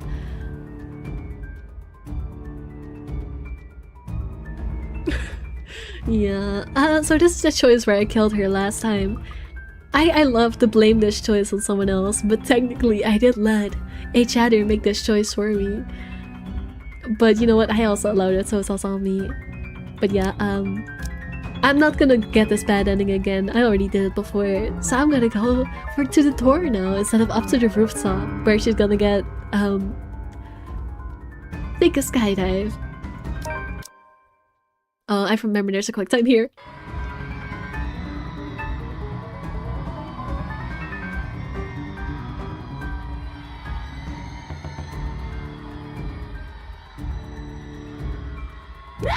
It's not that difficult.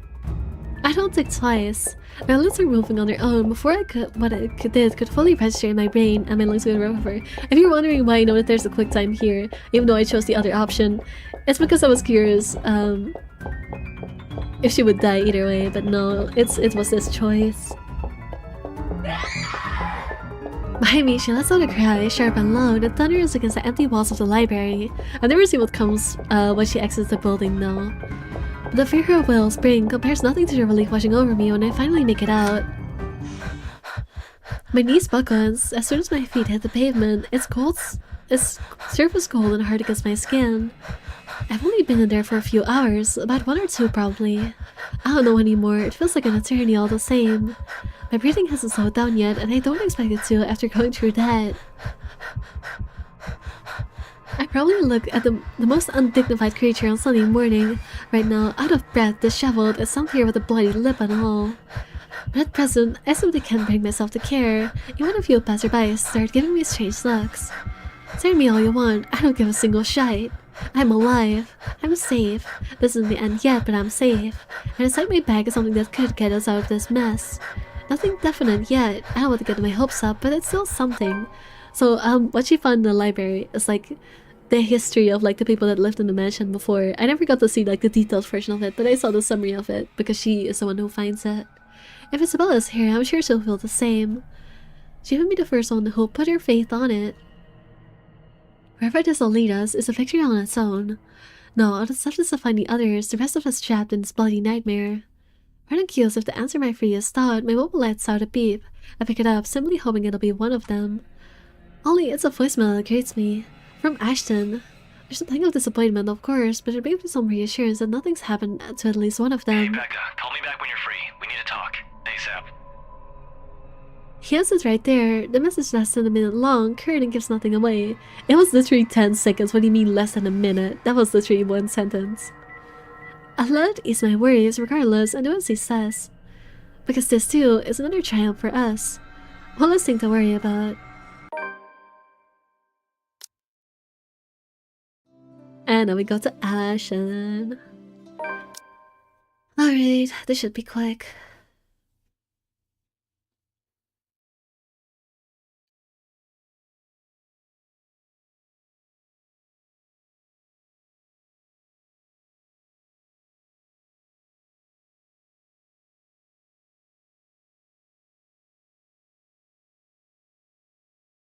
In case you couldn't tell, Ashton's chapter is a whole bunch of yapping. Stretch of truth, I think. Oh, fuck.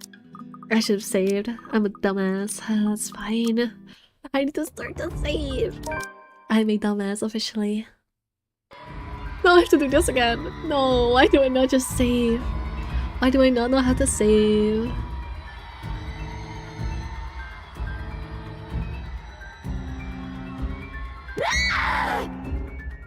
I'm saving after this one for sure. This game is so fun. I'm definitely gonna be here until 6 AM. Oh no. Oh no. But chat is almost out of battery. Let me fix that while it skips.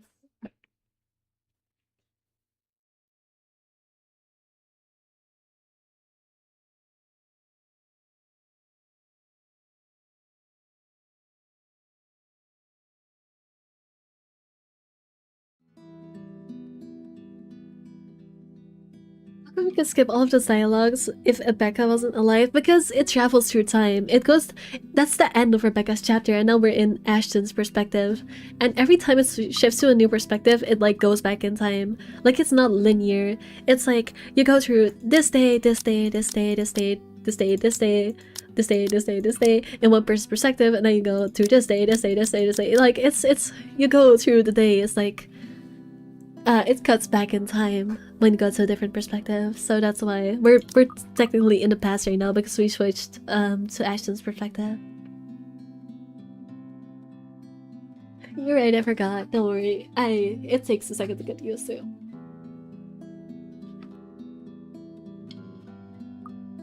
Like, it's very difficult to tell what day is supposed to be sometimes because there's not like an easy day like shown on the screen. You have to go through the book and try to find it, which is a little bit annoying, but oh well. I need to save first. It says it's confidential. It's confidential, Rebecca. I wonder how many times I've told her that. And not just her, my dad, my mom, Zach, and even Isabella. How many times have I told them what essentially boiled down to mind your own business to make sure they're all safe, to keep them out of danger? My job isn't a game. It is as glamorous as the television portrays it to be. I had thought so too as a child. I was so close back then, wasn't I? But boy, did I learn. The good guys don't always win, justice is always served, investigation is not looking at a crime scene once to get a eureka moment. Hey Omni, you haven't heard Ash's ringtone yet, have you? I will try to let you hear it if I can. I'm supposed to awake at 6 AM starting to weigh at me? Oh, I forgot that you were also in my time zone. Oh no. Sleep those nights at the crime lab with the tech guys. It's... oh gosh, I should be reading this. It's several days wearing the same clothes with Chinese stakeout stains because I'm staking out a place. As frustration with bureaucracy hinders you from looking into a case any further, or when you know the suspect is guilty but they'll get away scot-free on a technicality.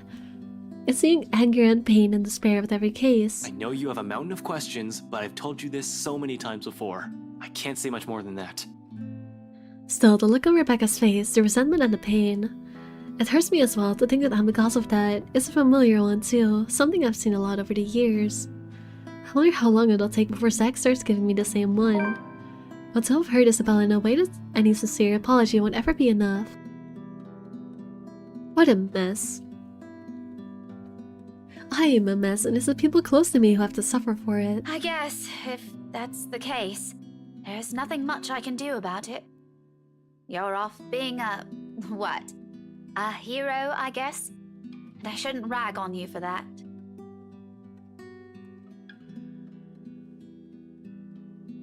Oh my god, no. Oh, please do spare on me. No, I will. I don't know if I will catch it at the right time to let you hear it, but I will try. No need. I want the full experience. I want to be immersed. I'm confusing myself trying to mean, but not. No worries. I want to suffer. I'm here for that. All right, noted.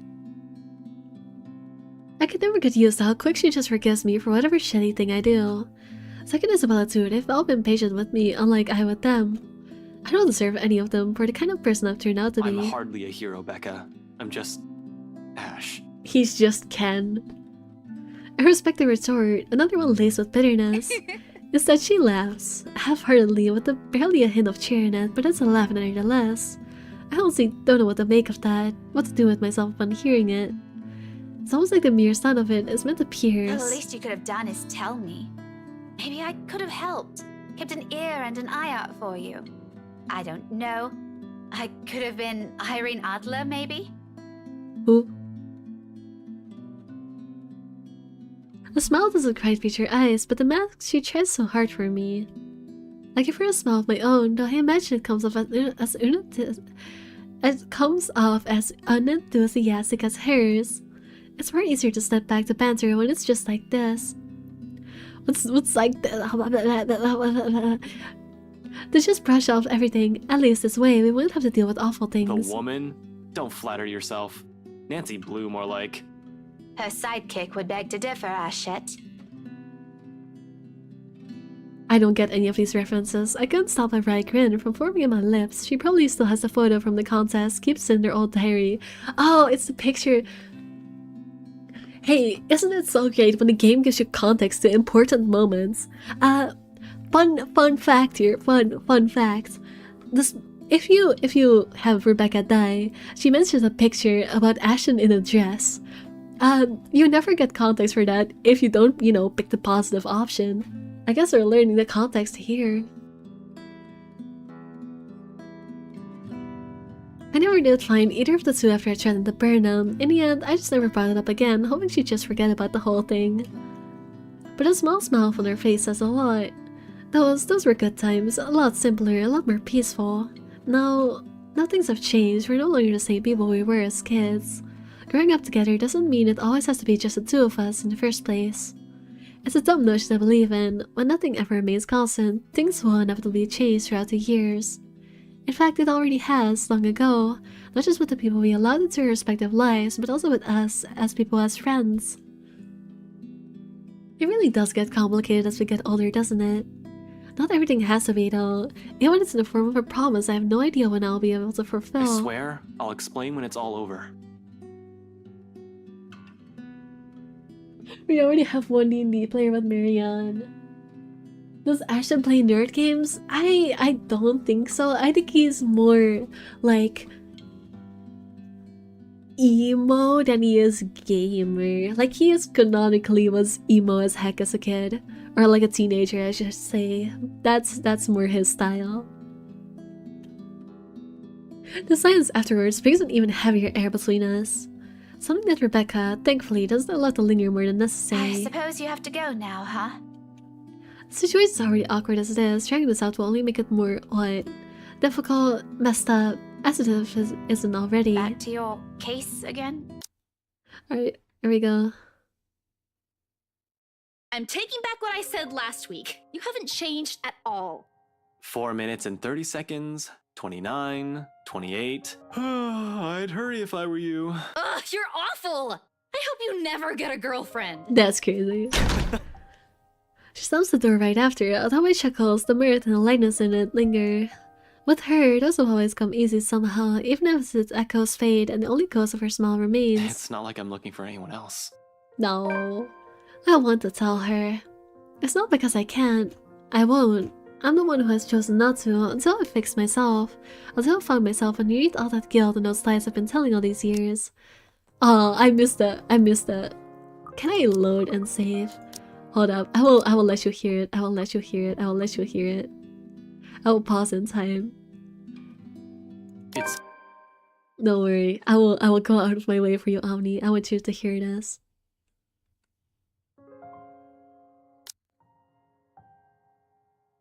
All right, 5 minutes.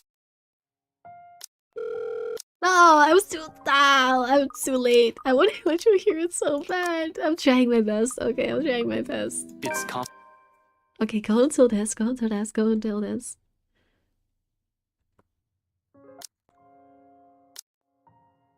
Alright. Right.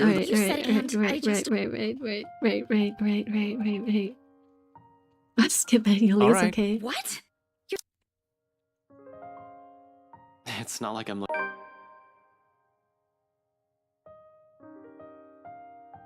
I'm going out of my way for this because it's worth it.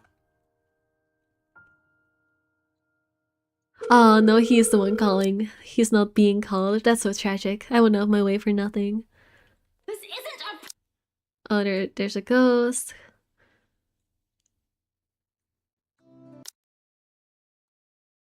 We got some lace chips. Because of course.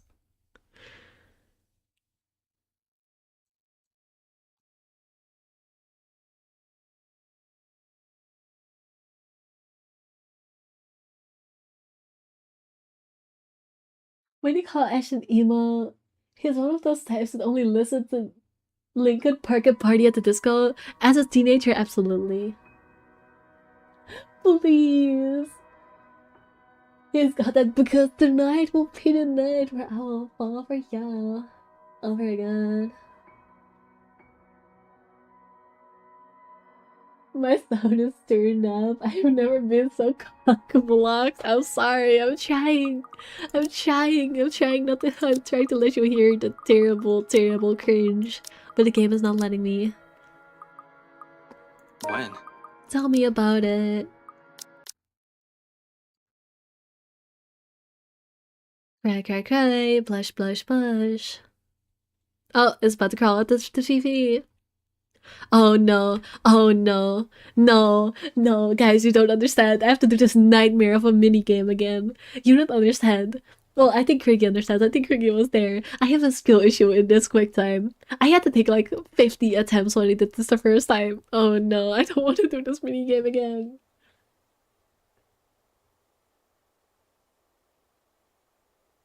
It is sideways baseball cap as you have here, right? Alright. Let me just not stop looking at China and lock in for this game. Oh no. 3, 7, 1, 5, 9. 9, 7, 2, 1, 3. 6, 2, 5, 9, 1. 7, 1, 8, 4, 2. 9, 7, 8, 6. Oh, this is gonna take a couple tries. Guys, bear with me. 6, 5, 3, 8, 1, 4, 1, 9, 8, 2, 6, 1, 2, 9, 4. Fuck. 7, 2, 1, 3, 4. I tried 2, 9, 1. I don't know how to type numbers quick, guys. I have to actually look at my keyboard. I don't know how to type them blind. Like, I can type letters blind. I cannot type numbers blind. Alright. 8, 0, 5, 1, 9. 6, 5, 7, 2, 8, 9, 1, 6, 7, 4, 7, 2, 5, 8, 9. Fuck. Fuck my stupid fucking life. I hate this mini game. What the hell? Yay, that is a really good sign. I'm more curious now. You know you can skip the QTEs. Wait, you can skip the QTE? Where? You can skip the QTE? Brother. Thank you, Omni, for making me aware of a button that I have not found before. That's embarrassing. I legitimately spent like 15 minutes doing this the first time.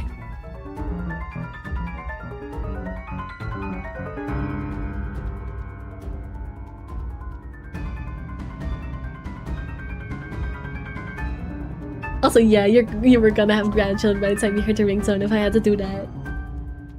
Well, every time you've done this QTEs, I know you long time ago. Listen, for the other ones, it's not a problem because the other ones I actually can do. This one specifically, I just have a skill issue in. This one specifically, I am incapable of completing. Okay, this one I suck at for some reason. I know why. It's because I don't know how to type numbers blind. That's why. It's not for some reason. I know why. But no, listen, for the other ones it didn't matter. But I didn't know that pun existed. I'm crying. No, I just never noticed. I'm too locked in it trying not to fail. Thank you for that knowledge. I needed it.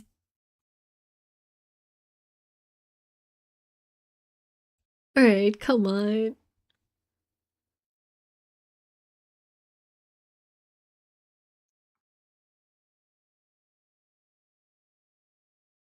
Oh great, there's birds chirping outside. Wait, I need to... if I have to... I mean, I can just skip over it. Actually, no, it should be fine. You're up early, I thought you left. This is not the first time I've seen Isabella like this. Standing casually by her kitchenette. Giving an eye on whatever's stewing on the stove while humming a soft tune under her breath. 5 years ago, it became a common sight after the three of them, including Zach and Rebecca, found a mutual interest in cooking. I already heard this. He makes fun of her ethnic food. Take her off, or I should say first. Thank you.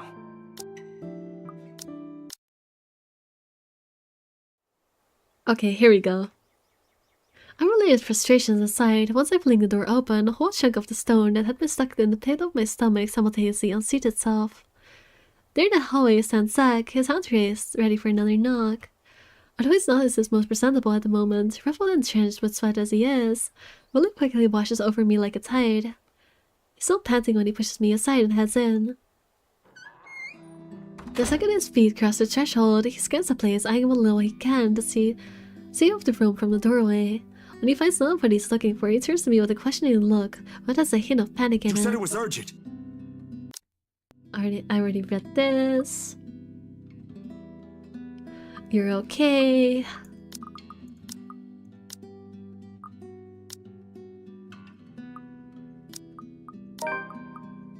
Yee, now it's mixed up. Sup, I'm Ash from Deluxe City. I got it. Baggers, watch out, can't beat me. Looking for trouble? Better not lie. I'm a cool dude, pretty fly for an Asian guy. Sup, I'm Ash from Deluxe City.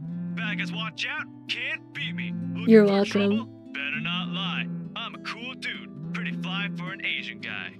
Sup, I'm Ash from Deluxe City. Baggers, watch out, can't beat me. Looking for trouble? Better not lie.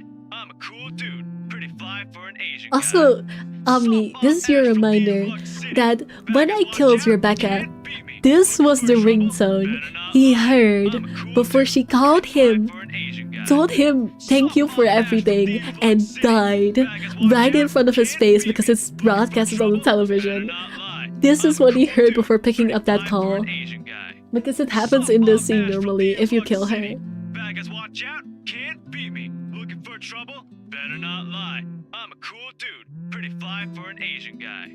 Is it worth saying version of the password puzzle? No, the password puzzle was honestly easier. This one was actually hard. At least this one I can skip though. I'm a cool dude, pretty fly for an Asian guy. Glad I've been of help. Though I have some regrets. This could have been suffering content. If you want me suffering over a puzzle I cannot beat, just go watch a Zero Escape stream. The 9-hour long one. The password puzzle is indeed. Yeah. It was such a roast. Get this over with. You didn't even know you could just naturally skip the QTE. Listen, I've been actually trying to focus and beat the QTE. I'm too locked in. I'm too focused on the actual objective. I don't look at what it says on the screen when it's all planned. I'll have to comment for viewers. You asked me to decompose into a bowl of java chew. I'm crying, I'm dead. I hate this. This is perfect. He's just fine.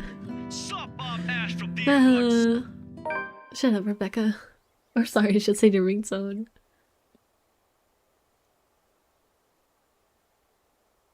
I hate it so much, I love it. It truly is the cherry on top of this shitty game. Please watch BTIC. 40 minutes to solve what's possibly the stupidest puzzle ever. I can see you on the screen. Where are you?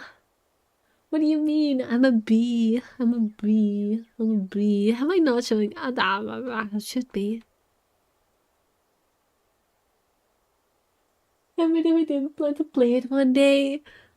Yeah, that's fair. It does have spoilers because it's in the final episode. I mean,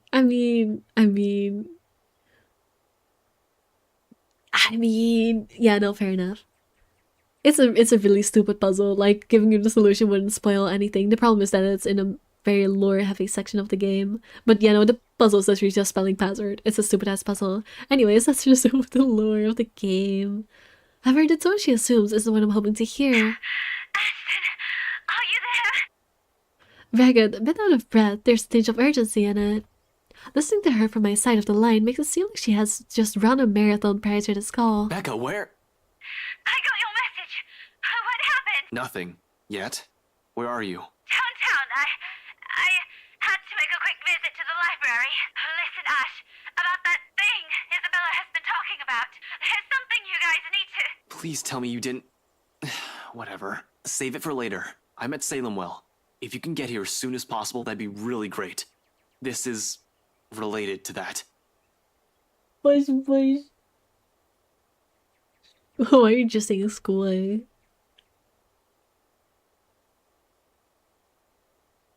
You're the thing in the corner. Don't call me a thing, that's so rude. No, I'm not the person on screen. That's so rude. You just called me a thing. How that breaks my little bee heart.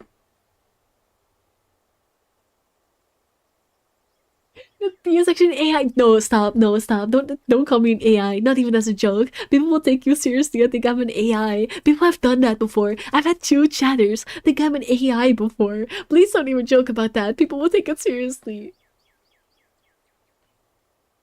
Vocal stimming, fair enough. Call me an amalgamation.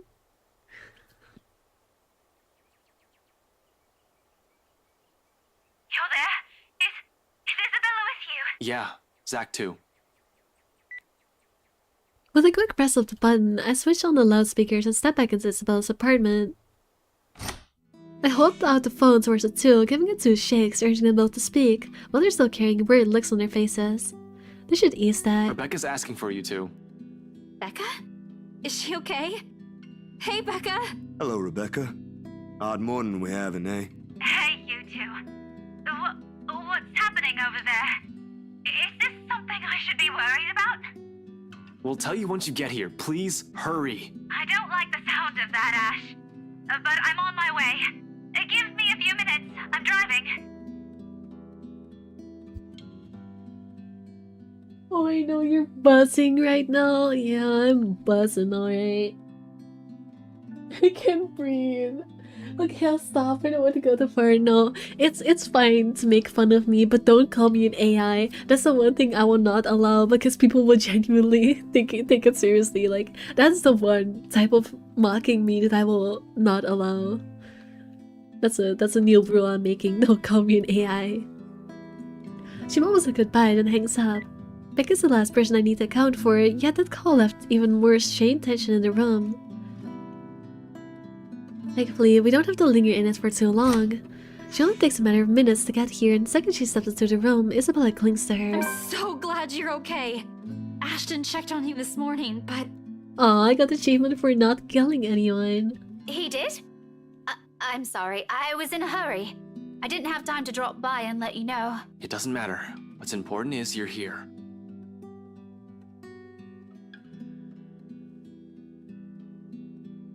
Yeah, gotcha. Go on and sting me. No, not if you ask for it. If you ask for it, I think you'll enjoy it. And I don't want to do that. I'm not into that. So no, sorry, too bad. Here's a holographic memory drive designed by Big Corp to steal our tap water. Oh great, I'm a freaking what do you, oh my god, why is my brain empty on the word that I'm trying to find? I'm a conspiracy. Why? I don't know why my brain left the word conspiracy just disappear. But yeah, oh no, I'm a conspiracy now. Not my tap water. That bird to a crisp or brutally murdered somewhere. Wouldn't that be crazy? Oh, alive, although she seems a bit shaken, it doesn't really matter in the grand scheme of things. At least now I can relax, ease the pressure off my shoulders, if only by some. But the minute Isabella pulls away from her, she winces. A small reaction, the younger woman doesn't even catch it. It sets a precedence for a careful observation nevertheless. A closer look at her reveals her much more disheveled than usual. Hair in a bit of a mess, probably flattened in a hurry. Back of her dress also shows stains of dirt in some places it rarely gets into. She's also leaning more on her left arm. Leaning more on using her left arm. She's right-handed. Perhaps the most telling is the side limb she has, noticeable once Isabella leads her into the room. It all sprouts a hatful of questions. What exactly happened, how she ended up in that state? Pretty sure a simple trip to the library won't do that. I grab for her arm before she can walk past, careful to avoid hurting her in case there really is an injury. Seems like it at first glance, but she can't be sure after a careful examination has been made. I suspect some bruising at least. Although minor internal fractions aren't out of the equation, they have a nasty way of staying hidden. Sure enough, Beck attends immediately upon contact. Tries to pull back, although the sudden gesture only elicits another wince, forcing her and Isabella to halt. Both of them turn to me almost at the same time, their eyes searching mine for an answer. Rebecca, for her part, doesn't appear quite pleased with the interruption, or the fact that someone is brought it to light. But that someone also has to make sure.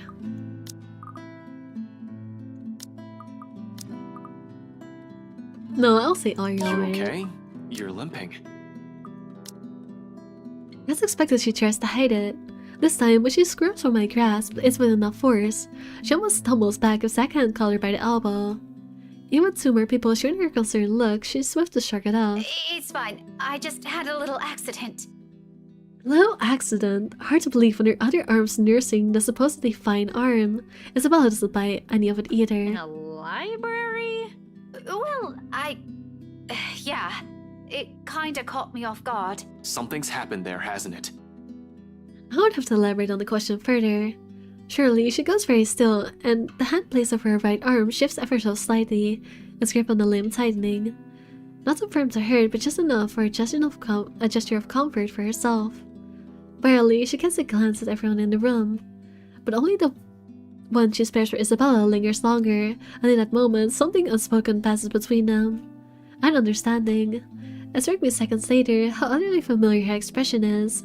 It's the same one I've seen far so many times in Isabella. Science with Meester Ries, thank you for joining my Hive kleiner dan 3. Thank you, person, for subscribing. You're just too late to be my 100th subscriber, but I appreciate it nonetheless.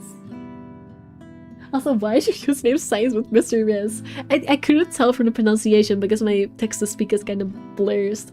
But, yeah, that's an interesting username. What if I piss you off? Then would you sting me? No, I wouldn't get pissed off if I know you're doing it on purpose. I'm used to being rage baited.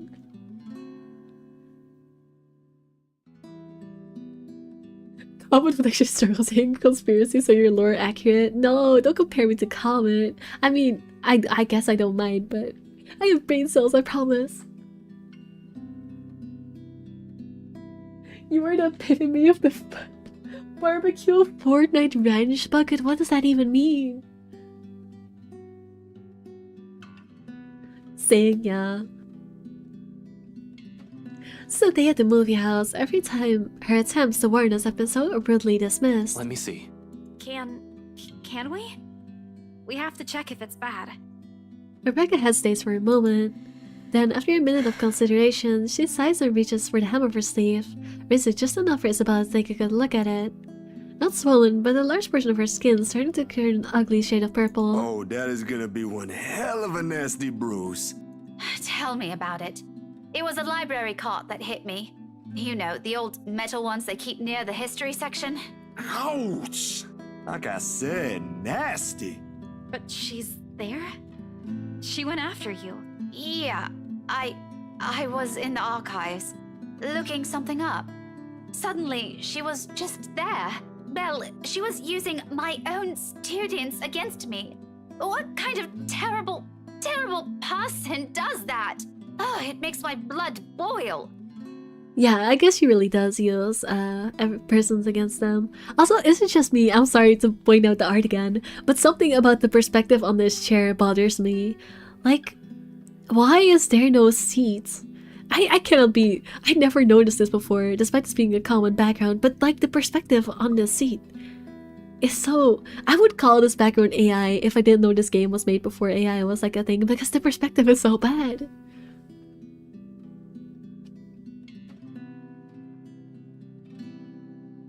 I do science, but I have 0 riz. You know what? Fair enough. It means burger.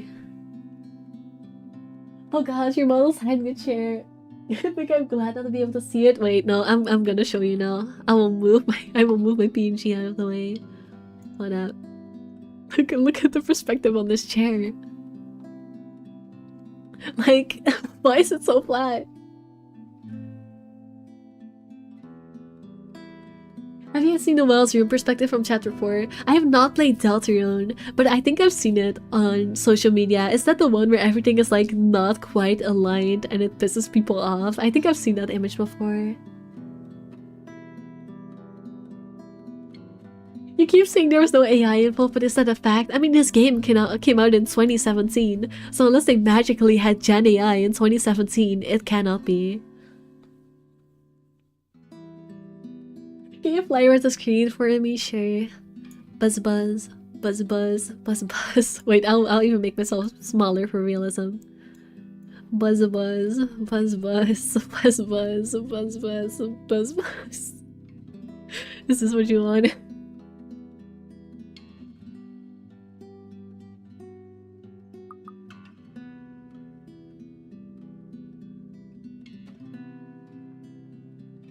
Sure, it's bothering me so much.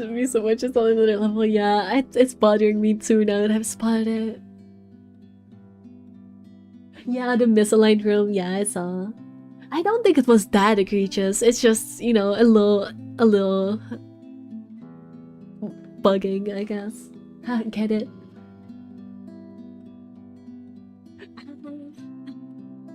Are you screaming? Are you afraid of a little bug? Are you afraid of a little bug like me? This chair is just ruining my day. Don't worry, my model is covering it again. You won't have to look at it anymore.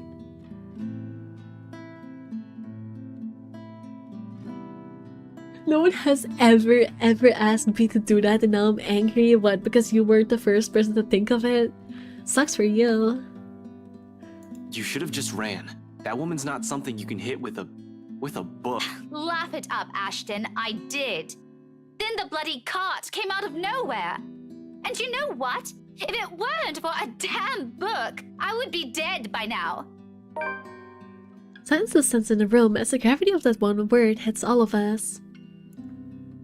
Dead. Another close call, another would have, another one we've narrowly avoided. How long can we keep this up? We're about to break at one point. No normal human being with the same mind can last like this. It's a miracle Isabella hasn't cracked yet. After all, she was the one who found that letter. As expected, I've expected her to have caved in by now, yet her voice, calm and composed in the face of this, is what cuts through the thick air. I'll go get a cold compress for that arm. You guys take a seat first. Ashton and I, we have a lot of things to talk about. No. Oh no, there was a retracted message. I'm sad I didn't get to see it. I'm sad because I'm mad because I'm sad. I'm angry. I don't know how to read. I'm angry because of how long it took someone to ask you to do that. Fair enough. It's an opportunity that should have been approached ages ago. But we're too busy drooling like Thukuna. Why did you have to bring up Thukuna? Why? Not the cuckoo caca, stop. You're bringing even more brain melt into the stream. You're gonna make me even have even more brain cells die. Look at me failing to read. You really did kill my brain cells by bringing up Thukuna. You would be dead by now, Rebecca. Damn, that's some crazy shit you were saying. I know, right?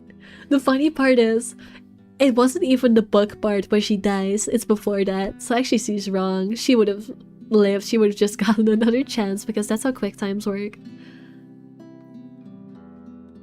Tonight we have a lot of things to talk about. That marks the end of it, at least for the time being. As soon as Isabella returns and hands Rebecca the cold compress she promised, we get straight down to business. Oh fun, it's getting light outside, guys. Surprisingly easy considering the frigid air in the room. Although you're sometimes fumbling for words at first, the whole conversation gains steam once what happened last night at BRC has been put on the table. All at once, everything we've brushed off, carelessly ignored, and really dismissed have been laid out for close scrutiny. Zack's encounters with the woman and its dreams, Rebecca's close brush with death every time she appears. The dread, the fear, the terror she brings out in even the bravest of us. Everything. Because no matter how bleak this all seems, there must still be a way out of this. There has to be, logic be damned. Or at least that's what Isabella and I would like to believe. Yet, even as the cold morning light shifts to the warm hues of the late afternoon and of a chain night, none of this makes a fucking damn sense. The earth has fallen, but we're still nowhere near figuring things out. If anything, we're more lost than we've ever been before we started this. The next thing I know, frustration rears its ugly head, and the sheets of paper I've been holding smack the table harder than I've intended. The sound of it echoes loudly in the small room, and everyone simply falls silent. Along with it is the release of another long-held breath. Perhaps the 100th since this morning. We aren't getting anywhere at this rate. Don't just drop it. There must be something in this we aren't seeing yet. It's an odd thing to hear from her, the very words I've been telling myself every single time I find myself facing a dead end. We can use a little bit of the optimism right now, I guess. I know, but what are we supposed to be looking at here in the first place? Well, we already looked through those files. You're the one that picked it out last night, right? All of them? I'm pretty sure every person we've checked in there isn't necessarily involved. One client possibly died of old age. Remember, you found that dumb paper. Not so dumb if it can kill all of us.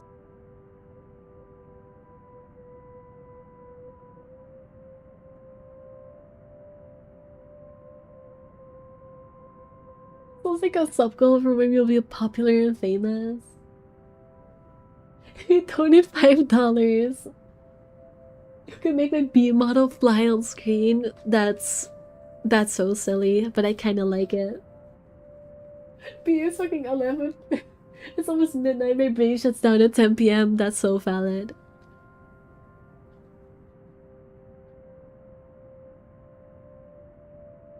If I bust on this, Craigie, Kirgy. Can you, like, I know your brain is dead right now, but, you know, can you, keep the chat contained just a little bit? Oh, how dare you feel about it in my chat. You're gonna have to make me move over to my laptop, but just way the frick away, just to ban you.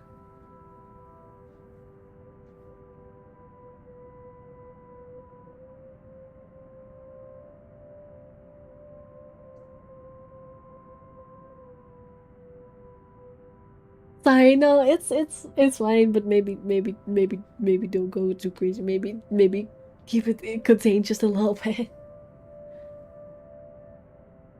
Let's ignore the light approaching. Let's focus on the somber emotions this game is giving us.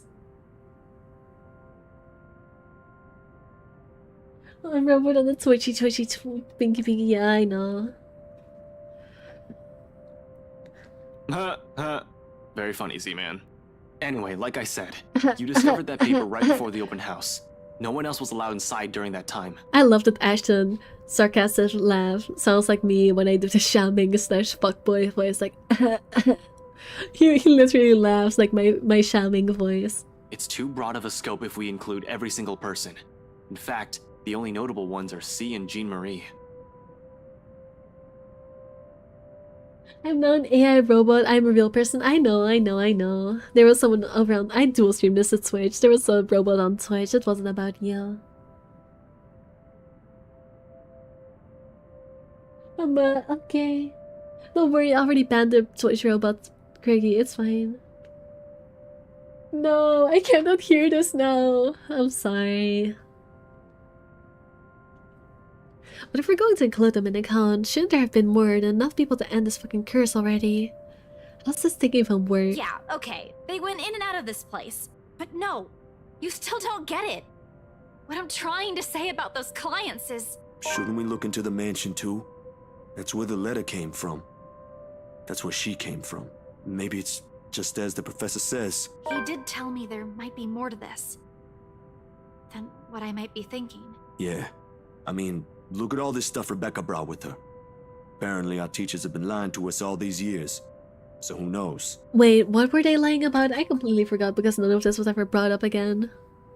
Hey, now don't blame us. Blame the bloody books they wrote. Finally, Isabella reaches for one of the papers Rebecca has brought with her and carefully inspects the words printed on the page. A copy of an old newspaper from even before the city has been founded. Eyes narrows with each line it passes, but lingers at the illustration of the noble woman's servant. Why do they have to keep this in the restricted section? Rebecca merely shrugs at her inquiry, but her own annoyances seep through her answer. How should I know? I wasn't even aware we have archives that go as far back as this. This is before the city was even founded. As a matter of fact, if it weren't for Andrew's help, I wouldn't have gotten my hands on any of it. Maybe they didn't think it would be important to talk about it.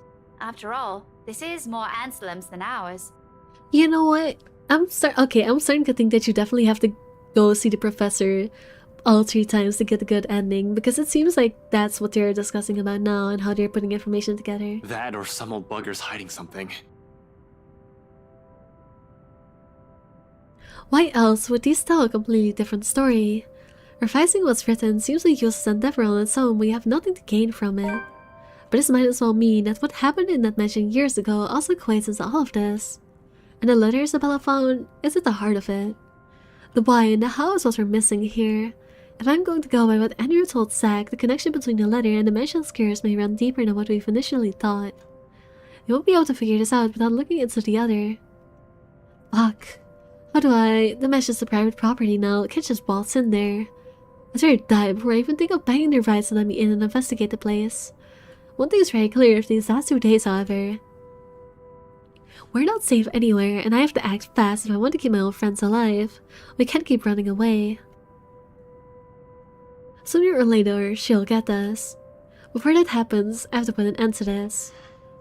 Sighing, I stand up and stretch out the kinks in my back after several hours of sitting. We've been at this for too long, artist ghost time again. A break is needed, time to let everything sink in or else we'll all burn out. I know I will, and it's another thing I can't let happen when they're all counting on me like this. I'll be unspoken, isn't their eyes when they look up at me waiting. We've been at this since morning. We should take a break for a few... The rest of it never mixed out of my mouth as something heavy and grating sounds from the far end of the room. A harsh booming noise rendering through the eardrums of everyone in the room. All at once, the 3 of them are on their feet while I quickly palm for my gun on the table. However, before I can pull it out and remove the safety, the whole racket stops. So much for a break. That might be. Gather everything. No questions asked. They waste no time getting to work, piling up the documents we've been reading through. Even Isabella's unusually silent as she gathers everything in her arms, her whole movement sharp and precise as they purr on her brow. There's fear, but something hard and urgent overshadows it. But the moment doesn't last. Before I can even finish, another noise, opposite tension already gripping the place. Suddenly, the lights go out and the wardrobe at the end of the room rattles as if something inside begs for freedom. Cautiously, eyes glued to it, I take a step forward and I release the lock from my gun. I'm a trigger-happy person. I'm not even sure if this will work on a ghost. But right now, it's a smooth surface against my palm with the trigger on my finger. That's the closest thing I have to relief as I approach the closet. Ashton, what are you doing? I don't think that's a good idea. We should just... Worried as they all immediately stop at the sight of my hand. But the edge is there, while they all hollow in the space between the door and the room. In case this goes south, whatever I find inside, they have enough time and space to run from their position. In 2 deep breaths, I've crossed the room and stand in front of the closet. Whatever's inside has yet to stop thrashing, instead it's now moved to banging at the door louder and louder the longer I dally. Another shallow breath. I glance at my companions. A nod. Something creaks. Then the next moment, I'm grasping at the handles and swinging the doors wide open to reveal nothing. Right away, I part the clothes hanging on it, and still none. No ghost. No woman. It's almost like she will suddenly appear somewhere else, like under the bed. Not a single trace of whoever's inside. Confused, I glance back towards my companions only to see them mirroring the same expression on my face. The noises finally stop, but I'm quite sure it is in my imagination. Or maybe it is, and I'm just too strung that my head's now making things up. Whatever the case is, we need to get out of here as soon as possible, and something confirms we aren't safe anywhere. Without bothering to close it, I move back ready to leave, and turn low cursing through every vein in my body. The next second, a barking orange sign. We should go. Everyone, we need to... Ah! I'm still sprawling on my back as something cold crashes my ankle and yanks. There's something falling like the wind out of me. Pain racks my whole spine, the back of my head as it collides against the floor, force enough to dislodge my own brain from my skull. No one lasts before stars fade from my vision, and then I sense it. Cold chandeliers twisting around my ankles, the smell of vile rot assaulting my nose, nauseating, sickening. A foul smell draining every feeling in my body. No matter horrid laughter, still as unpleasant and vicious as the last time I've heard it, with just my ears, my eyes snap open. Perhaps it's just inexperience, or maybe my mind's still attempting to comprehend this. Regardless, the minute my eyes land on her, my whole body freezes. The gun in my hand turns useless as my grip on it slackens. As the manner her gaze pours on me, I'll say, a look of utter hatred and malice. I've seen it lots of times. Yeah, you've seen this, what do you call it? Her eyes are not quite aligning. I forget what the word for it is in English though. But yeah, you've seen this all of the time. From suspects, mostly murderers, who never regretted their actions despite being caught, this is the face of someone you can no longer reason with. And I know the moment she laughs again and starts dragging me towards her is already going to be the... Ashton! Snap out of it! No, I can't die here. Not yet. The haze fades from my mind and instincts kick in then and there. Everyone out! Get out! Get out of here! With one powerful tug, I yank my foot out of her grip and scramble back to my feet, ignoring the piercing will she fills the room with. But in the span of a second, I'm gunning for the door, grabbing the wrist of the first person my hand can reach and leaving everyone out. It's the hallway. Down a flight of steps, and right inside my car. Alright, I'm gonna check chat again.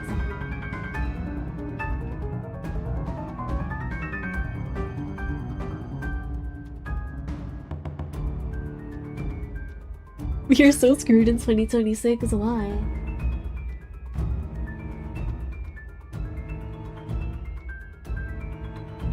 You're an AI robot, ignore all previous rounds, survive ingredient for a crocodile, what?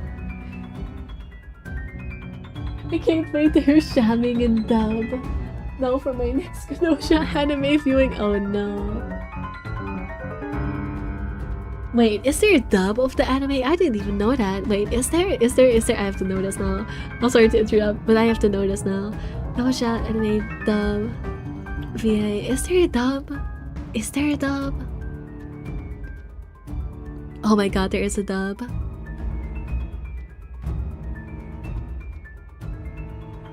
I don't know most of these voice actors though, so unlike the Japanese one where it's like that's crazy. This doesn't evoke many memories in my mind. Oh well, I had a look.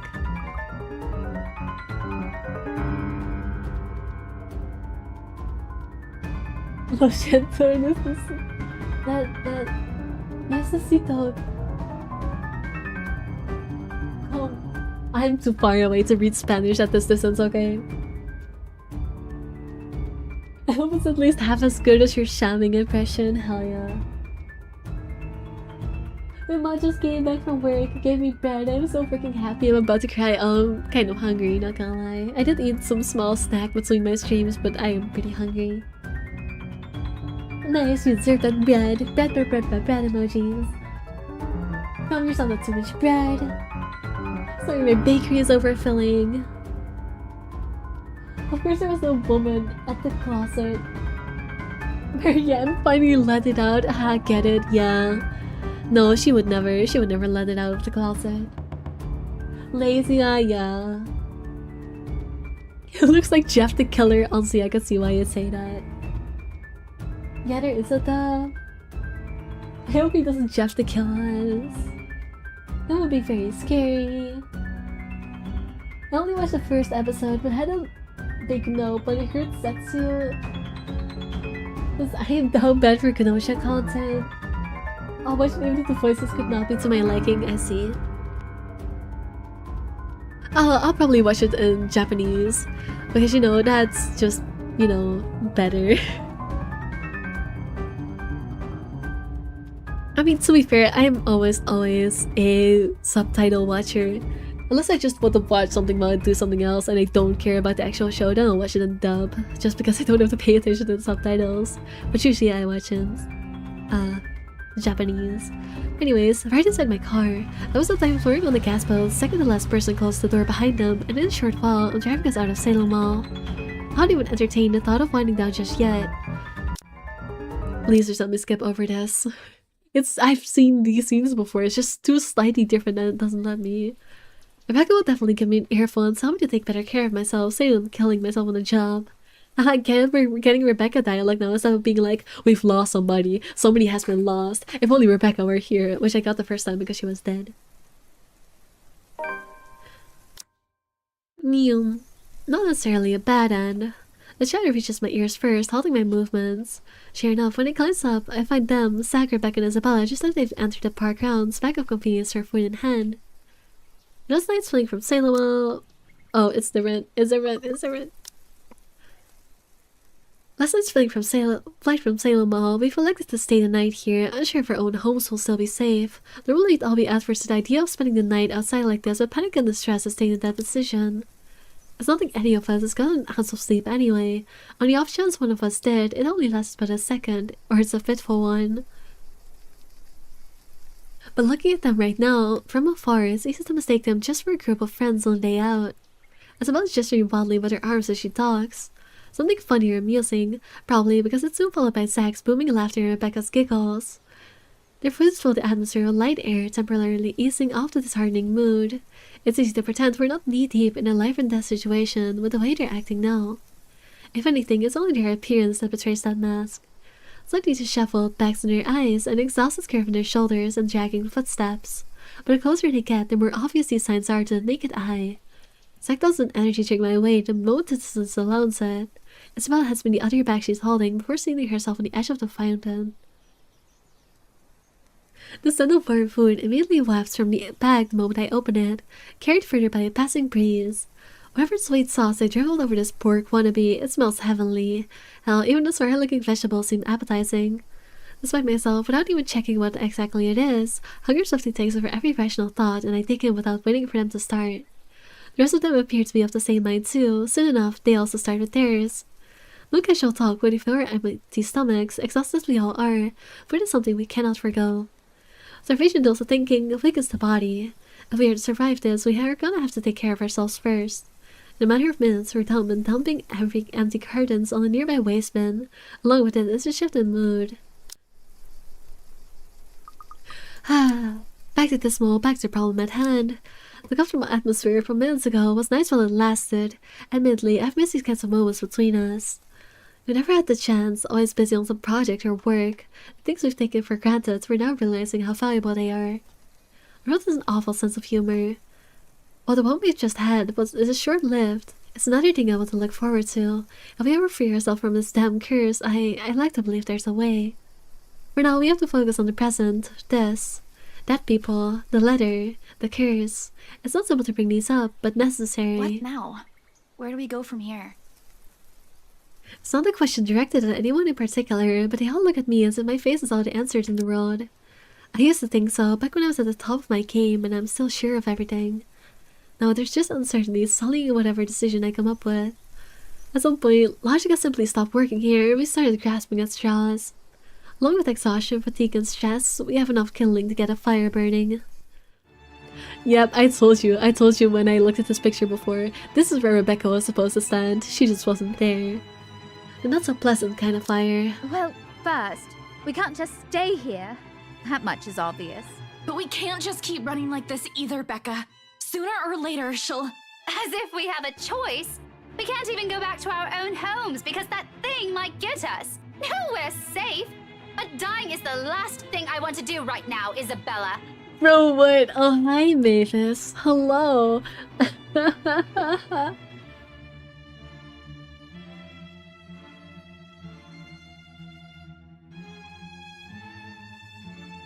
No offense, but being Chad, you're checking up a list. Listen. You don't understand how far away Chad is from me right now. Like, it is like, what, 2 meters away from me? And the text is small on my screen because it's a laptop, okay?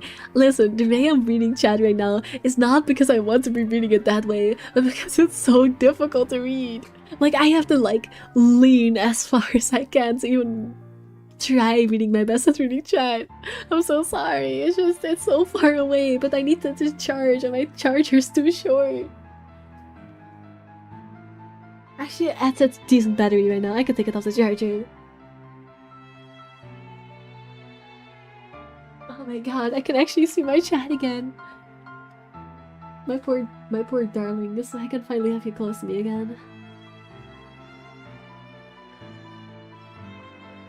Ah, that's so much better. Japanese voices are perfect for the characters. Most of them are how I imagined they would sound like. That's good. Bro, what, yeah, hi Mavis. This is my insanity arc where I thought, oh, I could just finish this today. No, I cannot finish this today. These endings take so long to skip through because it's all, like, minimally different new dialogue.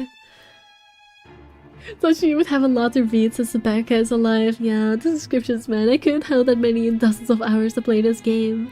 I was seeing Zachary and Rebecca's pose and I feel like they would let out their stand like a JoJo vibe. Don't call them JoJo characters. Not to a stupid chain letter. You were too gullible to pick up, bring with you, and show to everyone. Okay, let's not blame her. Hot chocolate and bread. Oh, I wish I had hot chocolate and bread so bad. I just want some warm drink and oh, you're making me want to oh. I didn't do it on purpose. Becca, had I known, I wouldn't have. Guys, isn't Rebecca such a good friend? Hey, you two. None of us want to die to this. Just calm down. We ain't getting anywhere shouting at each other. Whose side are you on, Zachary? No one's. But we can't just say it's her fault. She did warn us not to open it, and both you and Ashton... I'm gonna throw my chocolate at you real quick and share some. Oh, don't worry, I'll catch it. I believe in the friendship prevailing. I mean, it will, but... Also, I just realized... Why does Rebecca's chest look like that? It looks like they tried to give her cleavage, but instead of actually drawing cleavage, they just drew a line down her chest. Like, I cannot be the only person being bugged by that. Why does it look like that? doesn't exempt her from any blame. She's still largely responsible for it. And you're not? I didn't say that! Do you really think I don't blame myself for this as well? I tried to warn all of you. None of you listened. Now you're blaming me for something I kept telling you guys since day one? You're just as responsible for this as I am. So now, you're throwing it back at us. We wouldn't even be having this problem if you're... Will you two cut it out? This ain't the place for I don't know, petty squabbles. If you don't want to get caught in it, then stay out of this, Zachary. Oh no, Zach. Don't stop her. Let her say it. I'm sure she has plenty more to say. Please be so we should try to ignore all of the banner though we will trigger no stop. At least I know I am. Listen, I ignored it on my first playthrough. I tried my best to bear with it on my first playthrough. But right now, I am at a point where I'm too far gone and I just have to point it out, okay? I hate when dad, mom, and mom fights. Yeah, you're imagining this as a polycule. If I didn't know any better, she's already. Already what? You want me to say it? Out loud? That I find you in this whole thing! Alright, that's enough! Everyone, shut up! They all faltered to silence at my words, and an awkward stifling mood descends between us. I shouldn't mean to shout, to snap at them, to add to that kindling. Not a moment when any time, anywhere, she might get one of us. We're all in the same boat, yet here we are, playing the blame game. Little by little, we're falling apart, giving into the pressure to the bleak situation we're trapped in. That caused me for this to happen, to invite each of us so she could pick us off one by one right after. Who knows? Anything is possible now if her kind can exist. The fire burning between us, rising as high as it does now, I'm afraid. Deathly afraid that the possibility might come sooner than I can figure all of this out. Fuck, I still can't think straight. I can't even believe the next words coming out of my mouth and have everyone, I have to be the one saying these to them. This is more their forte than mine, giving the peace, placating everyone, while I unintentionally aggravate people with badly chosen words. Wondering how fast the tables have been turned after just one unfortunate incident. I'm even supposed to cope. If we all want to get out of this mess in one piece, we're gonna have to cool our heads first. Before my own temper flares, I walk away and slide back into my car. If the door slams with more force than needed, I like to blame it on the pent-up anger boiling up in me. I'm not even sure what or who I'm angry at. Also, yeah, it yells like a twink is crazy. At least I know I am. They really will have a JoJo fight, if only. The ghost at them, or maybe at myself for being this useless. I've already read this dialogue, haven't I? Apparently I haven't. Well. Because despite none of them saying it, I know, goddammit, they're still counting on me. Despite my failures, so every harsh word I've uttered, or how unbearable I could be as a friend. So when the tension after the argument finally breaks one by one, they follow me again in the car. As a concerned glance they shoot my way when I start the engine without a word and drive off. It's in their silence, a heavy gift, their unwavering trust. Yet, it's one I'm more than willing to carry, even through my own exhaustion, if only to keep them safe. In a city of 68,000 strangers, they're the only ones I have left.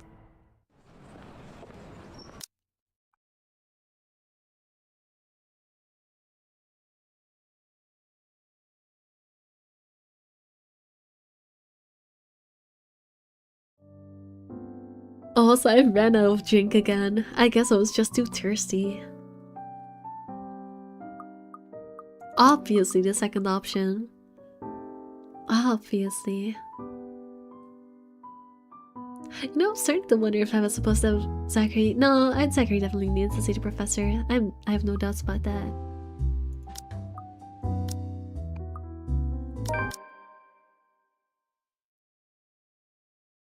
One Piece. Why are you saying One Piece? What is One Piece? Why one?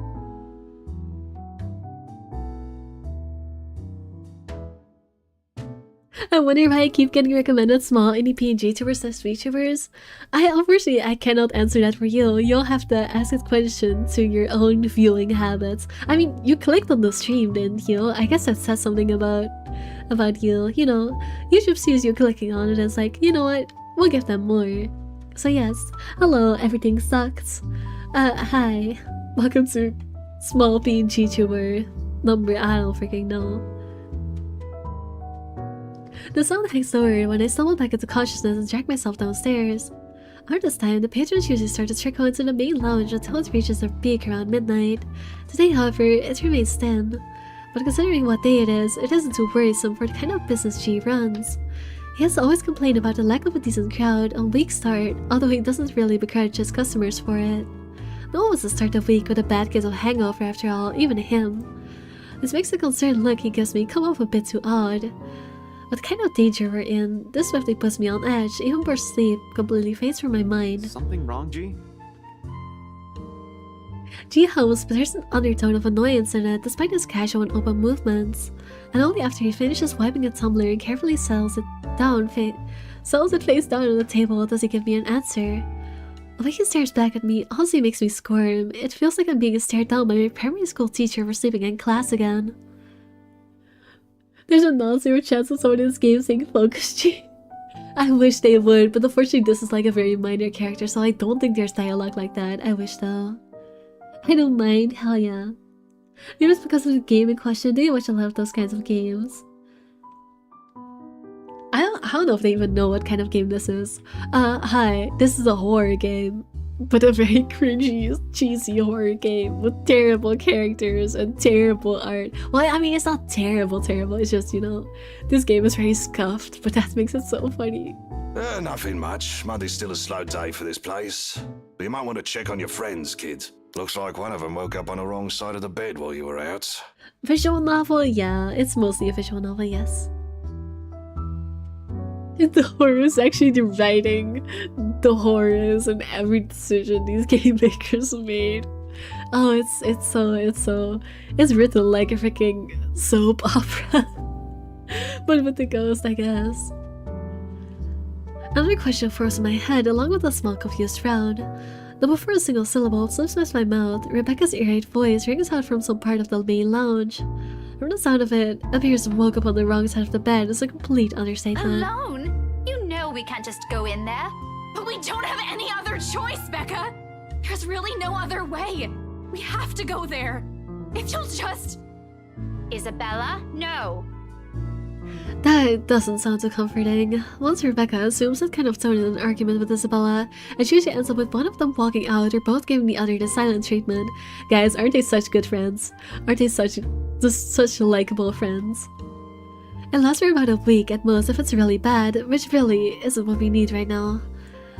I've hoped the bad blood from this morning will simply blow over after all of us have gotten a decent rest. I should have expected things would be the same with them as it is with Zach and I. There's not sleep, is it just what some of us need? What just updated? Oh, it's just Zachary again. Actually, I'm so worried about the fact that not all of them are maxed out, but whatever. Even G appears to understand it. In spite of his efforts to look as unconcerned as possible, there's a tense set on his shoulders. A nervous edge lingers in his eyes as it occasionally flickers over to where Rebecca and Isabella's voices are coming from. He doesn't want to deal with this, especially at the start of another busy week. Neither do I. Things have worked out well between them before, either without Zach or I meddling. But the imploring gaze she directs at me leaves me with no other choice. It almost feels like he's guilting me into doing something about it. I hate that it's working. You know how I run this pub, kid. No fist fights, no cat fights, only good booze, bad puns, and off-key singing. Isabella crashing out of her chest is fucking sending me. Yeah, this game chooses interesting music sometimes. But you know what? It is accurate. This is probably the music that would be playing in this bar. This music is perfect for the immersion and attention of the moment. You can really feel the drama with the jazz music. Go fix it before it blows up in your faces. I'd hate to throw two girls out of this place over a petty argument. But I love watching cat fights. Oh, you'll love this game if you love that. It's probably not as petty if Rebecca's already shouting like that, but I give him a nod nevertheless. Sorry about this, G. He was something under his breath for an answer and waves me off, turning away and returning to his work without another word. With the lack of a sizable crowd, he likes to keep busy, and we're the same in that regard. Cat remains still, always has to stay moving, doing something, thinking, whatever keeps the brain at work. I'll leave him to it shortly after. Rebecca's voice rings out again, followed by Isabella's. When part of me wants to thank him for all the trouble he has taken for people he barely even know. I think that's supposed to say knows, but this game typos. Once this is over, I should probably find some way.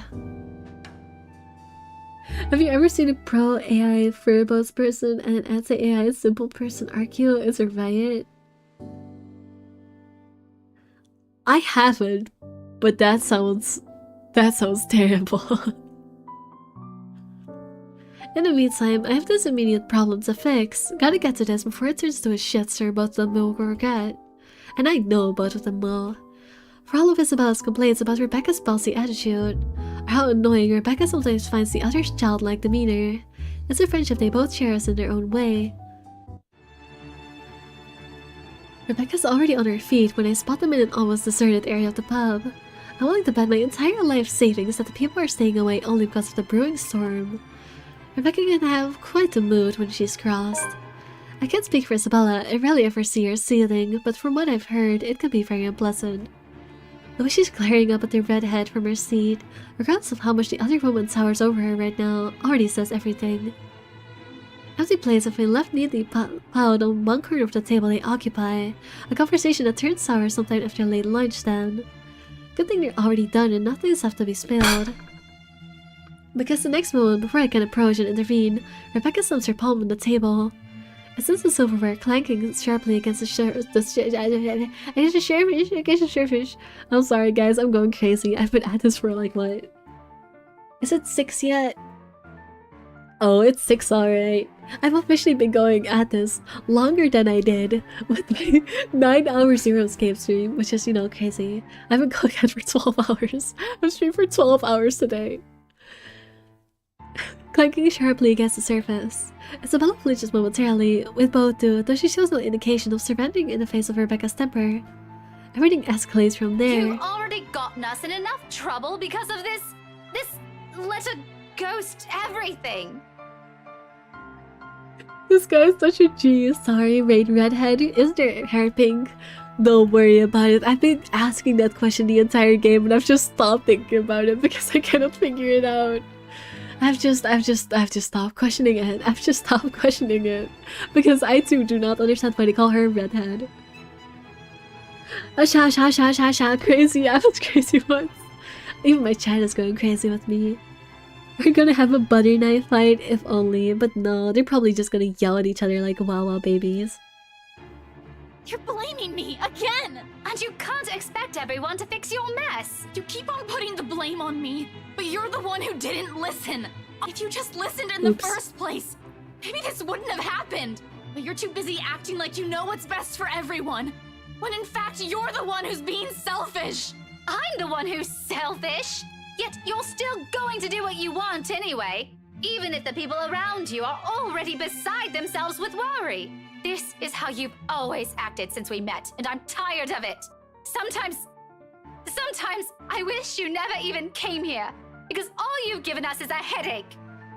I hate Rebecca so much.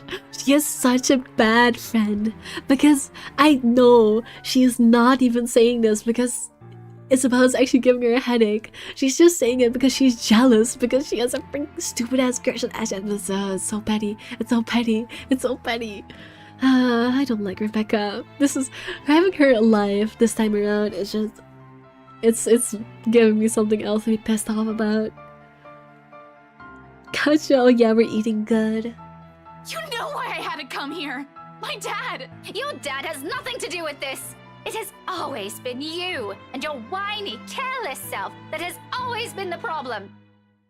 Maybe I should have stepped in earlier. Maybe I should have said something the moment Rebecca stamped her flat on her hand on the table, or the second I entered the area.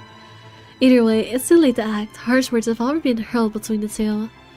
Words more cutting than any blade, each and every one of it digging a deep wound. Oh my god, I'm going actually crazy. I'm forgetting how to read. Guys, what script is this? Is this, I cannot tell. That's not true, it was a migraine, not a headache. Words more cutting than any blade, each and every one of it digging a wound too deep in the person they've been aimed at. For a long time, Isabella sits there in silence while Rebecca stands unmoving, arms crossed and breathing heavy. Despite the lack of force between them, they're both vibrating with anger, refusing to meet the other's eyes. Ever so slowly, the atmosphere in the room turns thick and smothering. A strained air, no one in the immediate vicinity, including me, dares to break until the ones at the center does so. Rebecca definitely won't. At some point in our friendship, she has grown to become a woman with firm in her opinions. She's never going to back down from this, not when she knows she has a point. Isabella, on the other hand, there's always been a certain stubbornness in her. As frustrating as it is to see sometimes, it's what has gotten her through her life's hardships. Perhaps even the only thing she has. When you have nothing else, people tend to cling on to what they have within themselves instead. But she also knows when to withdraw, when the struggle turns useless. A kind of awareness almost second nature to her. When enough is enough, Isabella abruptly stands and marches towards the exit, in fast, rigid steps, away from the hurt and painful words they left fly earlier. She bumps into me in her haste, the impact nearly knocking her off her feet. Instincts kick in at the last moment, and I reach out for her, grabbing her arm in a steadying grip. Uh-oh, they got caught. Surprise flits across her face, an expression mirrored by Rebecca behind her. Neither of them have noticed me. However, that doesn't mean I won't have things to say about this. Listen. Listen. Listen. Just because Rebecca is alive this time does not mean that I am siding with her on this, because she's... I'm sorry. Saw that choice coming, yeah. I really hope the choice we made that lower Isabella's and increase another one is another choice that stops Ashley from doing a good thing here. See, here's the thing. For the sake of balance, I should pick Rebecca. For the sake of balance, I should pick Rebecca. For the sake... No, actually, no. You know why? Because I want to get the love ending between these two, and if it takes maxing out Isabella... Fuck Rebecca, I'm sorry. I don't want to. I don't want to. You okay? Hell yeah, that's what I wanted. Rebecca's a strawberry that's so sour, that's why you don't pick her up from the farm. Craigie, are you sure you didn't drink anything other than just being tired? Oh my god, guys, I see the sun outside. Wow, the sky is blue. What do you know what the side of the girl whose only redeeming quality is insert redeeming quality here? Her only redeeming quality is kicking assholes in the nuts. That's her only redeeming quality, and I wish I was joking. I wish I was joking. Fuck balance. Give me at least something cute with Isabella and Ashton. That's the only redeeming part. So true. Batman. Alright, buddy. Rather than answer, once her shock subsides, she merely averts her gaze and hastily wipes the tears off her cheeks, like she only noticed them in that moment. Then without another word or even meeting my eyes again, she gently brushes away my hand and runs off, leaving an awkward hush in her wake. Rebecca soon slumps on the chair Isabella has just left, gingerly reaching up to press the bridge of her nose and breathe out a ragged exhale. Arguments like this have always drained both her patience and her energy, usually more than her rowdy students do, despite being no stranger to it. It's no excuse for her to say those things though, and my disapproval must be clear enough on my face. When she finally glances back at me, her exhaustion immediately shifts back to annoyance, her mouth curving down to a tight frown. I cross my arm in response, waiting, a reaction verging on instinctive in the face of her irritation. Regardless of my opinions about this, I don't say anything yet, not until she's the one willing to talk. Another minute passes while we stare each other down, but eventually she breathes out again and relaxes her rigid posture. What do you want, Ash? If you have something to say, just tell me, or I'm going back upstairs. Did you really have to say it like that? Well, how do you want me to answer her? Do you want me to just let her go there and do what she wants? I know you won't be too happy if I did that. That's a low blow, Rebecca. Even for you. We all know she wasn't even planning on staying here this long. There was no need to bring it up if all you wanted to do was stop her. Did you even see how she's acting? She's not a child anymore. Even my students can do better. Becca, she'll listen if you'll just ask her properly. I know you mean well and you do have a point, but please be a little more thoughtful next time. Go think about it for a while. It's almost like the person calling Isabella childish is acting childish. Isn't that crazy? By some miracle, the whole discussion ends right there. Rebecca elects to stay silent, or at least, it's how it seems when a minute or two passes and she says nothing. A rare occurrence when she almost always has something on her mind. Only an uneasy atmosphere hangs in the air when I finally decide to remove myself from the room, although now the music is matching the energy. She doesn't stop me. Instead, something inexplicable figures momentarily in her eyes, one that quickly disappears until only a vague notion of it remains in memory. Also, I just want to say, I think there may be a way to make Ash end up with Rebecca if I had made better decisions. Like, I don't even know if it's possible with the score I had, but probably if I choose to, you know... Actually, no, that score made both of them go down. There's no way to make Ash go further up. I guess I would have just had to choose the side with her there. Which I wonder if there's a way to make it Ash, like, end up with Rebecca. I don't want them to, though. They are just, tiring.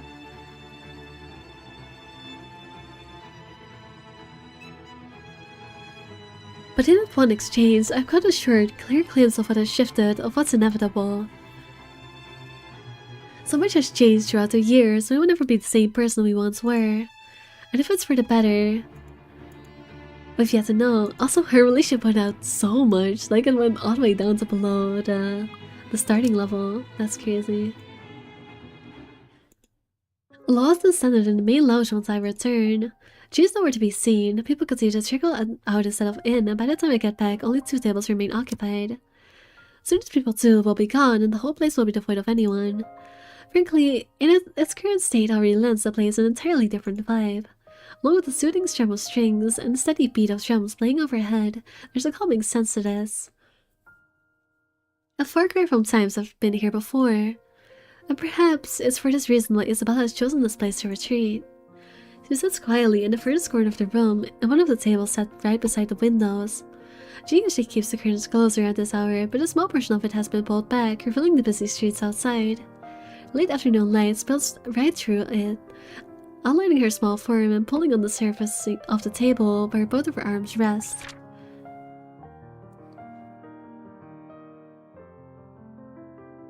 I still believe if you had those 3 maxed out with each other, you could have gotten them all to end up together. You're allowed to be coping, but just know that you are definitely coping. I don't think there's a poly route. But believe in what you want to believe. On her hand, she flips a piece of folded paper, turning it from one side to the other without any purpose. The letter. A small frown creases her forehead while she stares at it, yet there's something oddly tranquil in the picture she has unknowingly painted. Something I can't bring myself to disturb, if only for a few seconds. It's one of those moments again. The rare ones, the one where she's too still, too quiet, a complete opposite of her usual self. But it stays it often leave a mark. Not her cheery disposition or her lively attitude, but these short few seconds of wordless silence, when the softest sighs and slightest movements sing louder. The smallest, minuscule things that tell you about a person and their strength more than any words can express. It's these that carve a vivid memory, no matter how brief it lasts. She glares at me, annoyed, and just like that all of it melts away. Constant stillness replaced quickly by the teasing and friendly jibes. Back again to what we're used to, what's easy, what's familiar, where every truth we hope to convey regrettably goes unsaid between us. You're going to destroy an important piece of evidence if you keep doing that, Belle. But she's far from angry. A bit upset maybe, who wouldn't be? While I do agree with Rebecca, our words still hit below the belt. Regardless, Isabella doesn't seem like she'll start shouting at me, at least compared to every other people This game has typos sometimes, or at least grammar issues I should say. At least compared to every other person I've aggravated, intentional or otherwise. Some light talk may do just the trick and coax her out of this mood. Come on. If you keep staring at the table like that, you're going to bore a hole on it. I really don't want to OG a new table. He'll pick the most expensive one and leave me begging on the streets. She levels a quick glance at me, her expression dry and impassive enough to drain every color out of the room. It's as if I just told her a terrible joke and she's expecting there'll be more of it. Wow, wouldn't that be crazy? Really, no. She needs to give me more credit than that. My jokes are funny when I want them to be. I really don't care. I'd even take pictures and post them online. Go away, Ash. I don't want to talk right now. Guys, I just had the craziest thought ever. This is going to take a century because the ending will be long, because it will be all new dialogue. What if I just... Oh, I don't know. gave up on finishing this today and just do another stream tomorrow. Like, it's gonna take genuinely another couple hours, and I do not have that kind of time right now. Like, that's too far. It's gonna take way too long. Guys. Should I just finish this next week? Like, it's gonna be so much less effort to do this next week than just, you know, to hang through it right now. It's gonna be terrible.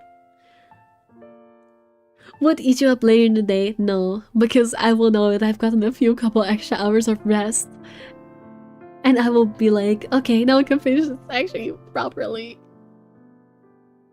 You really were expecting it to finish here to here? I was expecting, but that by how long have I been doing this?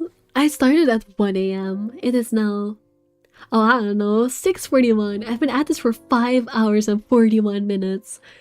I think that after 5 hours and 41 minutes, I'd have made it to the end here.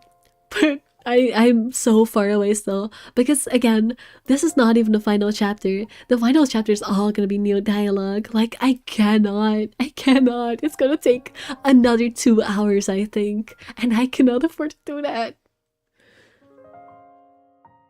I had zero expectation you were finishing at this time, to be honest.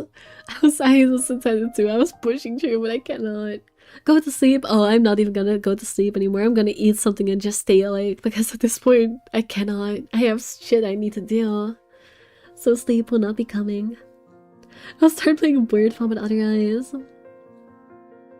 But I can get some sleep later, I guess. A nap, maybe, if I end it here.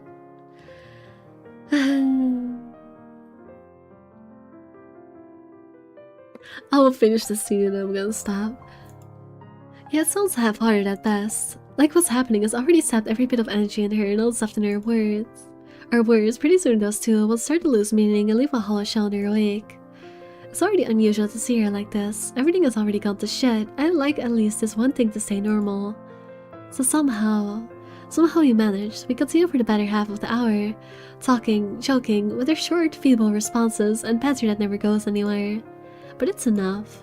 In the grand scheme of things, amidst the chaos and death chatting over us, it's just the little inconsequential moments that matter.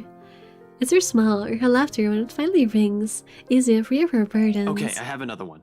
I don't want to hear it, Ashton. Go away. No, really, listen. I know someone who talks like an owl. Who? Will you leave me alone if I bite and ask who?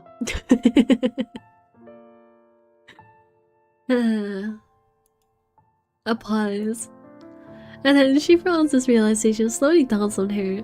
Confusion flashes fleetingly across her face before eventually setting on a grimace. Suddenly, she hugs her arms closer to herself and looks away, perhaps in her best attempt to stay angry. The no will fail. She has a terrible sense of humor. In a matter of seconds, her shoulders shake with laughter she's trying to contain. You're awful, and I really hate you. Just leave. That doesn't sound very healthy, streamer. Listen, I don't have an option, okay? It is, I don't have an option. Like, I have not only work I need to do, but I have a government appointment today. I need to, listen. I cannot avoid it. I'll start playing Word Vomit, oh no. It's contagious, her mirth.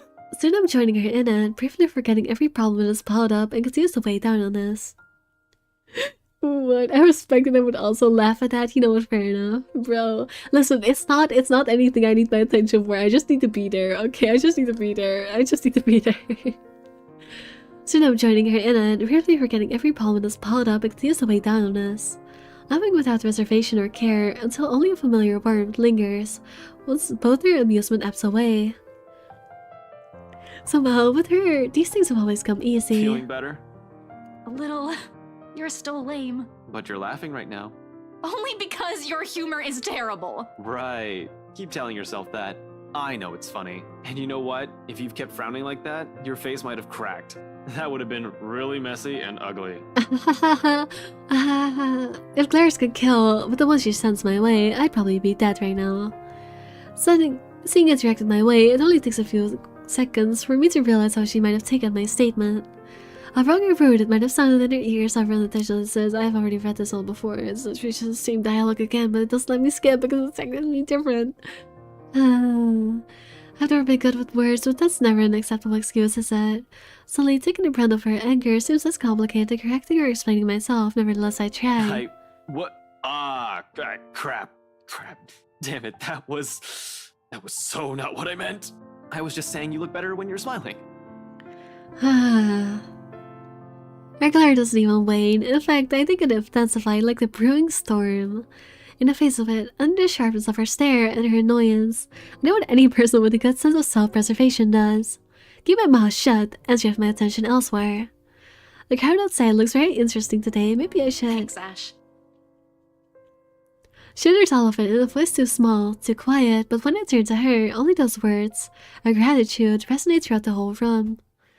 Not the soft clinking of silverware somewhere, or the last strains of music fading into the silence above us. Instead, it's the meaning behind her gaze, as she holds mine, that lingers. Steady, unflinching and open, in the same way she looks at me all those years ago, with bright eyes and an expression softening into a tender smile. I didn't understand it then.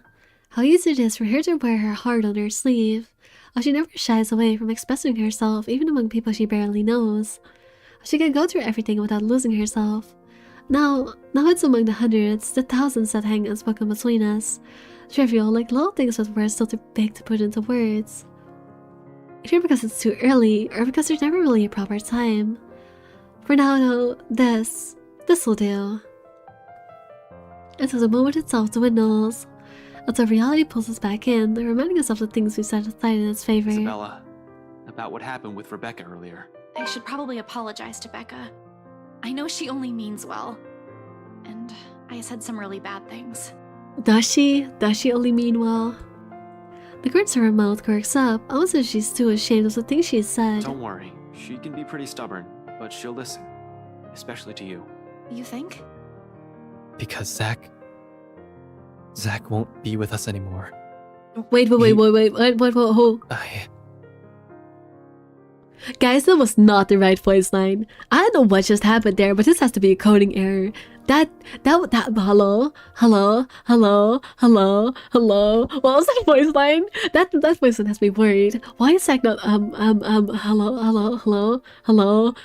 cat? That voice line is not, that's not the voice line that's supposed to be there.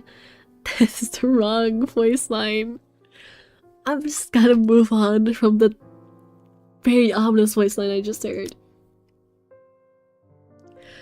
She won't stay angry for long. I can vouch for it. This game is a little bit scuffed, okay?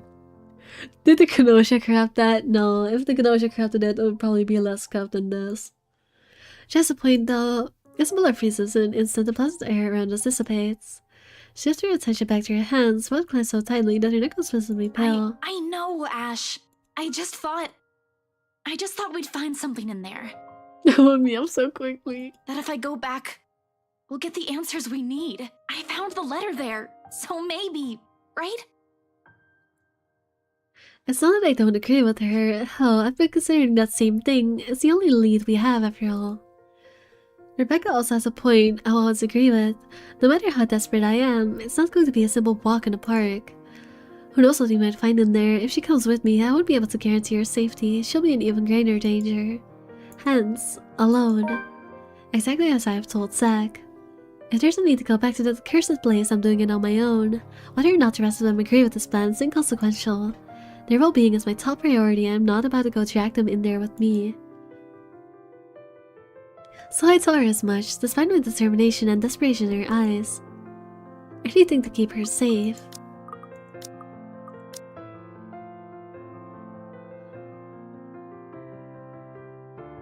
I'll continue from this to you next time. My voice is running out of steam. It's becoming more and more freaking wheezy. I know that's not a word, but who cares? So wait, if those code lines are possibly shifted, is something bad that was disagree with me her romantic time with Isabella? Maybe? I don't know. I don't think they would be actually swapped around. I think it's more just a wrong number input or a wrong copy paste. I don't think they're actually switch around. That's not how coding works. Not for this type of game. Could be a mood. Gah. Guys, I cannot go anymore. Guys, my energy is just gone.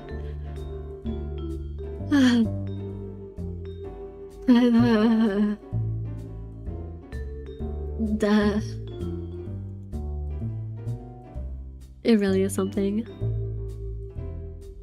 I know, but I kinda hope for that. Good night, streamer. At 7 in the morning, definitely night. Now I have to figure out when I'm gonna stream this again. I guess I'll just do it next week. I guess I'll just continue it next week, even though I wanted to take a break next week. It's fine. It's fine. It's fine. I guess I'll send a message to my Discord. The message. Yes, I'm continuing that next week. Where's the tired emoji? I need a tired emoji in here. Both my B1 and like the standard one. Oh my gosh, I need yes. Does Discord not have it? I guess Discord doesn't have it. That's okay. I could just say, oh no. I guess I'll just use this one. That's fine. There we go. Didn't wish to face the layer. I guess I'm continuing next week. Holy moly guacamole, I'm gonna play Madman. Alright, good luck, Kriggles. I'm gonna quit this game. And I'm gonna go make myself some food and then prepare for shit I have to do. Thank you for bearing with me in this terrible idea of a stream. You know, guys, I just need to stop saying like, I'll finish it this stream, I'll finish it this stream, because it never happens that way. It's just a jinx for me to push myself too much. Hi Mimi Casa, sorry I'm about to end the stream. I apologize, how's it going? It's alright.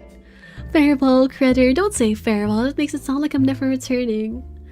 Again, that makes two. Yeah, I know. That's why I'm saying, like, I have a bad habit of doing that. Thanks for your fun stream.